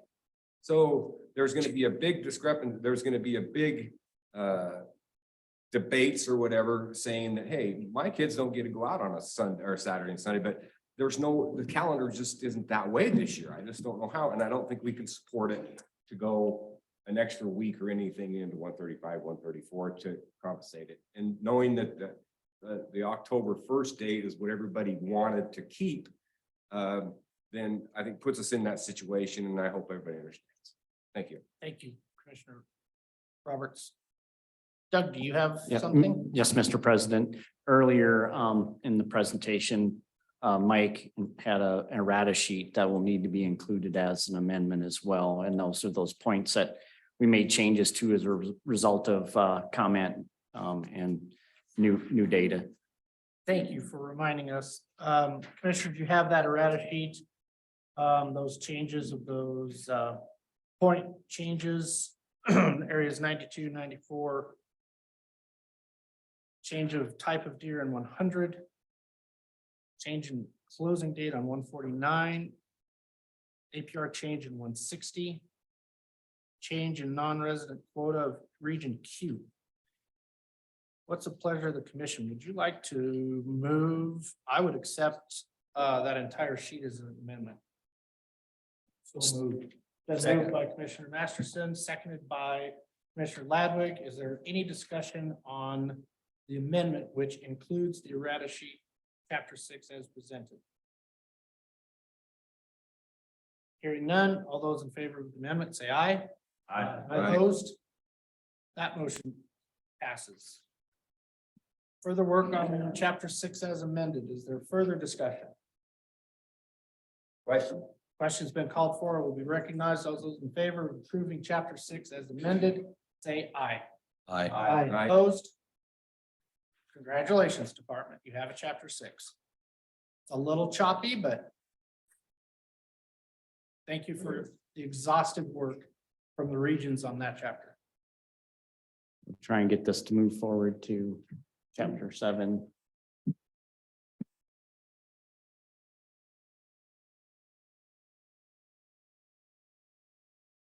It is advancing now, so we'll get there in a second. All right, so similar to the previous chapters, I'll go ahead and start with the Region 1, Jackson Region. And this for elk, you'll see a little bit of a, it'll be a little different than what we presented for the other two species, chapters 5 and chapter 6. We're sitting in a little better shape statewide, some localized areas where we have identified and documented some mortality, but overall we're sitting pretty good. So in the Jackson region, they have 4 herd units and they manage for those trends on winter ranges and feed grounds. Jackson is one of the herd units that's in the northern portion of the area. And they do have a migratory elk and they're trying to manage for those long distance migrants with more pressure on those short distance migrants. Fall Creek herd unit just south of Jackson, they're maintaining focus on harvest. Their population's trending up.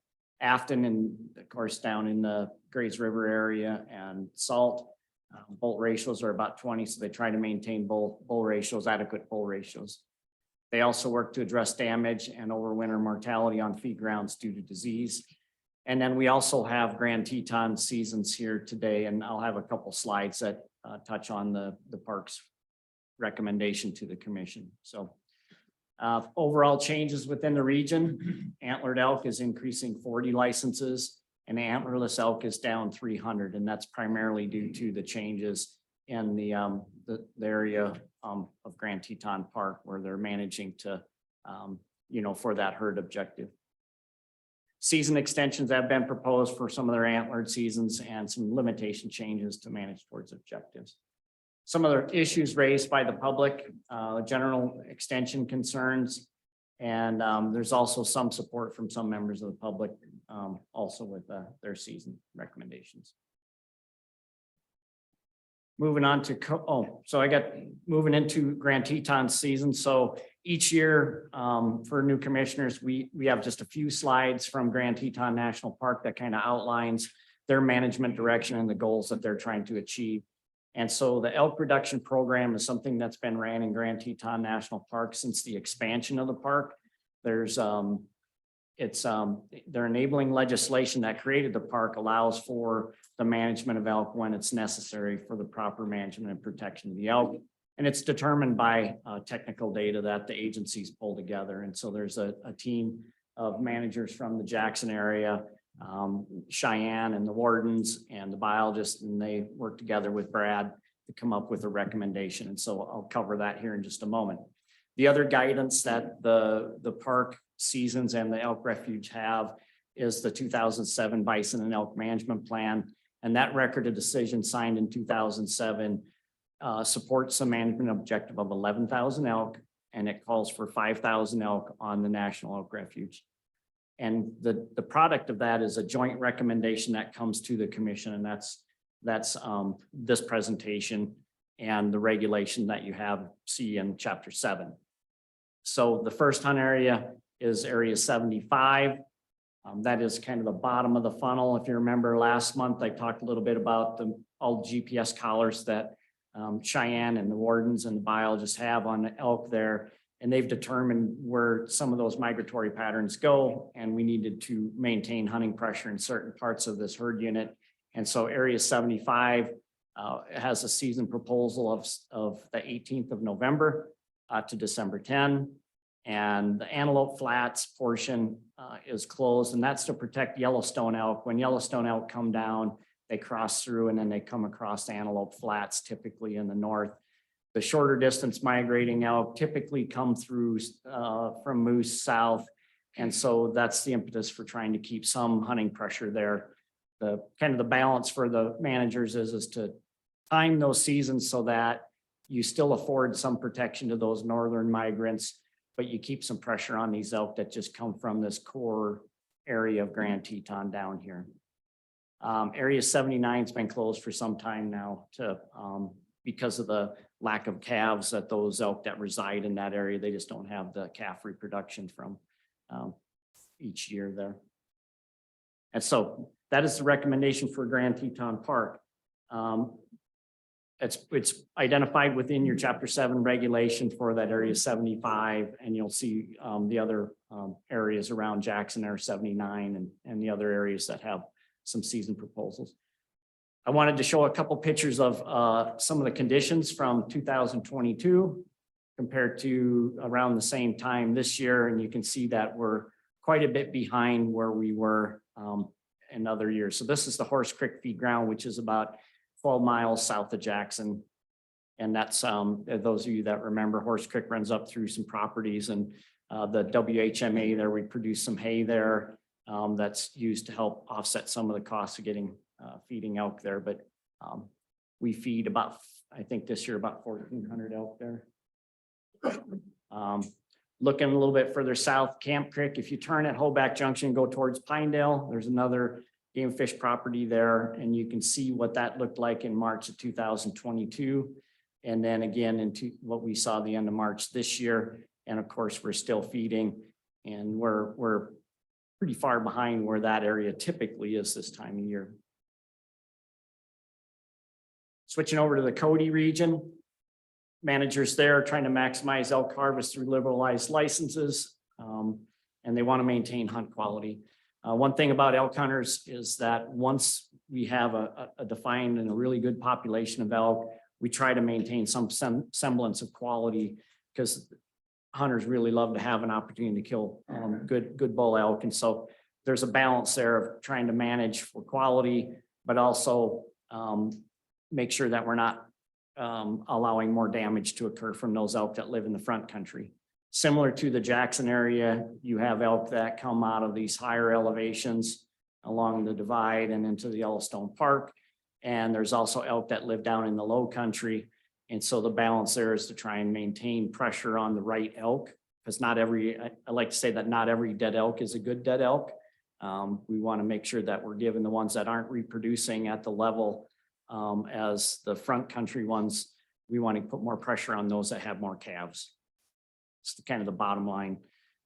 Proposed seasons changes for this year, they added 45 any elk licenses and 175 antlerless elk licenses. And we did not hear really much from the public comments on elk in the Cody region this year. Switching over to the Sheridan region, region 3. Private land access continues to limit harvest for us in that country, and managers there continually balance their approach to setting season structure to maintain some opportunity without, still trying to achieve harvest goals. And they're always looking for ways to increase harvest. Looking off to the east, they got Hunt Area 113. They did add some type 1s and some type 3s this year. In Area 123, also had an increase of 50 licenses. And they opted to use spikes and an antlerless elk season this year and they added 150 licenses there. Added 100 cow tags, antlerless cow calf licenses, and then also 25 more archery only. They're looking at some earlier openers and they're talking about trying to split some seasons in the areas on the front range there and of the bighorns to increase harvest. Some of the issues raised during public engagement, access to elk on private lands continues to be a problem for a lot of these private land areas. And they want more opportunity for in limited quota hunt areas. But again, we got to try and strive to find that balance and not have too many licenses and not be able to harvest elk. There has been some requests to remove private land restriction in the September area 129 regulation. And that's, you'll see that in that Hunter area 129 in your draft regulation. Green River region, again, as just like with the deer and pronghorn, a little bit of different compared to the rest of the state. There's some concern, but we have an abundance of elk there. There continues to be a real high demand for licenses, and there's a lot of expectations among our sportsmen to have a quality hunt for elk. There's the region liberalized elk in West Green River. I believe that's these areas over in here. To address commingling and damage. And then Hunt Area 100 was changed from a 5-point to a 4-point. So just a minor change there for bull quality in that Farson Eden project. And they continue to address local damage concerns with overall population levels. So they had no changes to any elk. 100 type 2, there was, they changed that point limitation. They added 500 antlerless license tags in the region, and then they extended some of their general season structure in those 102, 103, and 104. Some of the concerns from the public include hunter density and herd quality in the steamboat elk. Steamboat, of course, is that area 100, a phenomenal area. It's all sagebrush, and it's kind of hunting similar to like antelope. It's a highly sought after license, really high demand, it's hard to draw. A lot of their areas in the Rock Springs area and Green River are. There's also concerns with West Green River elk numbers, damage, and commingling. And so we had a lot of calls in January when the winter conditions started to get really bad, and we initiated emergency feeding in the Cokeville area and 2 different areas with fairly good numbers of elk. We had close to 1,000 on one spot and then 300 to 400 on another. And then I know the game warden there was working relentlessly. I went down and helped him for a day and hauling hay to different producers, livestock producers that would have a small group of elk coming in and causing problems for their livestock operation. We also had a number of producers call and make a plea with us to do something to kind of address the damage problems that they were dealing with. And I believe Commissioner Roberts also was hearing from some of those same producers. But from there over north of Kemmer, at the north end of the Fontenelle Reservoir, we also had about 600 elk, between 500 and 600 elk that were on a rancher's property there.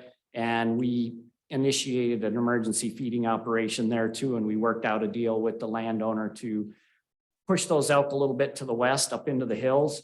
And he had a haystack up there on his property, and then he fed them to the side and kind of up drainage from where his cattle were. And so right now we're still feeding about, I'd say probably close to 2,000 elk down there. Winter conditions just aren't letting up. And you heard Mr. Phipps ask for some additional funds yesterday. And that's basically to help alleviate some of the problems that we're having with those elk on private lands down in that part of the state. A couple images from down there. And of course, everyone's talking about I-80 corridor and seeing those animals and those elk that were on that I-80 corridor. The highway right away was the place to hang out and cross and get out of that deep snow. And so we did have a little bit of mortality along the highway, but we're that's area 100 basically runs on just on the north side of I-80, and managers are aware of about 2,000 elk in that population. And so they're over the objective. It's like I said, a highly sought after hunt. But so we want to leave the season structure the same in that area just because we do have an abundance of elk.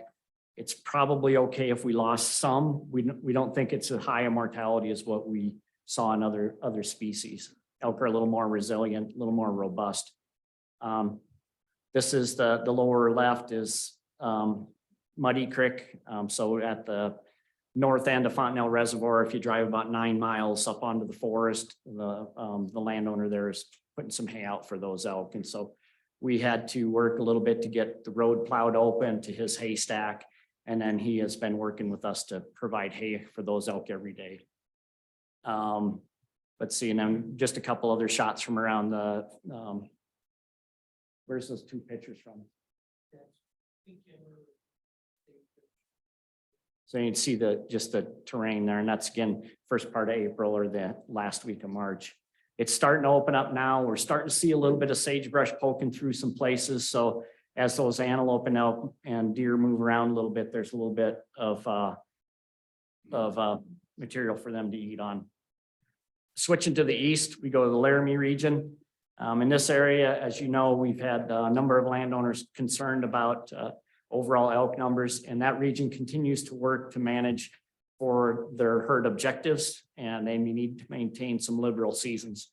Again, they're dealing with access and trying to get enough people in to provide some harvest there and keep those elk under management. And again, mitigating for private land damage and simplifying regulations to allow for harvest.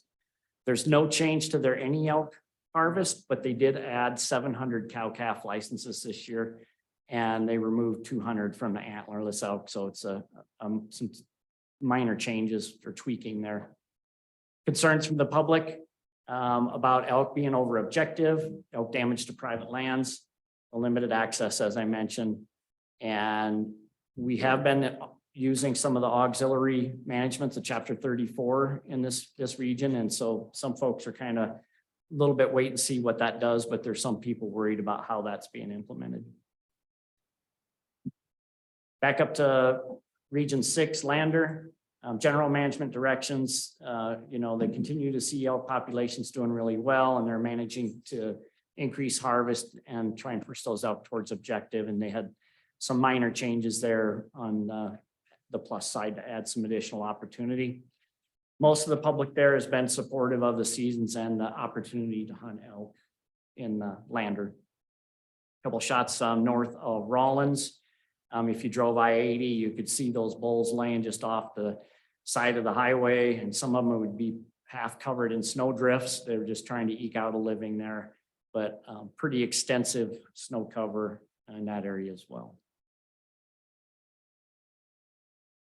Casper region, Region 7. Region continues to work to maximize elk harvest throughout their region. They want to maintain some quality on public land to the extent that's possible. When you have small parcels of public land, if you liberalize seasons, you end up with everybody going to those small little postage stamps, and it's pretty tough. They are trying to address concerns about bull quality in Area 7, as well as 117 up around Newcastle and Upton, and through some raghorn harvest. And they continue their attempt to increase elk harvest on all the areas in Area 117, as well as 120 and 122. So in Chapter 7, you'll see increases of 300 for any and 175 for the antlerless elk. And they also are looking at some date changes and some other minor changes. Some of the concerns from the public, overcrowding on public lands and where there's a public land, private land mix, and continued landowner concern over too many elk in several areas. And so before some of the new commissioners came on, we did have 7 landowners that came to the Cheyenne Commission meeting and voiced concerns to us about dealing with damage. And so the auxiliary management that we implement was a direct result of some of those landowner concerns. But Some of that came from landowners, you know, on the kind of the eastern edge of the Casper region and down towards Laramie Peak and then down into Laramie. Region 8, the last elk region, is the Pinedale region. Again, we've got elk populations over objective. Currently that piney herd's over, and they're looking at increasing opportunities for antlerless elk by extending season length. So in your chapter 7 regulation, your draft regulation, you'll see that some of those dates go into November. And there's some folks that are a little bit concerned about having season structure run into November. Those elk are pretty bound to come down to a feed ground. And so we're sensitive to that. We're watching and monitoring to see how those season structures go. But we're at a point where we're well over the objective for elk in some of these areas, and we can sustain some harvest in there. And so the managers have proposed some later season dates on those elk. And you'll see an increase of 75 any elk tags, and then the cow tags up 325.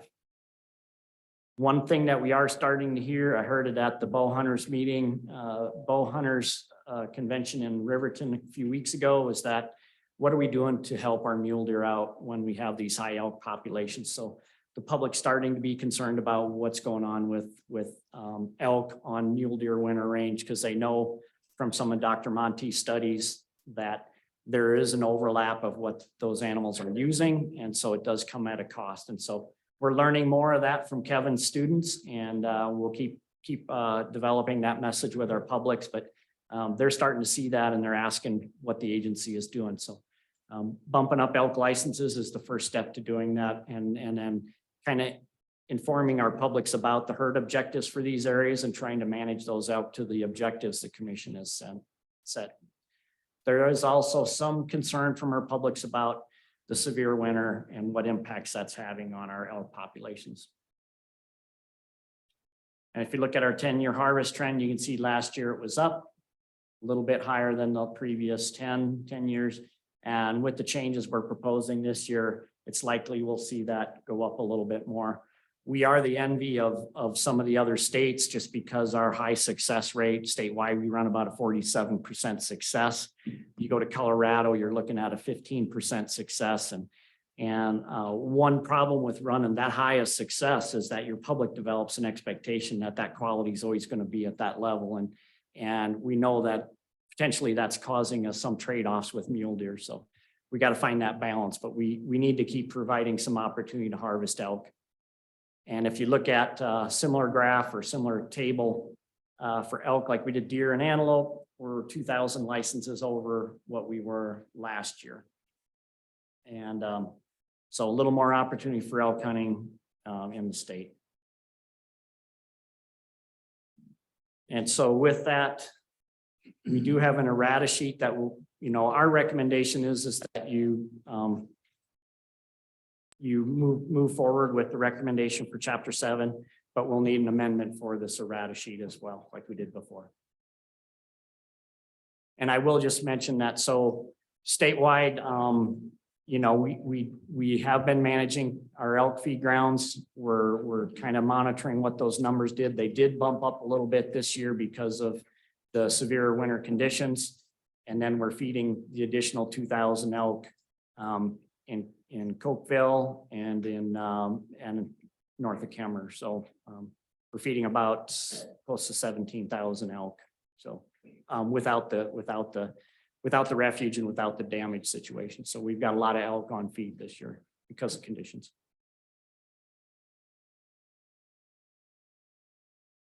Any questions on the department's presentation of chapter 7? I have a discussion, Doug. So in my mind, deer numbers are down, loss of opportunity for our public, elk numbers are up. And we maximize the opportunity to harvest more elk, especially in those areas where we're above objective on private land. They don't have a deer to go hunt. Can we get them to go kill a couple elk? Have we maximized our elk on private land? I think, Mr. President, I think our regions are striving for that. but they also have a public contingency to work through when they do that. And so there's some of these areas, especially where we have fragile environments like the desert, high mountain deserts, that the quality on the elk hunting's been pretty phenomenal. And so our managers continually bring it up to the publics and we try to ease into that, but yet we also try to, again, balance what the public wants as well. I know in our region, we have landowners that are like too many elk, but they're also at their saturation level of how many people Yes. are on the field. So we had local discussion about increasing tags, but landowners are like, we've got enough.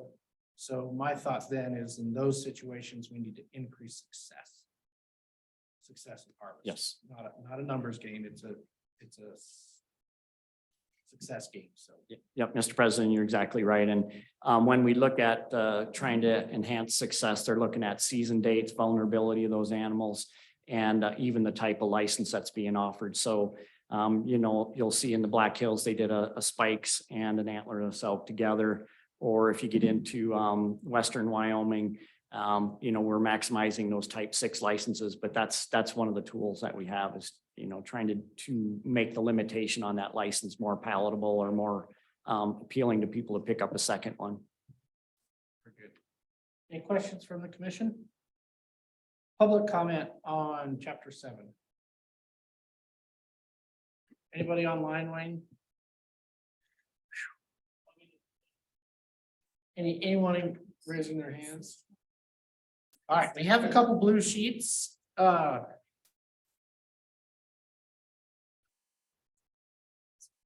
First one, Brian Taylor.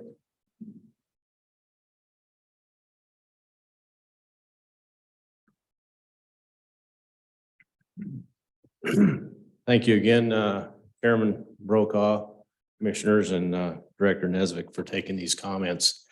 Very shortly, with my comments, I am concerned about the increase in area 82 type 4 tags. They went from 40 to 70, I believe that's correct. Is that right? And move slowly. There's a lot of predators on the landscape. I think that was a little bit drastic in the jump. I am an outfitter and that hits me in my pocket, but for the sake of the resource, I still think we jumped them a little quick. There's a lot of predators up there. There's been a lot of predation this winter. Another thing I mentioned to Jess after she made her presentation that I am all for habitat enhancement. As a matter of fact, I would advocate that we start doing habitat enhancement in the wilderness areas with some prescribed burning at the right time of year. We do need enhancement of habitat everywhere. It's very critical. But in that Grove on drainage, they've done some habitat enhancement, but it is hard to utilize that habitat when the large predators chase the ungulates out of it. And then the sheep in that area are competing with the elk now for habitat where they used to not so much. I saw it this November. The sheep, I was invited to be part of Dr. Monteith's capture study this winter. I appreciated that. We helped with a little bit of sheep stuff over there right across from the ranch, and the sheep were, I guess, in poor condition at that point, and then they did it again later on in the winter, and they were obviously in worse condition. And I attribute that a lot to, they may not compete for exactly the same habitat, but you know how it is when you go and trample over winter forage, it gets icy. It basically has an effect on it for later in the winter. And so I think that's part of it. The elk are competing for sheep habitat where at one time they were not. In my lifetime, there's trails have showed up, migration trails, if you want to call them that were not there 15, 20 years ago. And it's all because of the pressure of the large predators.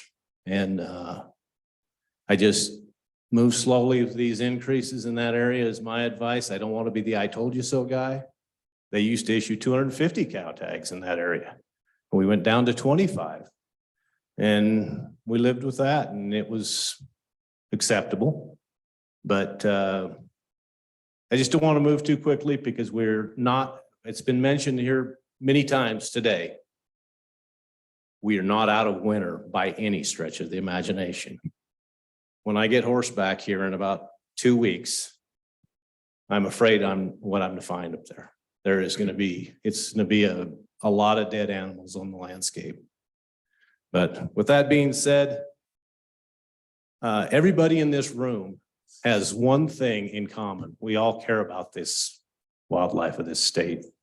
And the gentlemen and the ladies in the red shirts are doing the best they can. They're very accommodating to our comments. I know in the ones I deal with in the Jackson region, they come to the ranch. I've sat in their homes, been in the office with them. They listen to us, and I very much appreciate that and your time. Thank you. Question. Yes. Mr. Taylor, what would be your suggestion? We're talking 82, the type 4s and the increase from 40 to 75. What would be your recommendation? There again, I'm kind of cutting the hand off that feeds me. But I was a little surprised they went as high as they did. They did listen to me on one aspect of that hunt. It went to the 15th of November on those type 4s last year. I felt like they were bumping some of those elk out of the upper part of that drainage out. And so they did take a week off of it, but they increased the licenses, and largely, I should add this, largely to mitigate some damages to some ranches down drainage where that ranch manager has been dealing. He's very accommodating. You couldn't ask for a better neighbor anywhere than that guy that manages that ranch, the Red Hills Ranch. But a lot of that is to address the elk damage on his feed lines with his horses. But there again, I go back to what I mentioned yesterday, when we lost the alkali feed ground. That is just approximately 4 air miles from that ranch. And they used to be able to bump those elk back up drainage, and then they'd stay there. But that is gone, and that was it was a huge loss. But to your point, there's no magic number. I just felt like when we went that big, that quick, and it doesn't seem like that big, that quick unless you're on the landscape. Those cow elk are, that picture with the graph on it. I kind of like those little girls. I like looking at them, and I obviously am an outfitter and I've hunted them and stuff, but I still respect them, and the struggles they go through up there is disheartening at times. So I would say, I kind of was compromising at 60, but I was like, I'm concerned. I wouldn't have cared if they stayed at 40. So but thank you for that question. Appreciate it.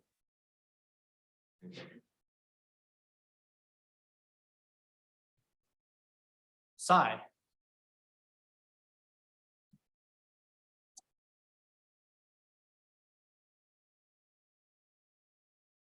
President Brokaw, Commissioners, Director Nesvik, I'm here to talk to you today about elk area 48. Find that in your packet. So a little background, I've outfitted on this ranch for 35 years. In 1990, I went through my old orders and looked, and we had 75 type 1 elk licenses and 75 type 2 licenses in 1990. Now we're over 1,300 tags. So that will help illustrate a little bit the explosiveness of what's happened to the southern bighorns with elk. I spent a great deal of time, as did Director Nesvik and Commissioner Bell, on the commission, and the task force. And one of the huge topics that was discussed multiple times was these elk reservations that are created when out-of-state landowners come in and buy a large piece of property. And then that causes all kinds of problems with our hunting and our elk resource. We're very fortunate in the elk area 48. We do not have an elk reservation. And so we are getting after these elk on a consistent basis. And the particular piece of property that I outfit on up there is around 100,000 acres. It's a beautiful piece of real estate. And about 30% to 35% of the people that get a area 48 license, residents, non-residents, will come on that property and hunt. So we're providing access to about 300, 350 people a year. So we're not part of the problem. We are part of the solution up there. Now, we do organize them. We coordinate it. It's not a free for all. It's well done. And therefore we get elk killed, both from the unguided hunters and the guided hunters. About 55 to 60 of those people will run through our hunting camp as guided customers, and about 250 residents that on their own. So that's very important. So we and I sent you a long deal in your packet on this. We run 47 to 52% kill on our type 6 licenses. And that's an amazing kill on a type 6 license. Compare it statewide. We're in the top areas every year of getting these cows killed. Last year, we had 700 type 6 licenses, okay? And then the department proposed to cut that down to 400 initially type 6 license, and then create a new type 7 license that's only open in November and December. Now, if you're not familiar with the Southern Bighorns, let me tell you, after 35 years of outfitting in that part of the world, there is no place in Wyoming that has worse weather in October. If we're going to get smoked by a big storm, it's going to get us in the Bighorns. And the reason that's important is because there are many Novembers and Decembers where we get very little elk kill because of the fact that you can't get around. You can't get around in a chained up pickup truck. You can't get around ATVs. You can get around in horses, but most, as you know, most unguided customers or hunters on their own don't have access to horses. So we've been limping along with a pretty good quota, a pretty good number of licenses. We don't have elk reservations. People find a place to hunt. If you check your draw odds for Area 48, you're going to see that the residents have over a 90% chance of drawing that tag every year for a type 1 tag. It's the same people that come back. They have a place to hunt. They're happy with the elk hunting. Department's not receiving any complaints about access. It's a really good place to go. People have a place to hunt. And then I get a call from my biologist who says, "Cy, we're going to change the season in 48 and we're going to split those tags. Part of them are going to be good for type 6 and we're going to create a type 7 that's only good in November and December." And my hair goes on fire, and I go, "Why would we do that?" And his direct answer was, "Well, got a new game warden in the area and he wants to try something different. I've tried to talk him out of it. He wants to try something different." I go, "Well, that's not logical. We got something that's working. Why would we experiment like that?" Well, and part of it is he wants to try something different for Area 49. 49 has a problem. 49 has elk reservations in it. They are having a problem getting their cows killed. They do have an issue. Their cow ratio kills are down in the 30% levels, whereas we're killing 50% of our cows on a regular basis, and people have a place to hunt. So we kind of got brought along in with this experiment. So I called Dan Smith on my way to Rock Springs. He helped me. We did change it. He moved it up another 100 type 6 licenses. So now we're sitting at 500 type 6s, which would be good in October, November, and December. And then 300 non-resident or 300 cow tags type 7. That'll only be good in November and December, the worst time there is to hunt up there. And I can't express that enough. I can't tell you how many times that success has dropped to nearly nothing in November and December because of weather. It's just the way the Bighorns are. So what I'm asking you to do is help us keep getting these elk killed. Give us 600 of the type 6 licenses, give us 200 of the type 7 licenses, and let the experiment play out. That's still 600 tags that we're going to get 50% kill on. And I can tell you right now, those 200 tags that are going to be type 7 tags, next year when I come to talk to you, we're going to show that that's probably a 25% kill on those tags. So we're going to take a step backwards, but it's not a crippling step. If I can go to 600 type 6 tags and get, 300 cows killed there, and then we go to those 200 type 7 tags and we get, 50 to 60 cows killed, it's not going to be a debilitating thing. And then we can move on from that point on and we'll know what really happens. And so, like I said, I'm super frustrated with this thing because it's like, I think we're doing everything right. And we're getting elk killed. People have a place to hunt. The same people are getting these tags every year. Multiple of these residents will get 2 of these cow tags. They'll hunt their 2 cows in October. And very few of them come back in November. Some of them do. And that's the other thing that I think is going to be really frustrating about these type 7 licenses. They're going to end up leftover. And we're gonna end up with the people buying those tags are gonna be people that don't know that area. They're just gonna buy a tag because they see it's available and leftover deal. And we're gonna have a whole different group of clientele up there. I call them clientele, but they'll all be DIY hunters. So I'm just asking you to help us keep doing what we're doing, which is keeping these elk killed. And you know, this rancher that we lease on has never filed for damage claims in front of the Game and Fish Commission. And there are days on that property when I can document 4,000 head of elk on that one ranch. They are carrying an incredible burden of feeding the public's elk. Never have filed a complaint, never once. All we're asking for is the ability to keep killing elk like we have been doing. I stand for questions. Commissioner Bell. Mr. President, Cy, thank you. So what, how many people hunt archery and with a type 6 or 7 license? Virtually none. No, there's it's big open sagebrush country. And it's really easy country to hunt because you can oftentimes we can see 500 head elk stand on the hill and it takes us 2 hours to ride a horse to them. And it's just big open country. And so there's very little archery hunting that goes on the ranch. A couple of the people that work at the ranch will go archery hunt up there, but that's about it. So we're killing all these elk in October, majority of them. Okay.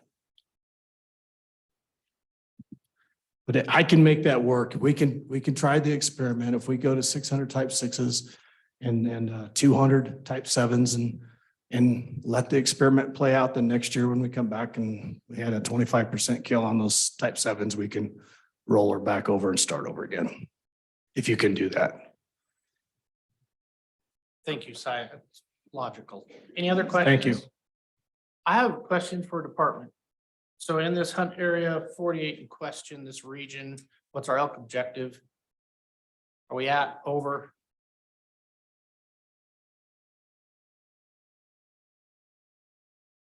Good afternoon. Good afternoon, President Brokaw, commissioners. So we are over objective in the South Bighorn units. And so we share that herd unit with the Sheridan region, areas 48 and 49 on the Cody side. So we appreciate what Cy does for hunting over there. He's correct. In area 48 where he outfits, it's about 50% success, just under. And so he's doing a great job. 49, we're not doing as well. We'd like to have a higher success. So the one thing that we're trying to do is, since we are over objective, it's not that we're trying to increase success, it's that we're trying to kill more elk. And so what other tools can we use to try to kill more elk? So we already have 1,200 tags last year that started October 9th. You got all 1,200 people there at roughly the same time. So is there a way to increase harvest, kill more elk, but not increase crowding in the places that you can go? And so as we were looking at 49, like I said, this is a great way to try to approach 49, split it into 2 seasons, have an early season and a late season, have 2 different sets of hunters. If we're going to do that in 49, we thought maybe this would work in 48 to kill elk as well. After talking to Cy, and we had it split into 2 seasons that didn't overlap at all. After talking to Cy, that didn't really work for the type 6 hunters, so we extended that back to the end of the season. But what we still see out there is that there's always going to be a set of hunters. We don't have 100% success. And so there's going to be a group of hunters that after hunting for a month in October, when they get to November, they're just not as motivated to hunt as they were before. So our thought was that maybe we could bring in a new set of hunters in November. Hopefully we're going to get the guys that, like I said, there's some years that it's bad, that you're not going to get around out there, but there's other years that you can. And if you get the right people that'll put in for that license for that late hunt, you would have a brand new set of hunters that would come out that might be a little more motivated. We could add additional tags. So this year we have 1,300 tags instead of 1,200. Maybe we can get a few more elk killed. Hopefully Cy can still keep that success up that he's doing now. And in the end, the total number of elk killed might be higher. That's our goal. Mr. President, I have a question. Go ahead, sir. Is there something, is October 9th, is it a special day that we have to start the season on, or can we start that earlier? I mean, we're trying to kill elk. Well, I'm just curious. I mean, I'm probably asking because it overlaps with something else and I don't understand it, but this is where you can help me understand that. You bet. President Brokaw, Commissioner Bell. So this has got a history to it, and Cy and I have had a lot of Cy and I have had a lot of conversations about moving this to an earlier season. Cy may know the history better than I do, but if you go way back in time, before Cy and I were there, we worked the deal out with the landowners that they run their livestock on the mountain and they didn't want the seasons to start to October 9th. And so that's the date that we started using. It became the magic date. In 2016, we surveyed landowners again after having conversations about moving this to an earlier season. We surveyed landowners again and the majority of them still wanted that season to start October 9th. And so that's where we stayed. I appreciate that. I noticed some other areas we have, off forest land, cow tags that start different times. And I'm just curious if that's an opportunity, if there's a chance here, but if it's the landowners that are saying no, then I guess that's. Anyway, I'm just a question on how to extend that, when we're over objective, things we can do or extend the seasons as long as we can and try to kill as many cows and calves as we can. And that's. You got President Brokaw, Commissioner Bell. We've already had internal discussions about, it's probably about time for us to do a landowner survey again and see if that sentiment has changed. What we didn't want to do is set a season on top of landowners that didn't want an earlier season. Hold on, I have a question, Mr. Smith. So in area 49,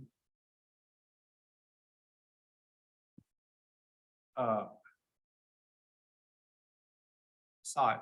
No, I don't see it. I'm wrong. I thought you had shortened the season in the area that we were having trouble killing elk.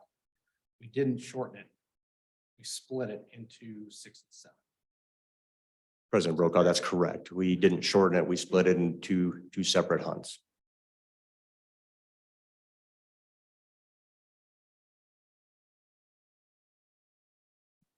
Okay, any other questions? 48, 49? Okay, thank you for that, Si. I don't have any more blue sheets. I don't think there's anybody online. So any additional comments on the presentation of chapter 7? All right, what's the pleasure of the commission on chapter 7? Move chapter 7. Chapter 7's been moved as presented. Is there a second? Commissioner Linvall, thank you. Discussion on the chapter. Remembering we have an errata sheet. That change department amendment would be hunt area 94, extending the closing date to November 30th. Quota type 6 tags from 400 to 450. Marked in yellow, so that's based on landowner or public input. Okay, Move the errata sheet. the amendment, errata sheet's been moved. Is there a second? Second by Commissioner Jelovich. Any discussions on that amendment? All those in favor of the amendment say aye. Aye. Opposed? Okay, further discussion on chapter 7 as amended. I would, Commissioner, President Brokaw, I would move to amend area 82 type 4s from 40 permits to 45 permits. There's a motion to move area 82 type 4s from 40 to 45. Is there a second to that amendment? Second. Second by Commissioner Bell. Discussion on that motion? As I'm trying to find it.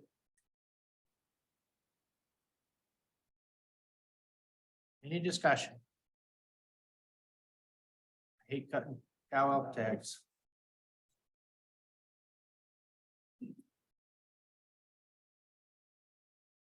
Any discussion on the amendment? All right, all those in favor of the motion to change the department recommendation of 75 back to 45, say aye. Aye. Opposed? That motion carries. Further discussion on chapter 7 as amended.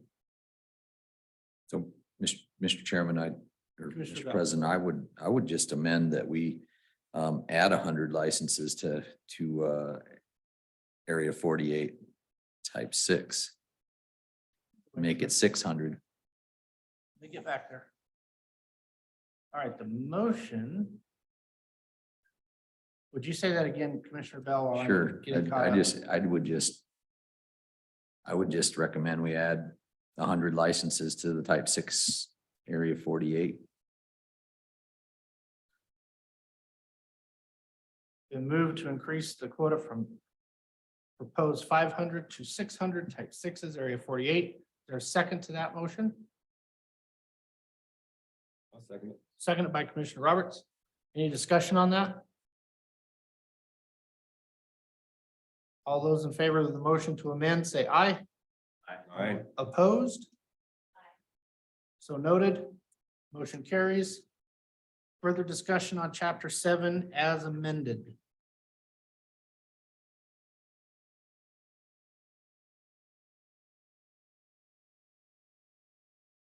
Seeing none, you ready to go? All those in favor of the motion to approve chapter 7 as amended, say aye. Aye. Opposed? Motion carries. You now have a chapter 7. Commissioner Bell. Mr. President, so I have something before we get into something else. I would actually like to make a motion that we direct the department to increase the large carnivore quotas in Wyoming to at least the amount of losses that are equal to the ungulate population decreases that we've seen throughout this winter. And I don't know how else to say that specifically. Proportionately. Okay, so that's the motion. Is there a second? No, I guess I don't. Okay, we're I gonna understand. We're gonna have to So- table that. Because we've already set the season. So we have established black bear and mountain lion quotas. So the way I understand it, to go and do that, Commissioner Bell, would be through an emergency rule. I think it would be cleanest if we gave the department directive to look at those quotas, come back to us at a special meeting and see if it's warranted before we started the emergency rule process. Director, do you have input on that? Is that the cleanest way to do that? Yeah, if it's the commission's intent that quotas are changed quickly, and we're out of this 3-year cycle on both. I think what we need is, if that's the intent of the commission, we need to go look at timelines.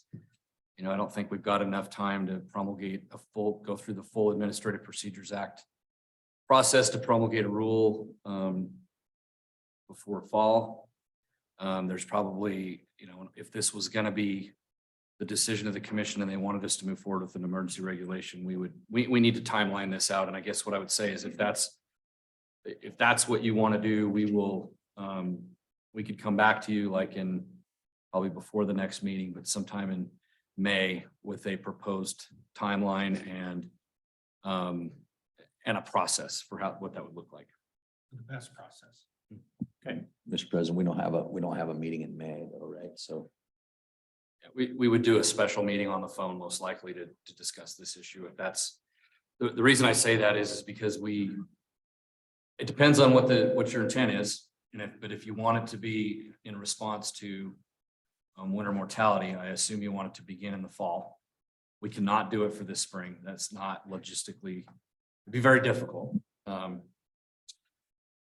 think that we would need to develop the timeline, make sure you're good with it earlier rather than waiting all the way till the July meeting. And that's why I would propose that we would come back to you in May with a process and a timeline. that would be my intent, Mr. President. I think it's a good idea at least to have the conversation to have, I mean, we have an issue here with what happened this winter and the predator population is going to take a toll on that. I think we know that. So I'd like to have that conversation and move that forward if the rest of the commission wants to do that. I agree with you, Commissioner Bell. I think it warrants the discussion. So would you clarify your motion again? I should have done a better job researching this, but yeah, so I would like to I would like to give the department direction to increase the large carnivore quotas where we've seen these impacts through winter losses in the fall, I guess, to start in the fall. Is that good enough, Mr. Director? And just to be clear, when do you want the department to report back to you? May. Which study is there? Second to the motion. Second by Commissioner Lunvall. Any discussion on that? Mr. Chair, I asked the director, does that give you enough time, your department enough to kick tires on this and look around? Do you feel? I think it gives us enough time to evaluate what this would look like and there may be, I don't know exactly if, I don't know if we would be able to establish a recommended quota, but we will at least be able to talk about a process and when we would take this and talk to the public, because even if it's an emergency rule, I think we should still talk to the public about it. And that does give us enough time to have those conversations. Any further discussion on the motion? To the directive to the department? Seeing none, all those in favor of the motion, say aye. Aye. Opposed? That motion carries. So done. Mr. President, I just wanted to give the commission an update on the Chapter 44 regulation update that we'll be bringing to you at the July commission meeting in Wheatland. And this pertains to the non-resident region quota. 1 second. I forgot to mention this. So are you doing Chapter 44 right now, Doug? I just want to give an informational update on that, when the public meetings are and that it's open for public comment. Okay, before we do that, I will ask the president if it's his pleasure, but we have a blue sheet and public comment specific to elk feed grounds. And I wondered if we wouldn't be smart to, since we're right at the end of Chapter 7, we just talked about elk, if this wouldn't be an appropriate time for Mr. Gilliland to provide his comment, and he's got some handouts. I've got it right here, Ralph. Okay, I didn't get that, so I'm sorry, Cy. Yeah, I would like to finish. If we have further elk discussion, let's discuss elk now. So let's have that testimony. And Doug, while they're getting that ready, I couldn't see Chapter 44. It was blurry, so. It wasn't focused at all. I couldn't read that at all, so maybe IT can tweak it. Okay, Mr. Gillen, what are we talking about here?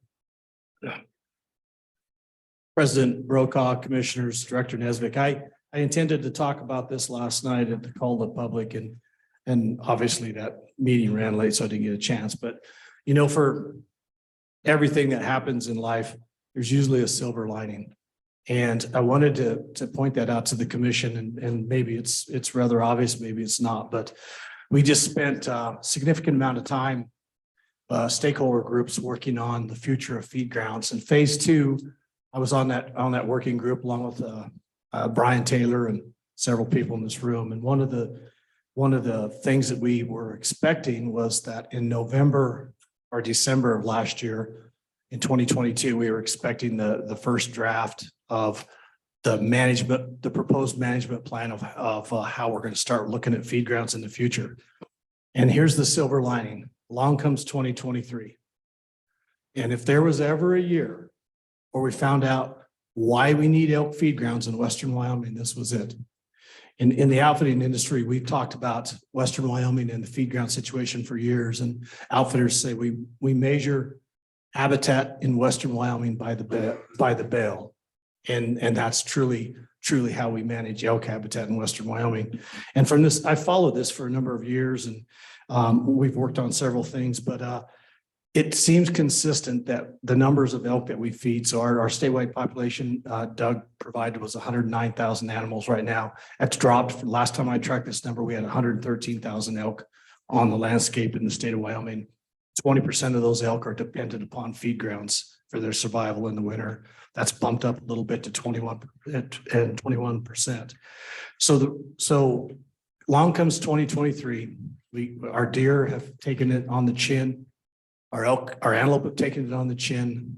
We've lost some elk for sure in non-feed ground areas, but by and large, our elk on the feed grounds came through this thing basically unscathed. And what does that mean? That means that Commissioner Roberts constituents in his area could look forward to a really good normal elk hunting season this year because of that. And it's because we do feed elk in western Wyoming.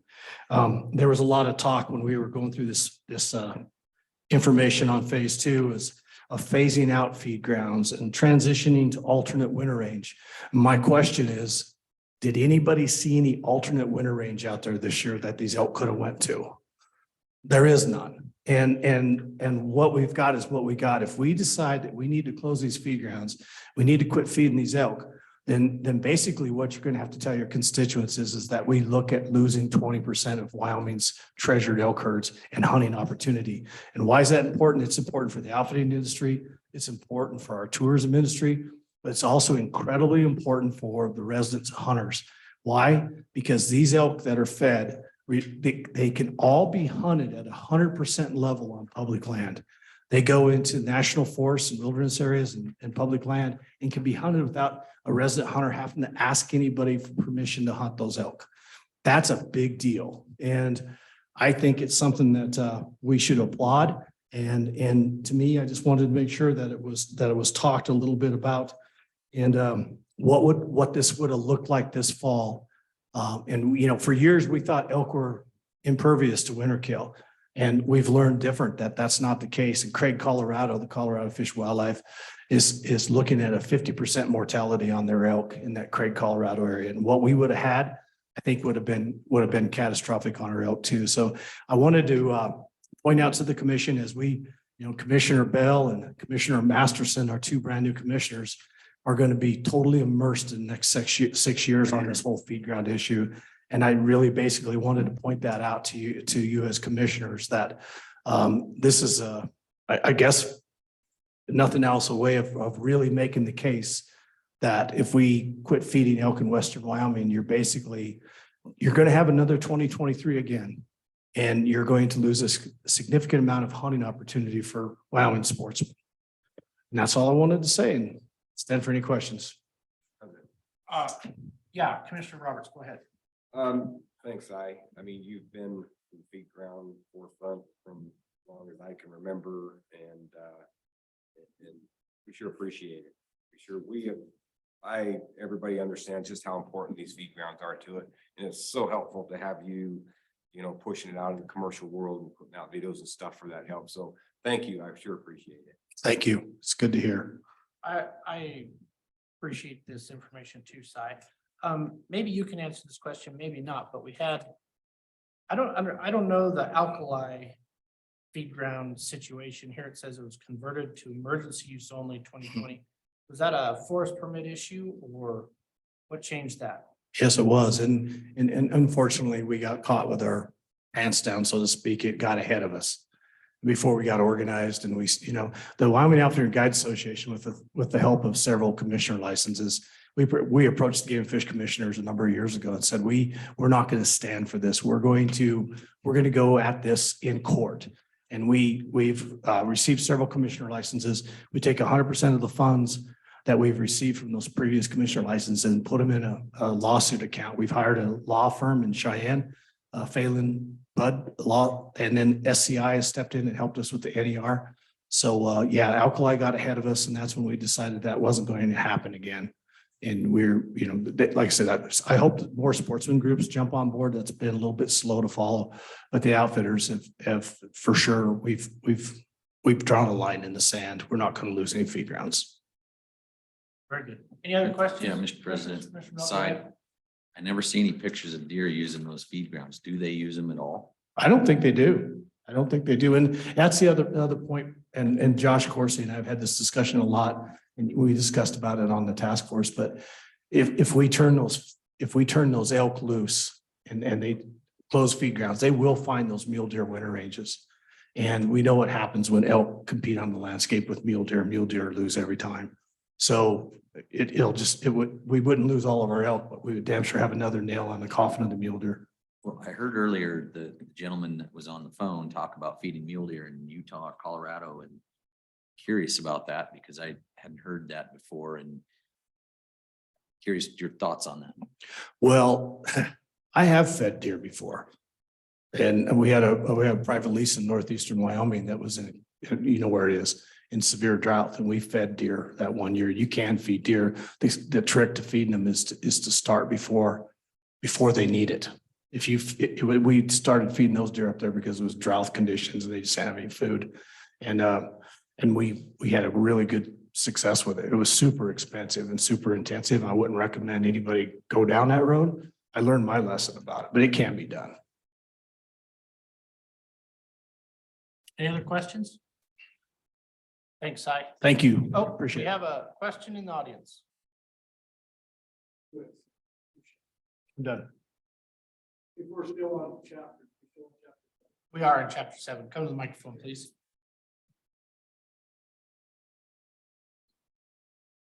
Yeah, so President Brokaw, Commission, Director Nesbitt. So you ask about alkali.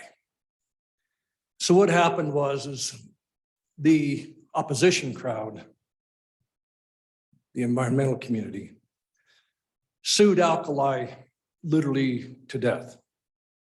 The BT went in and did expansive environmental studies on wetlands, anything that you could come up with. They vetted alkali to death. The agencies did their part, but they had the wilderness line, the Grovant Wilderness Line right there. And they used that wilderness line, which has no repercussions of elk drifting on to that wilderness down the lower part of the valley for habitat. They were going to destroy the wilderness, part of the wilderness. They've been doing it for 40, 50 years in there. Consequently, after all this was done, they resued again, and we lost in Cheyenne. So the way I understood it, rather than have the department challenge this thing back in court, they let it go because it was going to be another fight. Seeing how I wasn't going to talk today. You opened chapter 7 back up. I went, wow, got to blow through it fast. Bryn Mawr was happy about that. But we have another agency problem right now. In the Upper Grovant, we have been in a situation where we were down in our 7 to 9 to 10 calves per 100 cows with the 2000, I say from 2008 to about 2014. The wolf, before we got delisted, and I want to get on this wolf thing because I know it's not the time for it, but it is the time for it. Consequently, we got a hold of the wolf, the Upper Grovant feed ground, and that Upper Grovant started coming back. Those cows up there can pump 30 to 35 calves per 100 all day long. So consequently, with the mandate from the feds directing the department to hold at 160 wolves, one way or the other, they've shifted this wolf thing around, given Cody this many and Jackson this many and wherever. And they've done a great job. Ken Mills, the wolf guy, and you're the department's wolf man, and this director and this department have shuffled this thing around to do the best they can under the federal mandate. Consequently, to the most wolf tags were authorized into the Upper Grovant. I call it Lamar Valley of Wyoming. Of Jackson Hole is the Upper Grovant is Lamar Valley of Wyoming, other than Yellowstone Park. It's perfect wolf habitat. Having said that, last year, now the season goes to the 15th of November. The winter range closure comes in, and the wolf hunters could go up there and get a handle on this, once again, out of control wolf population that's starting to explode on us. When we used to have 50 wolves in a pack, you could not have a calf to cow ratio. Well, I see that coming back. It's not the department's fault. What's happened is another agency, the Bridger Teton, who has had, in my opinion, pressure from that other group. They forced, I shouldn't say they forced, but they pushed the supervisor up there to shut that wolf season back to December 1st because of winter range closures to match with South Jackson. So what do we got? The only time you can kill them wolves really is in them last 2 weeks of the wolf season of December. So it got moved back to December 1st. So there's 35 to 40 wolves right now from the refuge to Kinky Creek in the upper Grove on. Consequently, there's 2 packs of 8 to 10 to 12 hitting that patrol cabin feed ground, running them elk off of that feed ground. The steams are rolling. Pregnant cows, deep snow. We're back right where we were. The department asked that agency to not do that. Now, I'm going to tell you something about this supervisor. I had him as my district ranger for 4 years. He is very, very level-headed and he always does the right thing if it needs to be done. But when you're watching the quotas on the screen, when I get done hunting at the end of October, I live on that computer watching that wolf quota being hit as it's being harvested, especially in that upper Grove on. Well, what did we do? We didn't even get near it because it got shut back to December 1st. So I think what they were doing is the other side was watching this thing, and they always look for a loophole. And they could see that if they could move this thing back, and they seen it this year, wow, it worked. So I'm asking the commission in this department, put some pressure on the BT to open this back up to the 15th. The one that really gets to me on this issue is the same BT that did this. In the north, in Spread Creek, they let it go to November 15th for winter rain closure. That's their excuse. They wanted to have the winter rain closure go like the first that matches South Jackson.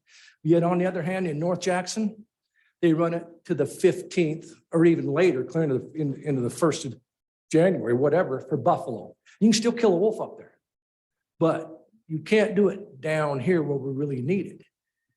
So the pressure needs to hit the BT on getting this thing moved to the 15th so we can get a harvest on that wolf population up there. I asked my game warden the other day, I said, how would you like to be a cow elk up there? How would you like to be a cow elk? I was standing with 3 feet of snow on this side and 3 feet of snow on this side and 12 wolves here and 12 wolves there and then jamming them into that snow. It's a terrible sight. I've watched it. I know all about it. The boys live around it there and they know. So please put some pressure on the right people to put this to the 15th, like it was, like our department had it. Thanks for your time. Thank you for your I didn't mean comments. to jump back up on chapter 7, but you let me have it. Thank you for your comments. We took notes. Okay, Doug, let's move.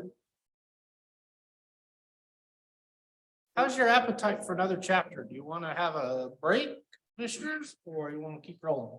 Do one more chapter. All right. We have Let's go. Moose next. Have who next? Moose. Moose. All right, let's do Moose. Chapter 8, I believe. Okay.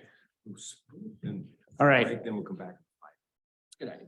Yeah, we'll just get through, we'll go through this chapter so fairly quick, but moose in Wyoming. So we've got a number of regions with moose seasons. So in the Jackson area, they manage for high success. They've got really high bull ratios and hunter effort still exceeds a level that they're wishing that it was a little bit less. They did extend their hunting seasons this year just because it's a once in a lifetime. They want to make sure people have the opportunity to participate in that hunt.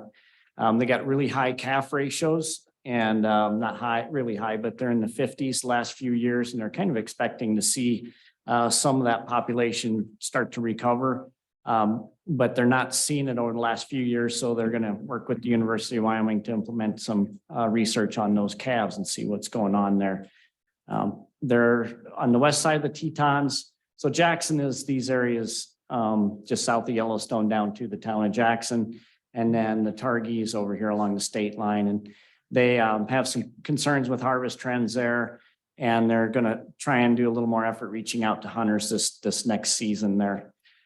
They did reduce licenses by 5 licenses, and that's for the areas all around in the Jackson region. Some public concerns include desire to see more moose. And there's a lot of concern with predation levels on moose and the lack of recruitment into those adult age classes, causing that population to not really get anywhere, even though it's having 50 calves. Switching down to, Can we hold on sure. right there? Excuse me. We have bull ratios of 97 to 100 cows. So we're gonna reduce antlered moose tag. So the antlerless harvest reduction is actually just outside the Jackson herd unit. So it's down in area 2023, I think, in the region. Where's the antlerless? There's no antlerless seasons in the Jackson region. Okay, so it's just antlered moose. Yep. Yep. Yeah, I don't understand that, but go ahead. All right, see if this advances. Go to Cody if you wouldn't mind. So in the Cody region, moose populations are all above their management objectives. Both the Absaroka and the bighorn moose herds appear to be stable to increasing. They had some minor license changes to propose the new balance with the 90-10 allocation from the task force. And so there are any moose seasons. And this includes the bighorns here and as well as over here into the Cody region, Cody area, reduced 3 licenses. And then the antlerless moose, they bumped it up by 1. No major concerns from the public in their seed setting meetings. Sheridan region, herds are above their trend objectives as well. Good harvest age structure. Bulls vary between the hunt areas. And so they went back and forth on what opportunity they can provide there, but they ended up with 2 less licenses on the any moose, and antlerless, they bumped it up by 4. And there was some concern raised. Originally, they wanted to move their archery season to September 15th outside of the holiday week of Labor Day. And last year they had it open on September 1, and we moved that season back to the September 1 opener. So it stayed the same as it was last year. And that's in the Sheridan region. Green River, maintain their herds at objectives, provide quality opportunity, and maintain those older age class bulls. They do have some continued damage concerns in the Hams Fork, Fontenelle, and LaBarge Creek. And they're trying to address those impacts on riparian areas along that lower Green River. They have no changes proposed for this year. And there's some interest from the public to separate areas 41 and 38, which is over here more to the Laramie region. I'll have another slide on that here in a moment. And the public was noticed on increasing numbers in hunt area 41. So and again, when I get to the Laramie slide, we'll show that. So in Laramie, they have stable populations and they're monitoring habitat conditions because they do have a number of, the animals that the densities are about where they think they should be, but they're watching what habitat conditions look like. High quality bull opportunities, and the public recognizes that. They're conducting a siteability this year, and then they added this new area, Pole Mountain, out of Cheyenne. And so this year, these 3 areas will be together in the regulation. So if you were an applicant and you went to apply yesterday, you just pick the lowest hunt area number is what's available on the system. And then they're linked together. And the region is looking at splitting those out next year. So they've talked to their publics during their public meetings about that as well. The public has welcomed the additional opportunity for future moose hunting and the new area there. And so we're looking forward to that next year. The Lander region, the region has offered an additional 2 licenses there. There's no antlerless moose hunting opportunity there. And again, for all these moose areas, the public really likes to see that quality. It's a once in a lifetime license. And they'd like to maintain that high quality opportunity for the public. No concerns from the public. Pinedale, the sublet herd is population stable and within its trend objective. They maintain 94% hunter success and an average of 4-year-old bulls. They harvest, they have 63 bulls and 45 calves per 100 cows. This herd typically stays right in that 40 calves per 100 cow range. And it seems to be doing pretty well for the most part. They did offer to drop a few licenses out of there. And again, most of the changes this year, we're trying to figure out ways to accommodate 90-10 without having to bump things way up. But there was some interest in reducing some of those antlered moose opportunity where there are areas, specific areas. The region in Pinedale had some areas where they've had some moose conflict during this winter, but it was again, a high snow winter year, and those moose tend to get pretty cantankerous in March. And they had to deal with a few different calls from the public regarding conflicts there and concerns about moose potentially hurting folks. They had numerous reports, public seeing moose and more moose this year than past years. And again, most likely those deep snow in the region made moose a little bit more visible. Harvest, you can see we were on a little bit of an uptick here, and we're hoping that that trend continues with our numbers. And especially if we get some research out of Jackson, kind of answer what questions, what's happening to those calves, because we know that we're producing more calves than a lot of the other herds in the state at 50 calves per 100. I think that's about where we're at. Cheyenne, is that right? 50 calves. Okay.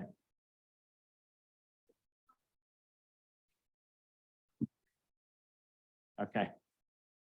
So statewide, when we look at the type 1s and the type 4s, we had 5 more type 4s this year. And we took out 10 type 1 licenses. So. And with that, the department recommends the commission adopt our chapter 8 as proposed. Sure, very good. Yes, questions? Go ahead. Can you go back one slide? That's all right. Maybe. We'll give it a shot. If Fred was here, I'm sure I'd be back by 5 slides right now. Mr. Chair, it doesn't scare a question. See it for some more? Okay. Any questions on the department's presentation? I'm guessing, Doug, now that moose are once in a lifetime opportunity, the any moose tag predominantly will be bull moose. Yeah, absolutely, yes. Yeah, it's always been. Yeah. So just for maybe ease and regulation, future, could we just call it antlered moose or antlerless moose, or is Mr. there a Sharma? purpose to keeping it any moose? Yeah, Knowing 'cause they're all gonna I be think we've bull got moose. just a few areas left to have any moose season. And your areas are some of them in the Bighorns with any.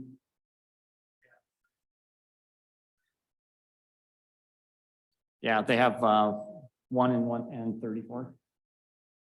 Just an observation. Yeah. It's kind of it's semantics, if you will, because really people aren't taking them, but yeah, I don't want to speak for the region. I'm just going to mention that. President Brokaw, Commission Director Nesvik, when we discussed this with the once in a lifetime option with moose, it is a once in a lifetime. And we were kind of thinking about the little guy that maybe the very last day had no option. I mean, we have plenty of moose. So we kept the any moose portion of that. I appreciate that. And we get comments about always continuing to clean up and clarify regulations, make it simpler. But I like that for now that it's once in a lifetime. last day opportunity. We wanted to give an Yeah. option, so. Thank you. Any other questions for the department presentation? No. Okay.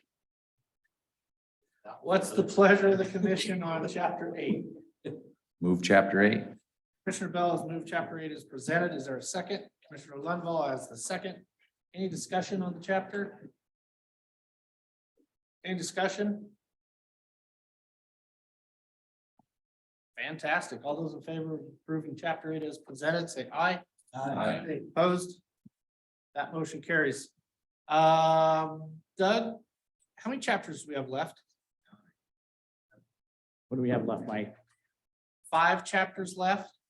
It's probably only about a 6-minute break, so Yeah. we'll adjourn for 6 minutes. All right, we're ready to get back to our meeting.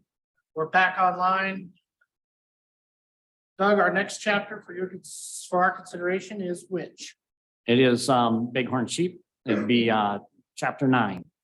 Very good. All right, and so we'll talk through a little bit on where we're at with regional issues, starting off with Jackson and the Pinedale regions. Again, they're a pretty small area by Jackson, so we inclusive with the Pinedale region. But first area I'll mention is just the Targhee area, limited ram harvest, and area 7 east of Jackson. We have concerns about pneumonia outbreaks and nutritional consequences when that population exceeds objectives. And I'll just give you a little background there. So that population, when it achieves the goal of, I think it's 500, we typically see some issues with that population in competition. And 2 different times in my career, we've seen pneumonia-induced die-off in that herd unit. And so this time the population's approaching that same level where it was in 2000 and I believe 2012.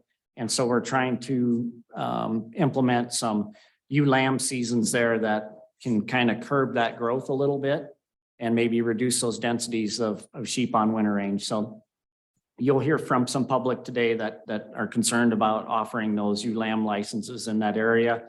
But our managers believe it's the best step to take for managing this population towards objective. So you'll see that in your draft chapter 9 regulation. Darby Mountain is hunter area 24 all the way to the south down by Big Piney. And this year they're trying to get a aerial survey conducted, and they'd like to go to two licenses to accommodate the non-resident and then revert back to 1 in this year. So they did 2 last year and go to 1 this year.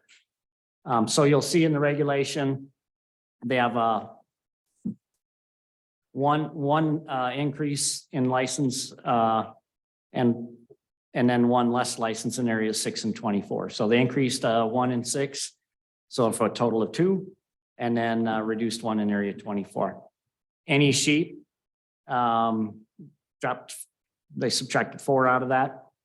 And then in new lamb licenses, they'd like to add 14 over last year in that area.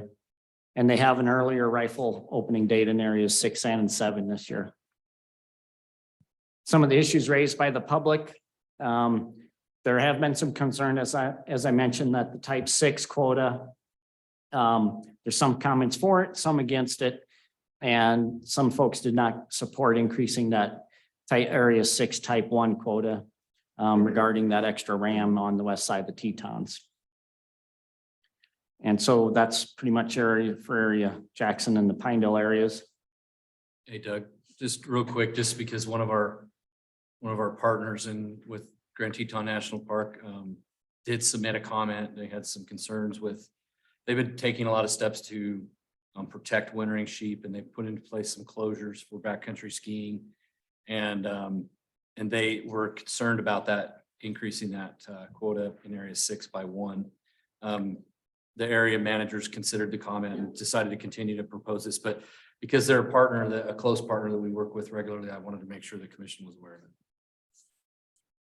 So maybe I can offer a little more clarity too. So the crest of the Tetons, boundary of Grand Teton Park, if you've been up in that country in the wintertime, it's unbelievable amount of backcountry recreation. There'll be people that'll ski all the way across Jackson Lake just to get into Moran Canyon. People that ski across the lake to get into the northern population of bighorn sheep up in here. There's Berry Peak. And then at the south end, the ski area is just off on the Bridger Teton has a little chunk of property here. And just unimaginable amount of recreational use. And so the agencies have been meeting over the last year, 2 years to try and address what they can do on those critical core vital habitats for sheep. One of those things is to ask the backcountry skiers to not go into some of those important areas. And so the agency adding another ram tag in there, kind of the perception is that we may not care as much about those sheep. But when you look at the population of sheep, I think the latest estimate I saw from the park is about 175 sheep, give or take some, but they think the sheep are, based on the genetic work, they're doing okay. They're doing fine, and taking 1 or 2 rams out of there with hunters is not going to impact the genetics in any way. So the field supports having that extra opportunity there, but we just wanted to make sure you guys are aware that our partner had that reservation. Cody region, minor license changes proposed just to balance the new 90-10 allocation. You guys probably remember that this year we saw a die-off in Devil's Canyon, and that was due to pneumonia. And so again, that's a little more impetus for our managers that have sheep herds that are approaching objective to look for ways to curb the population growth and not have densities exceed what the habitat can carry. And so we did see that here. We lost a number of sheep, pretty high percentage. And so managers there have cut tags significantly in that area. But if you look at the Absaroka, we added 5 licenses in there just to kind of balance things out with our 90-10 split for the statute.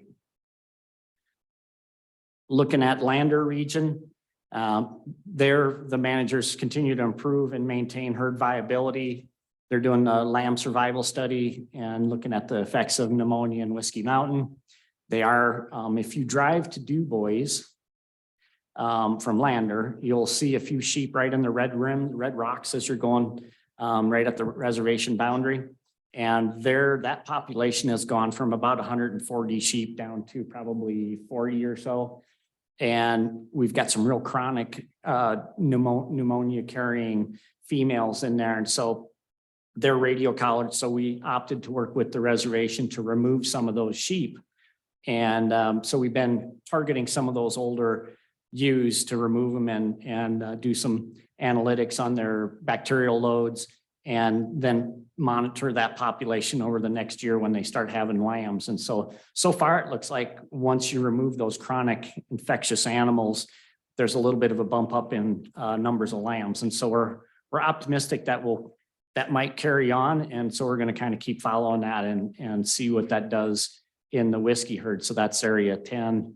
And then I believe just off along the reservation boundary right in here. So within the region, they've added 5 more ram licenses. And then also, once you get over in area 17, they're offering the additional ewe lamb licenses. Is that right, Jason? In the Ferris Seminole. So public comments raised, outfitters support the license issuance in 9 and 10.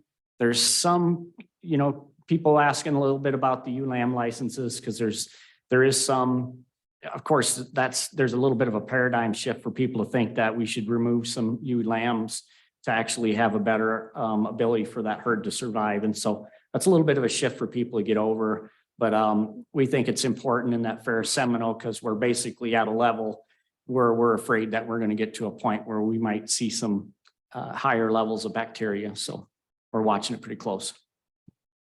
And the other thing, Doug, to point out is our folks did evaluate that area and take a look at those sheep. And they are in a part of the state where there was some pretty severe winter conditions, but those sheep were in the right places. In the regional folks don't feel like there was any kind of significant winter mortality with bighorn sheep. Doug, while we're on that, that's do the commissioners all on board with that? Because that is in my area and that's a significant increase. And it's for disease prevention. Is everyone good with that? You understand where we're going? Is that, Mr. Chairman, is that an increase from 8/27?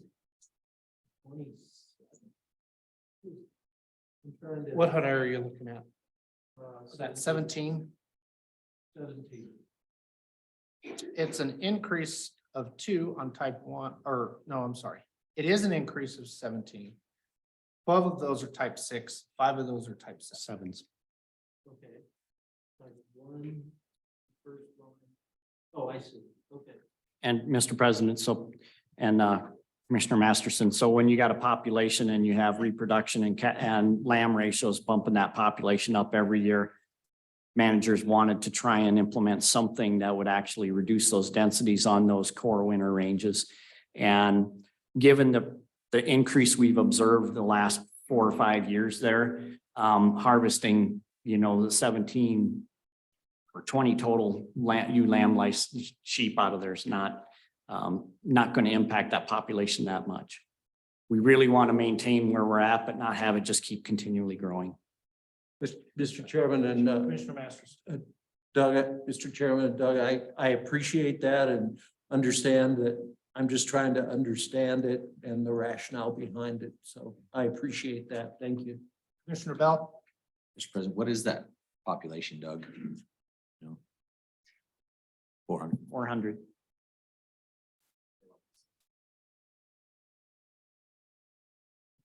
Yes, the populations are doing really well, and each year, if you have that many sheep and you have another, 30 to 40 lambs that survive through the winter, it's just another, you'll end up with pretty quick. And so, All right, let's move.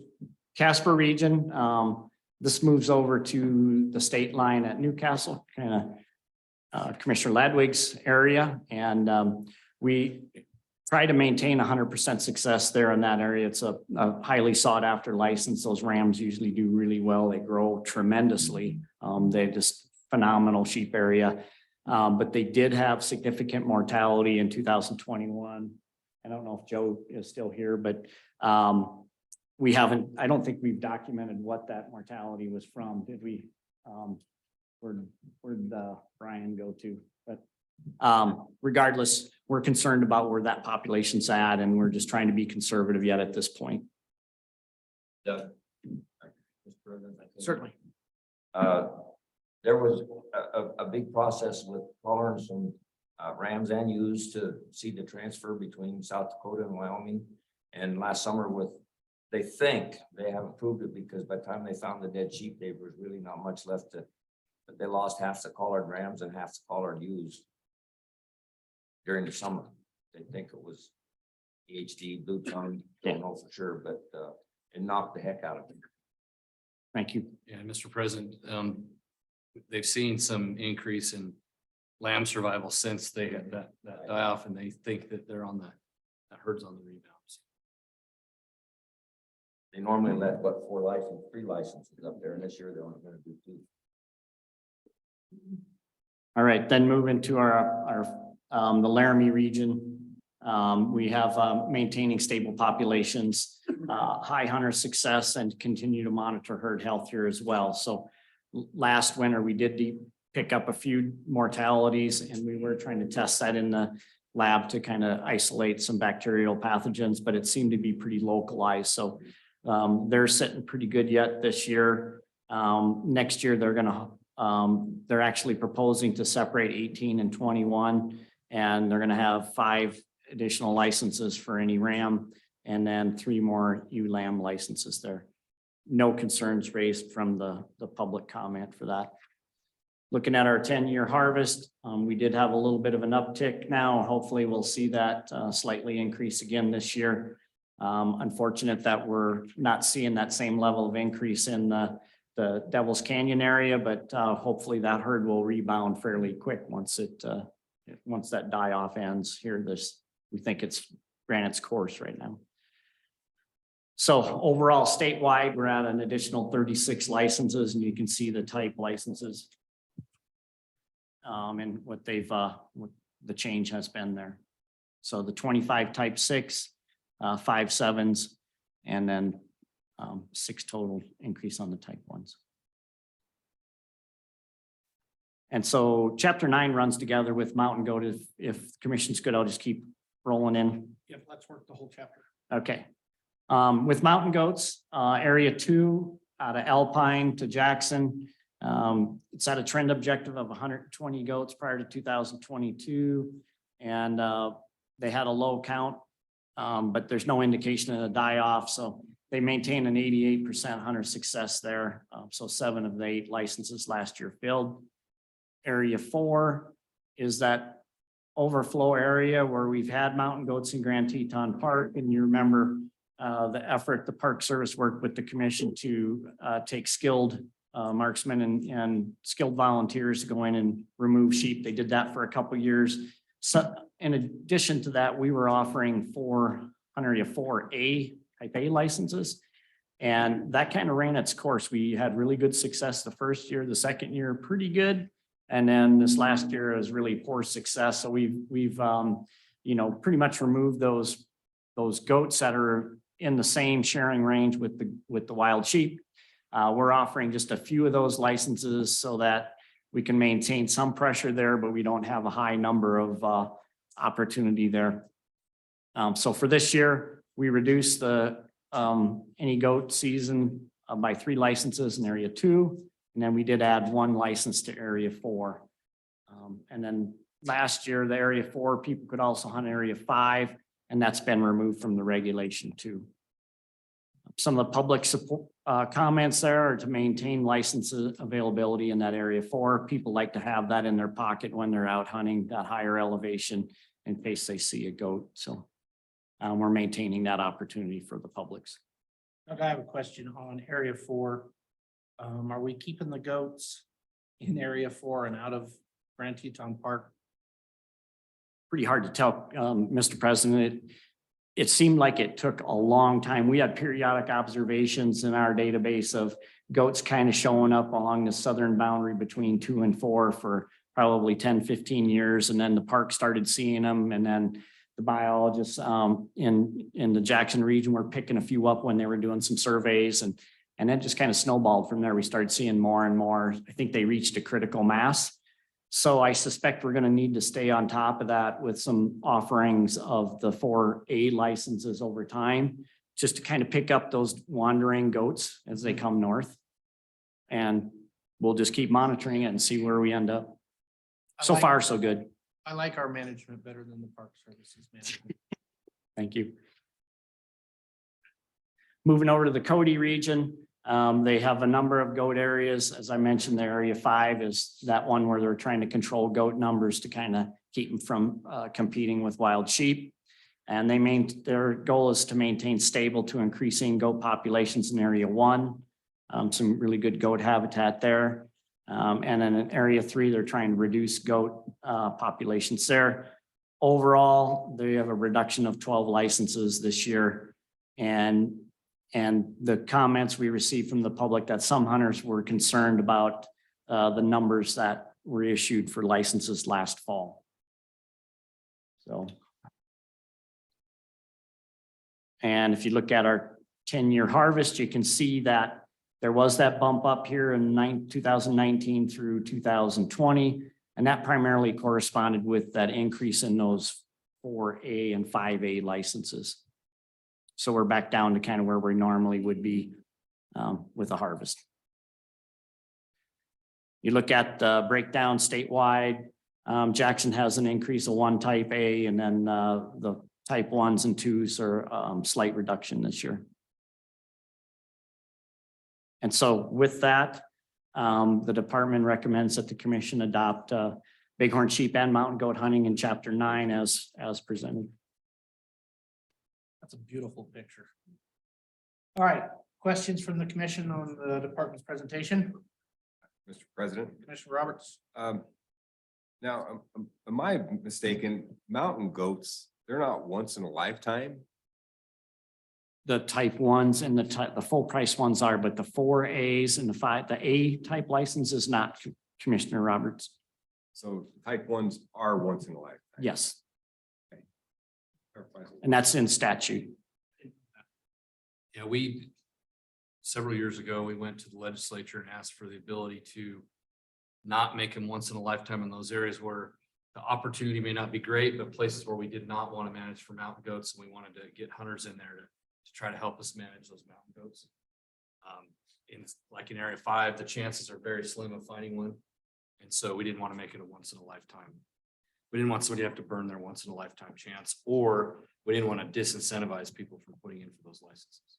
So they are once in a lifetime. Just the type 1s and the type 2s, right? Yes. And then there's the outside one is the type A, which is the 4A or 5A. Okay. And that's so that we can incentivize those hunters to keep a tag in their pocket if they're true dedicated backcountry hunters. Because we periodically get an observation, and by the time we hear about it, it's been a week after the fact. And so if there's a backcountry hunter that's willing to pack that tag with them, man, we'd sure like them to take them. Yeah, I agree, Commissioner Roberts. I don't see any narrative about the type A, so I was confused about that as well. Statute. There's Mike. Statute, not our regulation. We'll dig that up for you. Any other questions from the commission on chapter 9? We have some public comment.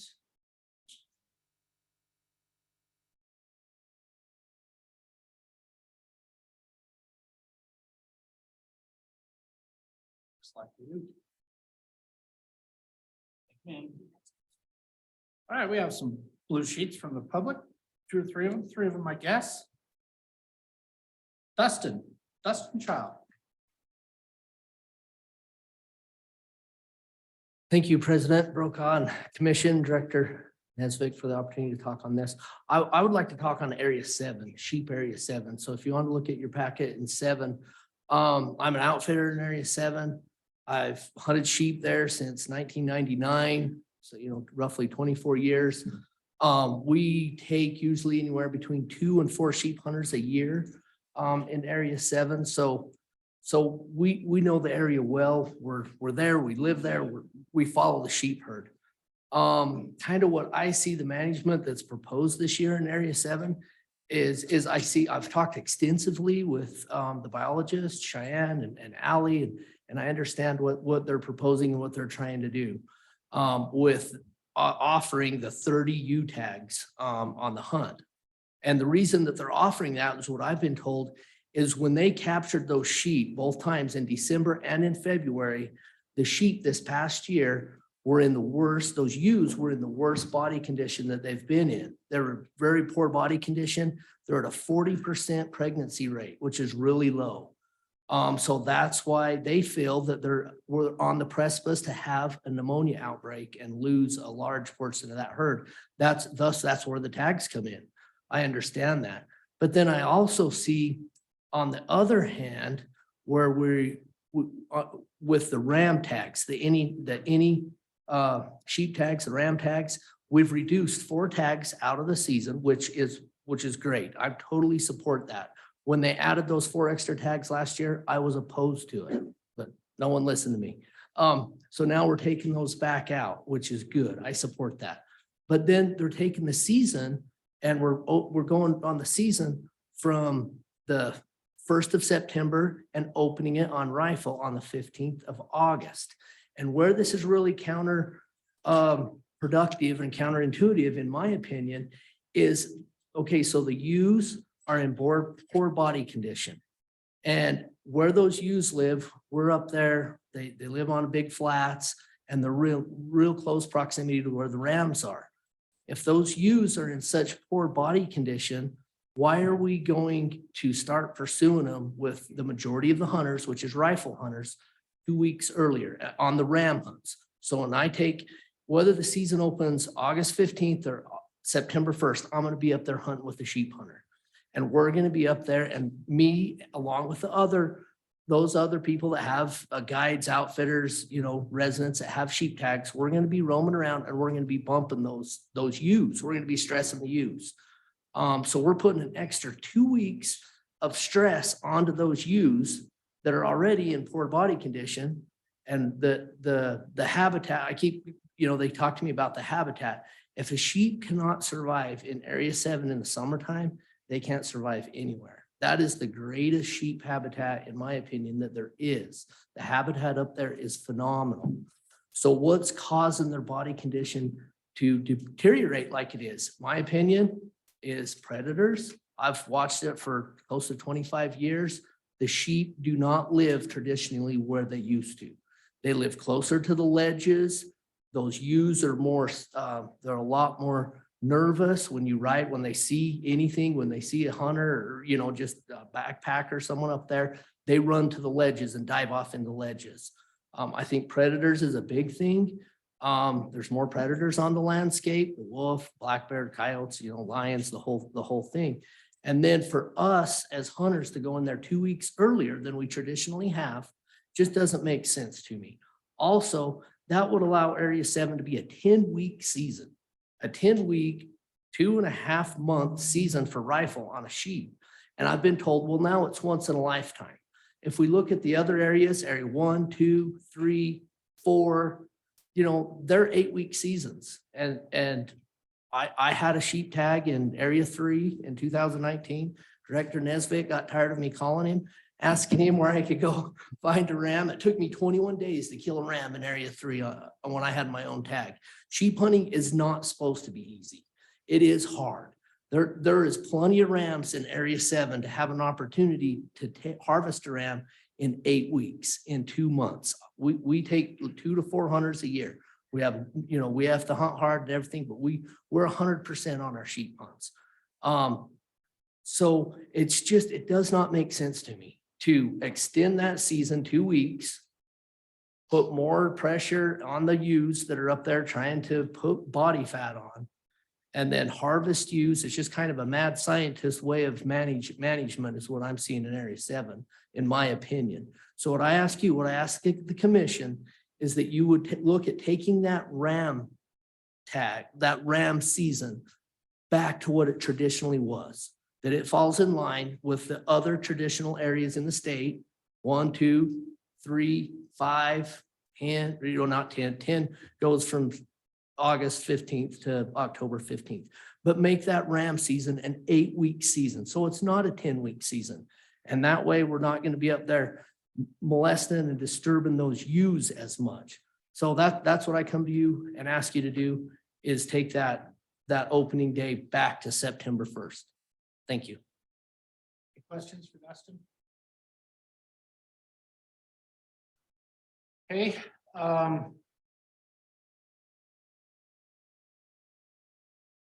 Little president latitude, because I don't understand sheep management department. Would you rebut that on your proposed season openers? Mr. President, members of Commission, Director Nesbitt, yes, and I may end up, we'll see how this goes. Shine, you can come on up. So some of that country, for example, area 6, historically, we've always allowed those hunters to have during a portion of August to go out there, because once the snow hits, there's some technical difficulties for the most people to get into that country. It's so steep. Once you get a few inches of snow, it's just insurmountable for a lot of people to get access to. When you get into area 7, I'll let Cheyenne address the changes there for the added season there. So. Sure. President Brokaw, Commissioners, Director Nesbitt. I'm Cheyenne Stewart. I'm the Wildlife Management Coordinator for Jackson Region. It's my first opportunity in front of you, so I thought I'd introduce myself. Dustin hit on some great points, and he's absolutely right. We've had great conversations about all of this, so appreciate the opportunity to further that conversation. So we have 2 main proposals in area 7, starting with the type 1 is that earlier closure or earlier open for the rifle general season. And the reason that we provided that additional opportunity for rifle is because our survey data is not really matching up with what we're hearing and seeing from our harvest data. In our survey data, most recently we had 53 observed rams with 3/4 or larger curl, and we're not seeing that in our harvest data. Our days for harvest is increasing. Our success is decreasing and our ages of harvested rams is decreasing. And we're hearing from hunters that essentially they're working really hard, not finding those rams that we're seeing in our surveys, and then harvesting a younger ram at the end of the season. And being that we did reduce the quota, we don't have concerns biologically about pressure of having high success on those licenses. That adding to that season length would provide more opportunity and hopefully increase success for hunter experience for that once in a lifetime opportunity. We did talk about a lot of other options, including the closure date, and just explored potential options with biological and hunter participation aspects involved. And this was the proposal that we came up with. And then I'd be happy to speak to the type 6 if you would like as well. Sure. So for the type 6, this is a very interesting specific population because we have this incredible data set that actually gets us to some understanding of carrying capacity. So we talk a lot about objectives and carrying capacity, and it always seems like this information that we're grasping at and never quite get there. And so what's really cool about this herd and this species is that we have really good information about potential carrying capacity impacts and the density dependence dynamics that is really important when we talk about carrying capacity. And so there's two big things with this sheep herd and sheep in general. When we hit that about 400 population was our last big pneumonia outbreak. The one prior to that, our population was about 500.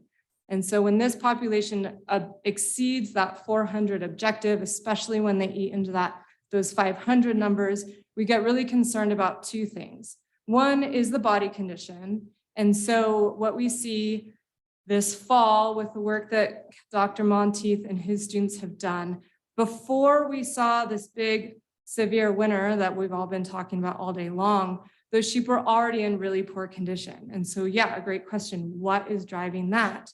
And we really strongly believe that there's a density dependence resource issue there. Essentially, have they exceeded their carrying capacity, and therefore the animals on the landscape don't have as many resources to put on fat and to recruit fawns and have high pregnancy rates. So you have more animals, but they're less productive and less healthy. And then you have animals that are not very good nutritional condition, and you have pneumonia in the population. And now we get really concerned about disease outbreaks. And so in this population, in this area, we have that long history of information. And I would argue that the potential impacts of this winter and potential impacts of increasing the days on the front end of that type 1 season are not remotely as concerning as the potential impacts of a big disease outbreak due to pneumonia in that herd. Got it. Any questions for Cheyenne? Thank you for that. Okay, we'll move to our next public comment sheet. Jess Johnson.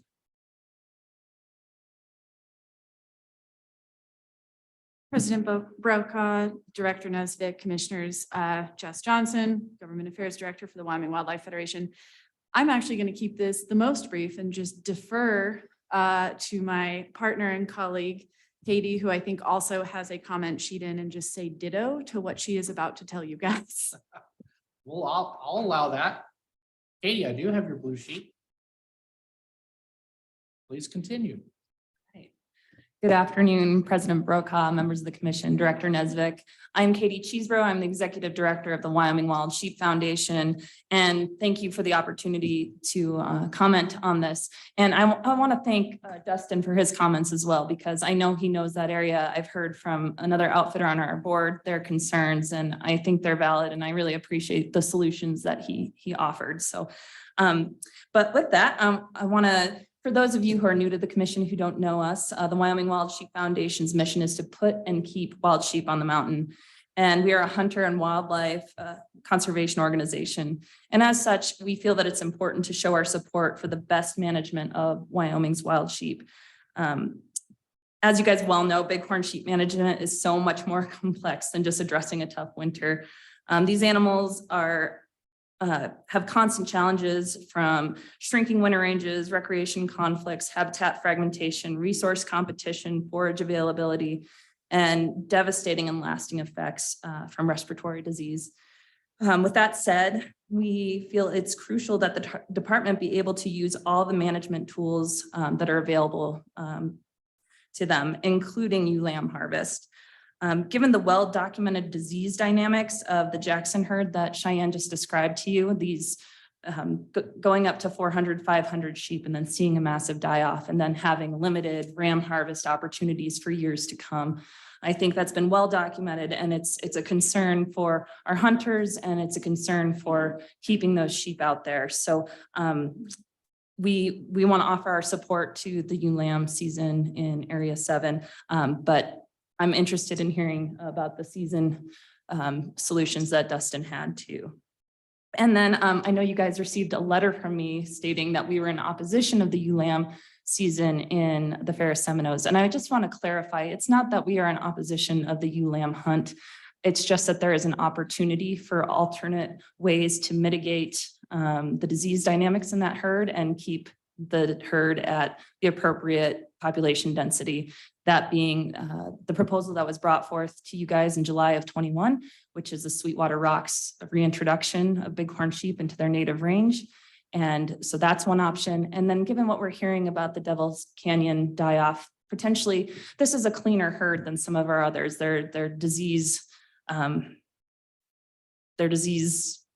complex is less terrible, I guess is one way to put it, than some of the other sheep. So if there's an opportunity to augment the Devil's Canyon herd with some of these ewes and lambs that we would otherwise see harvested, just alternative situations. And again, maximizing the management tools that are available to the department. So with that, I just want to say that we are in favor of what the department has put forth, and we do support the ewe lamb hunting seasons as a means of opportunity for new sheep hunters or sheep hunters that don't have an opportunity to draw a ram tag, and just to keep those sheep on the mountain in the long term, not just in the short term. So with that, I'll take any questions. Questions, Commissioner Roberts? I just wanted to comment, thank you for that letter. I found that letter to be very insightful, very well put together, and very, it was a pleasure to ponder that letter. So I appreciate it, and it was very insightful, and thank you. President, Commissioner Roberts, thank you. Any other commission questions? You bring up some good points, Katie. So I would like the department to have an opportunity to rebut that. What happened to our opportunities at Sweetwater Rocks, and is transferring a population from 7 to 12 viable?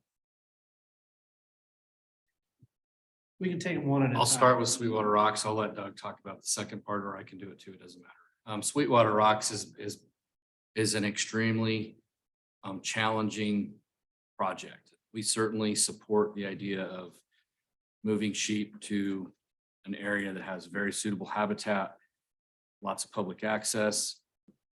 We've run into real challenges with concerns from the domestic livestock industry, who are concerned with not having assurances that their permits and their operations would not be impacted by federal land management agencies if sheep were to be moved into those areas where they produce livestock. We've talked with the Wyoming Domestic Wild Sheep Interaction Working Group at different solutions. We're working through those. They're much longer term than we ever really desired. We're trying to work out an MOU with the BLM. We're also talked and discussed federal legislation with Senator Brasso's office. We've also been working on updating recommendations from the Western Association of Fish and Wildlife Agencies to the headquarters for BLM that could potentially influence new BLM policy regarding the transplant of sheep into new areas. So that work continues. It has, again, not happened as quickly as I certainly wanted it to, and it is extremely challenging. Thank you, Director. Doug? Mr. President and Director Nesbitt, members of the commission. So As far as augmenting Devil's Canyon, so the die-off's pretty recent and we're still tracking what's going on there. We have seen other populations, for example, Jackson, following the 2000 and the 2012 die-offs, their lamb ratios quickly bounced back up to 50 per 100. And so we're trying to see what happens with Devil's Canyon once we get into the spring. We're monitoring things there and we're hoping that everything's ran its course, but we don't just want to, I guess we're reluctant to dump sheep just automatically in there. I would add to that, Mr. President, that the Devil's Canyon sheep herd has been extremely productive. And we were already, when this die-off happened, we were looking for places to go with those sheep. With the prevalence of this disease running its course and no longer being present at a level that has impacts on the population, we have a lot of faith that that population will recover quickly and that we're going to be back in the same boat again, trying to find a place to take excess bighorn sheep when we start looking at exceeding carrying capacity. Very good. Any questions, commissioners? That concludes our blue sheets. Let's work the chapter. What's the pleasure of the commission? That means I'm ready for a motion. Mr. Chair, I would move the approval of chapter 9 as submitted. So moved. Is there a second? Second. Second by Commissioner Ladwig. So we're talking bighorn sheep and mountain goats in chapter 9. Any discussion? Any discussion? All those in favor of the motion say aye. Aye. Opposed? Motion approved. Chapter 9 passed. All right, Mr. President, Director Nesbitt, members of the commission, we've got chapter 11, 14, 15, and 20 to go. So and these are pretty short, regulations. So starting with chapter 11, upland game bird, small game. The biggest issue here is you'll see that over the last year, local managers had talked to the public about closing area 4 to sage grouse hunting. Area 4 is the northeast portion of the state. Trends with population indices of that sage grouse population continue to go towards the end of where we're concerned about impacts to that population. And we bounced it off of our public last year and then again during the season setting this year to close that area. And we're recommending that we keep that in the regulation for this year. Looking at section 3 for pheasant hunting, we had we proposed some changes for the Table Mountain area and had some season date changes. And then we had talked with our publics about removing the Glendo permits and maintaining the youth hunt in the Glendo area. And so that's in part of our proposal as well. We did change the time for the closing on that as well, just because of the opportunity to release birds and not have hunters following the release truck around so that they can shoot birds as soon as they're thrown out of the truck. So this gives those birds a little bit of time to get to where they're gonna roost for the night.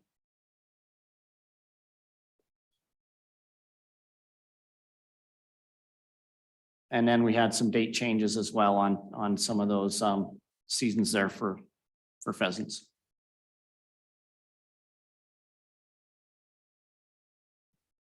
Again, maintaining youth days on the Springer permit. And that's just some date changes to correspond with the weekends.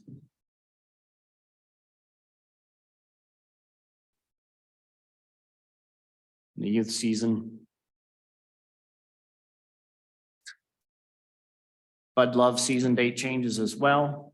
Again, a lot of these date changes are just putting things to a weekend. So no major changes with them, but just corresponding date changes. And then for the small game, squirrel and cottontail rabbit, there was no changes proposed there as well.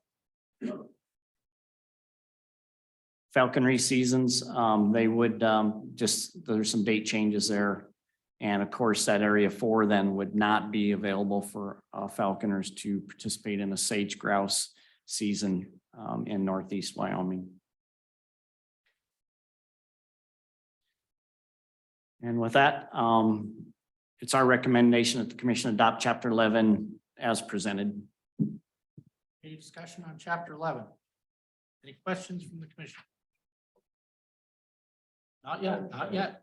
You got hold up. We got a blue sheet. You'll get your chance. You know, this is your job. We do have public comment. Now. Bruce Larson. Lawson.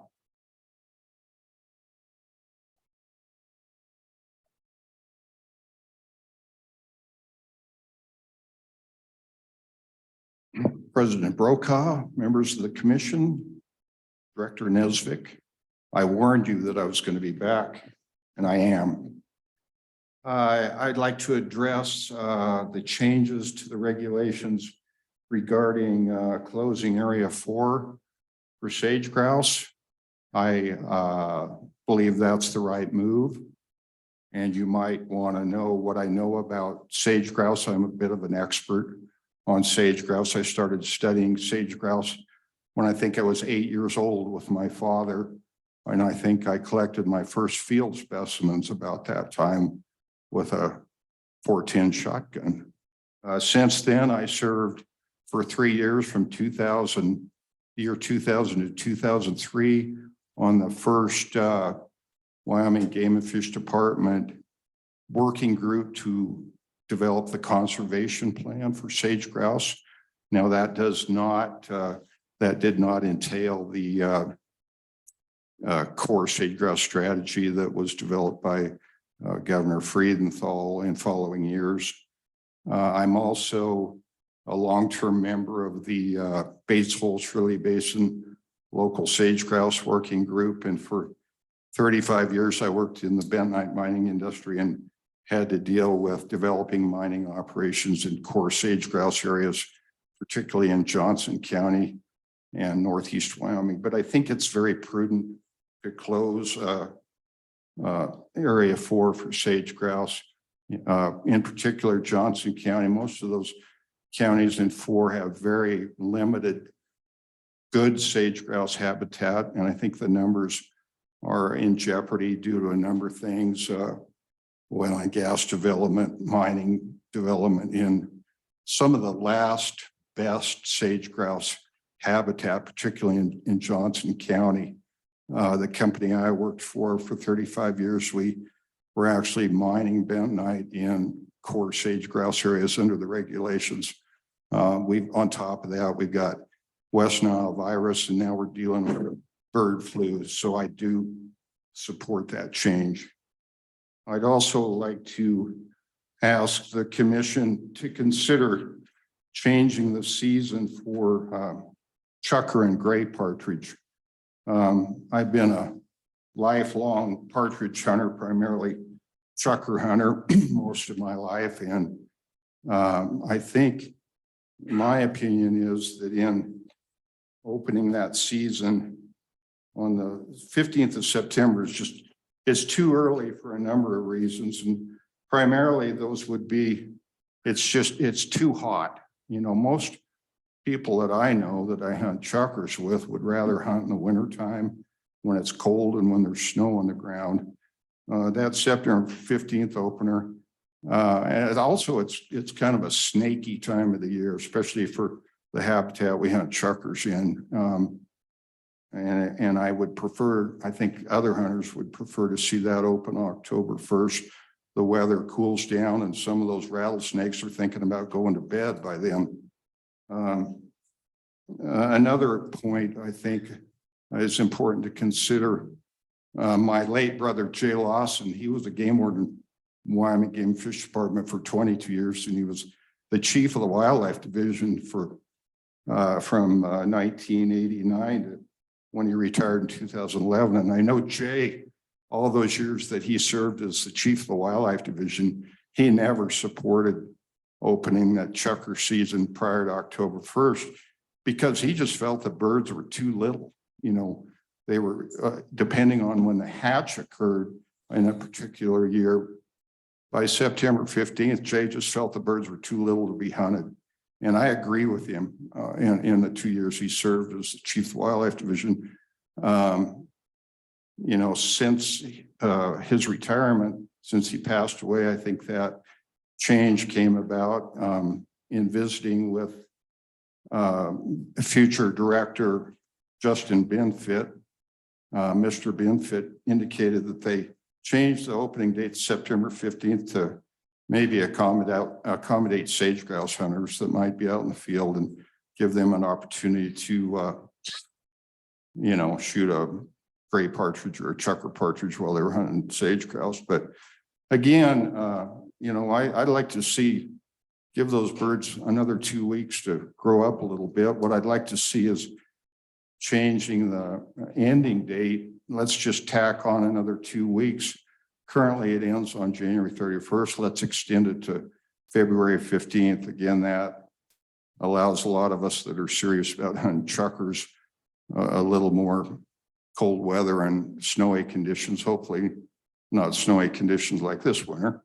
But, and I think biologically, extending that season by 2 weeks into February is biologically sound, because I believe either Idaho or Nevada allows their chucker season to extend well into February. So I don't think it would biologically have an impact on those birds. But again, I would highly recommend that the commission consider the season on chucker and gray partridge from October 1st to February 15th. Thank you. Any questions for Bruce?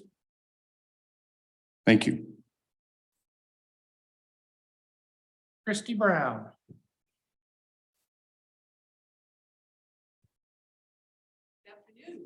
Afternoon, Christy. I'm Christy Brown, and I'm representing the Wyoming Falconers Association in regards to closing area for sage grouse hunting. Pete Jenny, our president, back in March, presented our comments to the local meeting, and I want to thank Commissioner Masterson for engaging with Pete on all that. That we really appreciate that. So Happy as to do so, thank you. So as falconers, we share with the department on the concerns of the decline of the sage grouse in Area 4. But however, current research indicates that the decline of the sage grouse in the population Area 4 is primarily due to low recruitment, birds added to the population, not harvest or the winter survival.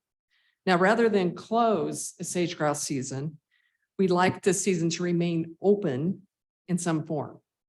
Now, the falconry season right now for sage grouse is September 1st to March 1st. We're thinking, why don't we just shorten it down from September 1st to December 31st? That would help the birds. And as far as the total take, limit it to one bird per hunter per season, just like your turkey tax that you do.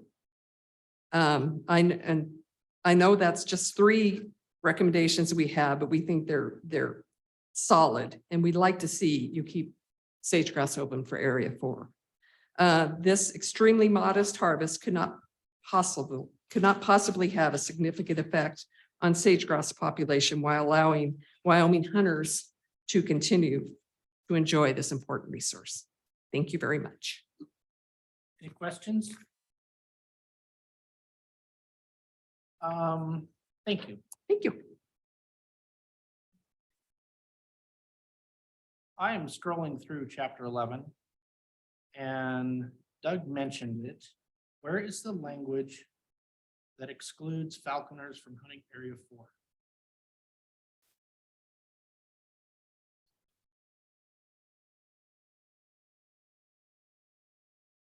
Mr. President, members of the commission, it's section 10. And it just refers them back to, what is it? It just makes a reference back to their specific regulation. Is that right? Yeah, it does. It says, I see it now. The falconry season shall open September 1, close March 1 in those open hunt areas listed in section 3. So you go back to 3, that's where we struck 4. Okay, I see that now. Any questions from the commissioners? Any more public comment?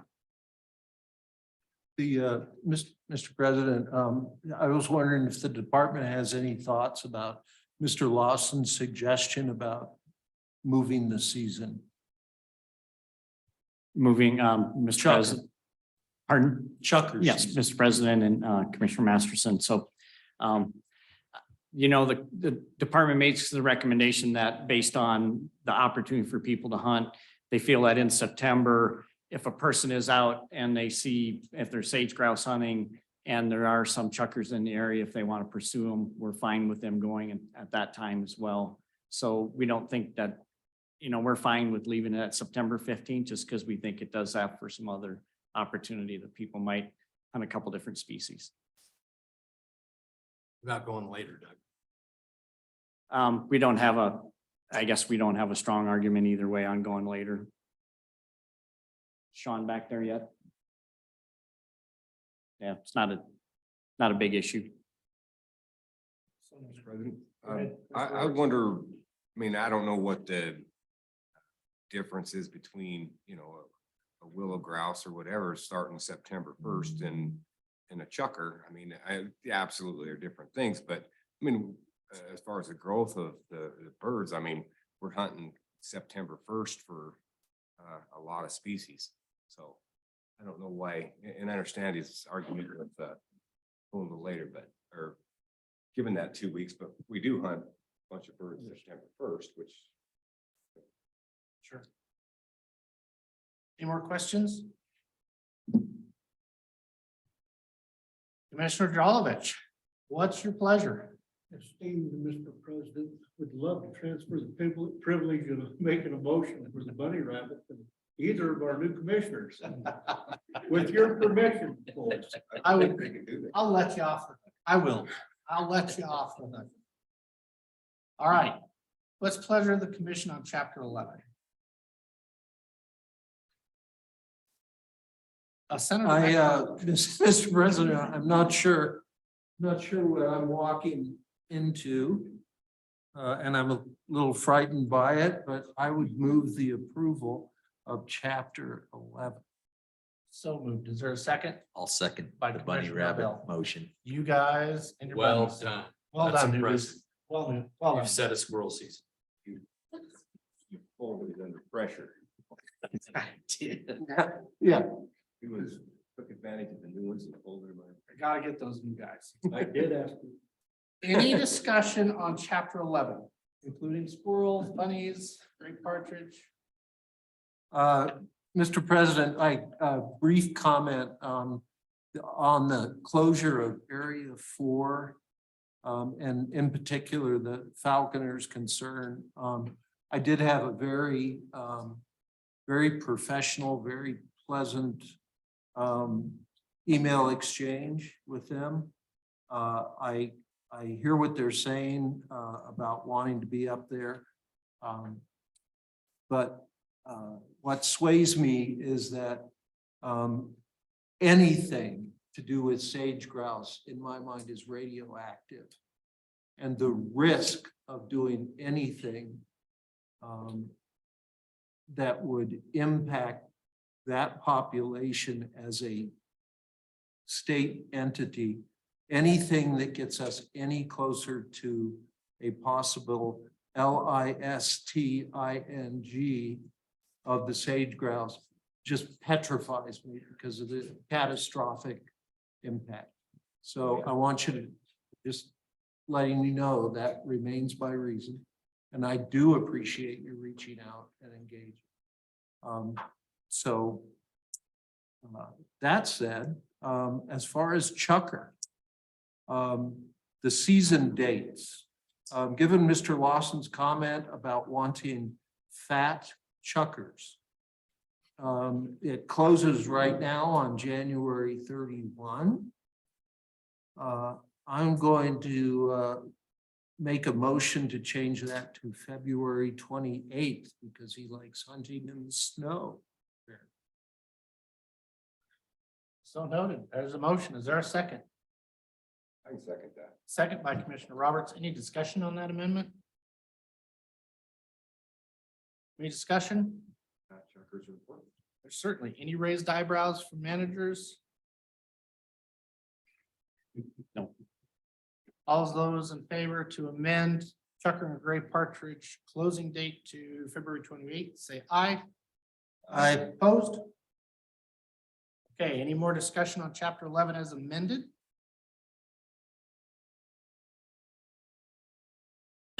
All those in favor of approving the chapter as amended, say aye. Aye. Opposed? Chapter 11 passes as amended. Nish, with your public outreach communications, would you please be sure to give credit to Commissioner Bell, Commissioner Masterson? They approved the gray squirrel season. Thank you. Next chapter. All right, Mr. President, members of the commission, Director Nesbitt, are we good to move?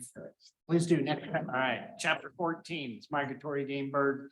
Wyoming is part of the Pacific and Central Flyways. And so we have an allocation of sandhill crane permits. And so we have different areas of the state. And this year, based on some monitoring, we had to, with the rest of the western states, we had to take a small reduction in the quotas. Some states took 10%. We're at 6% reduction. We do what we can to maintain the maximum opportunity for permits for sandhill cranes. And you'll see the quotas corresponding to each of your areas on this table, and that's in that chapter 14 regulation. And so you'll see that there's just nominal reductions in all of them, but overall statewide, it's about a 6% reduction. And then in the area 7 stays open for, because that's part of that's not the Rocky Mountain population. And if I can, I'll advance. So you'll see that the crane abundance in the western states plugs along, and you see it was kind of going up. We did see a little bit of a dip. And then the Wyoming effort there. So it's really important that our managers get out and monitor birds, because that helps our overall ability to maintain some opportunity for our sportsmen in Wyoming to take cranes. Looking at the other, so you can see where the Pacific Flyway is and the Central Flyway, and then we've got some zone splits. And most of the changes that you're going to see in this regulation stem from trying to get the season dates closest to weekends. And so you'll see on here that we've got some date changes that move them one day or another, one way or the other for the Pacific Flyway. And then when you get into the Central Flyway, those dates actually are a little bit longer because we have to pick the weekend closest to February 15th. And this year that becomes a little bit longer season for some of these goose populations. Okay. And so date changes, no changes to quotas and bag limits. So that sort of thing. Again, the zones, you'll see just again, date changes and opportunity for people to hunt that corresponds to weekends. Same with zone C2. And the light goose population date then changes to the 19th of February for the opening date. Again, it's a little bit later, but it's again, moving that to that 15th of February. Is that right? Or is it different on this one?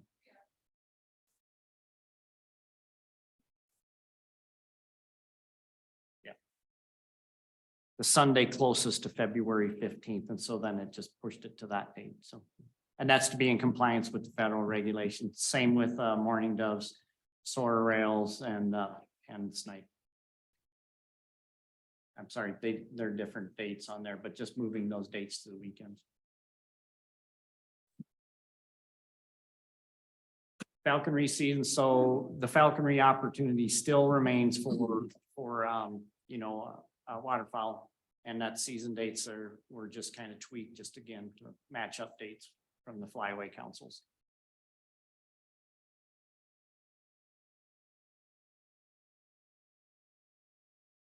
Mr. President, may I? Yes, Commissioner Masterson. Go Um, ahead. Do we have any discretion in the dates that come from these councils? I'm kind of, I'm not suggesting I want to change any of them. I'm just wondering if this is, dare I even ask? President Brokaw, members of the commission, Director Nesbitt, in terms of the dates for the various seasons, there's a federal framework that sets the outside dates. And so then within that, we can be more conservative or meet those dates, but we can't extend past them. As far as dates as well as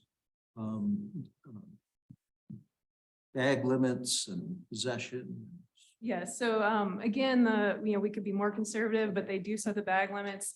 And the bag limits do change based on annual surveys and monitoring. The dates, the federal framework is, some of them are because of the Migratory Bird Treaty Act. Some of them are just within the flyways, how they're set. Appreciate it. Thank you. So question, follow-up question. So maybe I just missed it. So understand we have our federal boundaries, sideboards. So internally, can we move and change quotas within our hunt areas? So with cranes, we're talking about? Cranes, yeah. Yeah, so for the RMP cranes, we have the allocation. So that's a little, I was kind of speaking to waterfowl with that first question. With cranes, with the RMP population, we get an overall number. And then we can move it around between hunt areas, but we can't exceed the number that we get. We're capped. We are capped, yeah, because all the states get capped. Mr. President, we have work teams. So Noel is part of our study committee for the Central Flyway. And then we have Grant Frost in Cheyenne that works with the Pacific Flyway.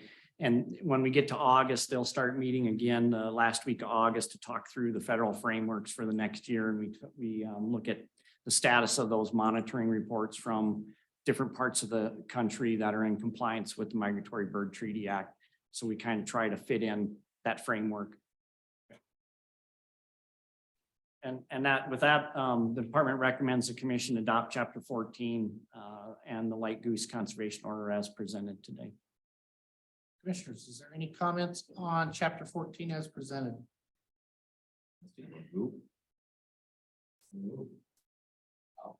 Hold on, I gotta look out, see if the public wants to comment. Do we have any public comment on chapter 14?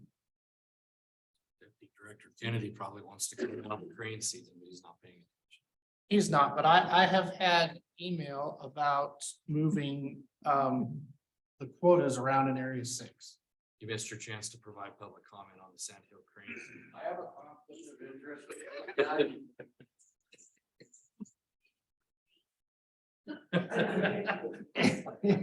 Any other discussions on the presentation of the chapter? I'm ready to move the chapter, Commissioner Bell. All right, I'll move chapter 14. As presented, is there a second? I will second. By Commissioner Masterson. Guys, you're moving awful fast, from bunnies and squirrels to ducks and geese. We have never had the same two commissioners pass both the gray squirrel season and the rail season in the same meeting. Never happened. Mr. President, I want you to know that my co-commissioner made that motion. I made the first one, so we're splitting responsibilities. We're yin and yang. Order. Any more relative discussion on chapter 11? Hearing none, all those in favor of the motion to approve as presented, say aye. Aye. Opposed, seeing none, chapter 14 passes. While I have Noel here. 2 years ago, I opened my mouth and started you doing a study on sandhill cranes in southeast Wyoming. From what you found so far, I realize I don't have a viable hunting situation. So if I can release you from continuing that, I sure do. But I encourage you to still come back, stay in the cabin and count birds. And interesting enough, the bird that we've tried to catch, it has the leg band right below Mom's house. He's back again this year. So maybe we'll catch him and look at that band this year. It'd be intriguing, but I recognize now I don't have a huntable population. So Sure, President Brokaw, we surveyed again this past year. We'll do it again this year coming up because after 3 years, if we did find a population, that's when we could kind of enter it by flyway rules. So just to do our due diligence, we'll do one more year, but. Okay, but Appreciate it. I was a new commissioner. I opened my mouth and cost her 3 years of work, so. I've learned a lot. I've learned. You know, Noel, is our quota, just want to confirm, is our quota below the max allowed by the feds? So they actually give us a quota of birds that we can take, and then we have to set the permit number. And so we don't quite double, we almost double because we assume around a 50 to 55% permit success rate. And so we're still doing that. So we're doubling, we're trying to get right at what we think our actual take will be so that our take meets that allocation. Thank you. Very good. Thank you, Noel. All right, Doug, ready for chapter 15? All right, moving right along. So we got 15 and 20 to make it through yet. So wild bison seasons in Jackson, the general management direction is shift in their management approach due to decreasing winter population trends. So you know, in 2007, when that record of decision was signed on the elk refuge, we had lots of bison. We were 1,000. We've finally been getting to the point where we're right at the objective, and managers are shifting into a kind of a maintenance mode of maintaining some harvest opportunity, but keeping that population about where we want it. Last year, they harvested 129 bison and it was 84% success. So we're kind of shifting in more of a maintenance mode there, if you will. And you'll see in your regulation, chapter 15, there's a reduction of 75 licenses for any and a reduction of 25 cow-calf licenses. Really no comments received from the public on this regulation. And so we're ready to move this forward as recommended. And we think it addresses the management goals of the agency and the elk refuge as well. That was a quick one. That's a good one. And question or clarification, bison are one of the top 5 now, once in a lifetime. Yes. Any questions from the commissioner on the presentation? Any comments from the public? Any comments from the room? What's your pleasure on chapter 15? Move to approve chapter 15. Commissioner Ladwig has a motion. Is there a second? Second by Commissioner Lundvall. Any discussion on the motion to approve chapter 15? Seeing none, all those in favor of the motion to approve as presented, say aye. Aye. Opposed? Motion carries. Chapter 15 pass. All right, Mr. President, Director Nesvik, our last regulation to be presented is the chapter 20 wild turkey seasons. And this is the fall 2023 and spring 2024. So we're basically right in on the cusp of having the spring season this year, and that was already set last year. So our goals are to emphasis on spring gobbler hunting with some fall harvest. And then in area 3, they have a strong emphasis on fall and spring harvest to reduce populations because they're dealing with a lot of barnyard flocks, if you will, or edges of the urban setting flocks that cause a lot of difficulty for different parts of the state. And so looking at spring gobbler harvest over time, you can see that we have pretty good numbers. We're harvesting over 3,000 birds, and we have some fall harvest, but we don't have that yet for this last fall. And so recommendations, some tweaks here and there, but just some date changes, a little bit of a quota bump up in area 3, because like I mentioned, the barnyard flocks that get into some problems with damage and concerns from some of those landowners. We have some season changes as well, but just some minor tweaks. And I will mention that one other thing that managers have proposed this year to our publics during our public meetings was to try and standardize this. Instead of having 2 slides worth of dates and limitations, we would like to go to a statewide season for turkeys.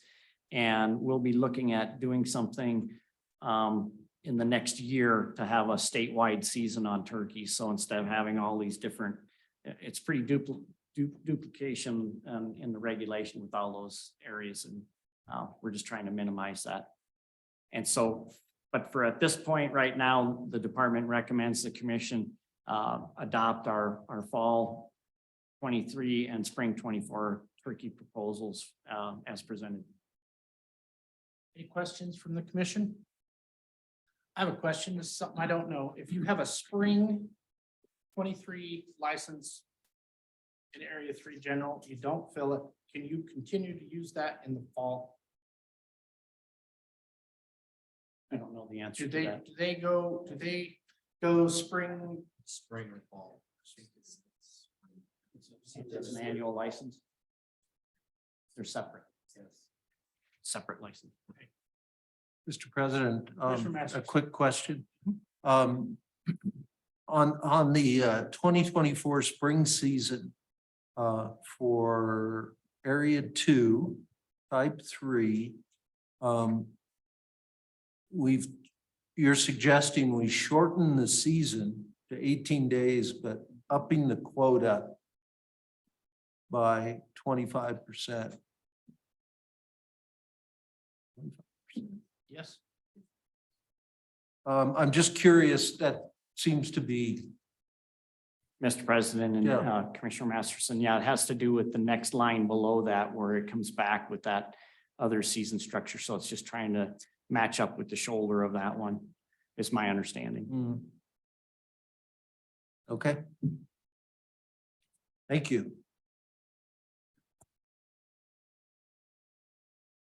Any other discussion? Any public comment sheets? Anybody online? How many people do we have online?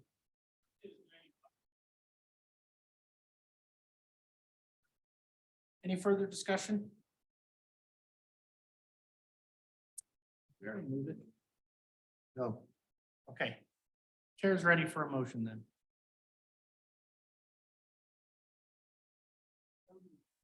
Commissioner Lundvall has moved chapter 20 as presented. Is there a second? Second by Commissioner Jolovich. Any discussion? Any discussion? All those in favor, chapter 2 as presented, say aye. Aye. Opposed? You guys are lacking enthusiasm in your eyes. You're getting sleepy. Motion carries. Thank you, Director. Mr. President, if I could just finish up with an update on that chapter 44. The commission, if you have time, you may look at the website and click on the Get Involved tab. It'll show you that chapter 44 a new draft has been posted, and that'll be getting ready for your July meeting in Wheatland.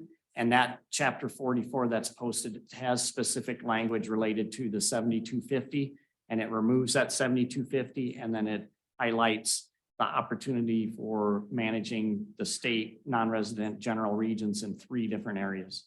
So all that's online.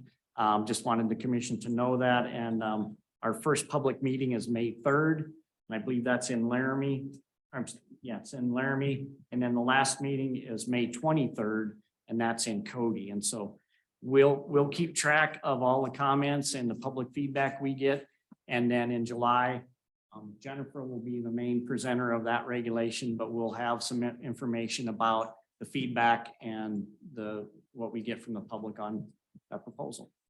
And that proposal, if it goes all the way to the end and is approved, would affect the 2024 That's correct. help season. Yep.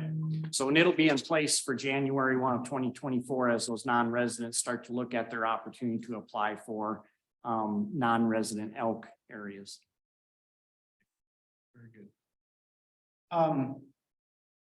I have a few comments on our season setting. I congratulate all staff on the work and proposals you put together. And I'm very proud that from all department people today, all your proposals were conservation and biologically founded. And I'm proud that Wyoming does that.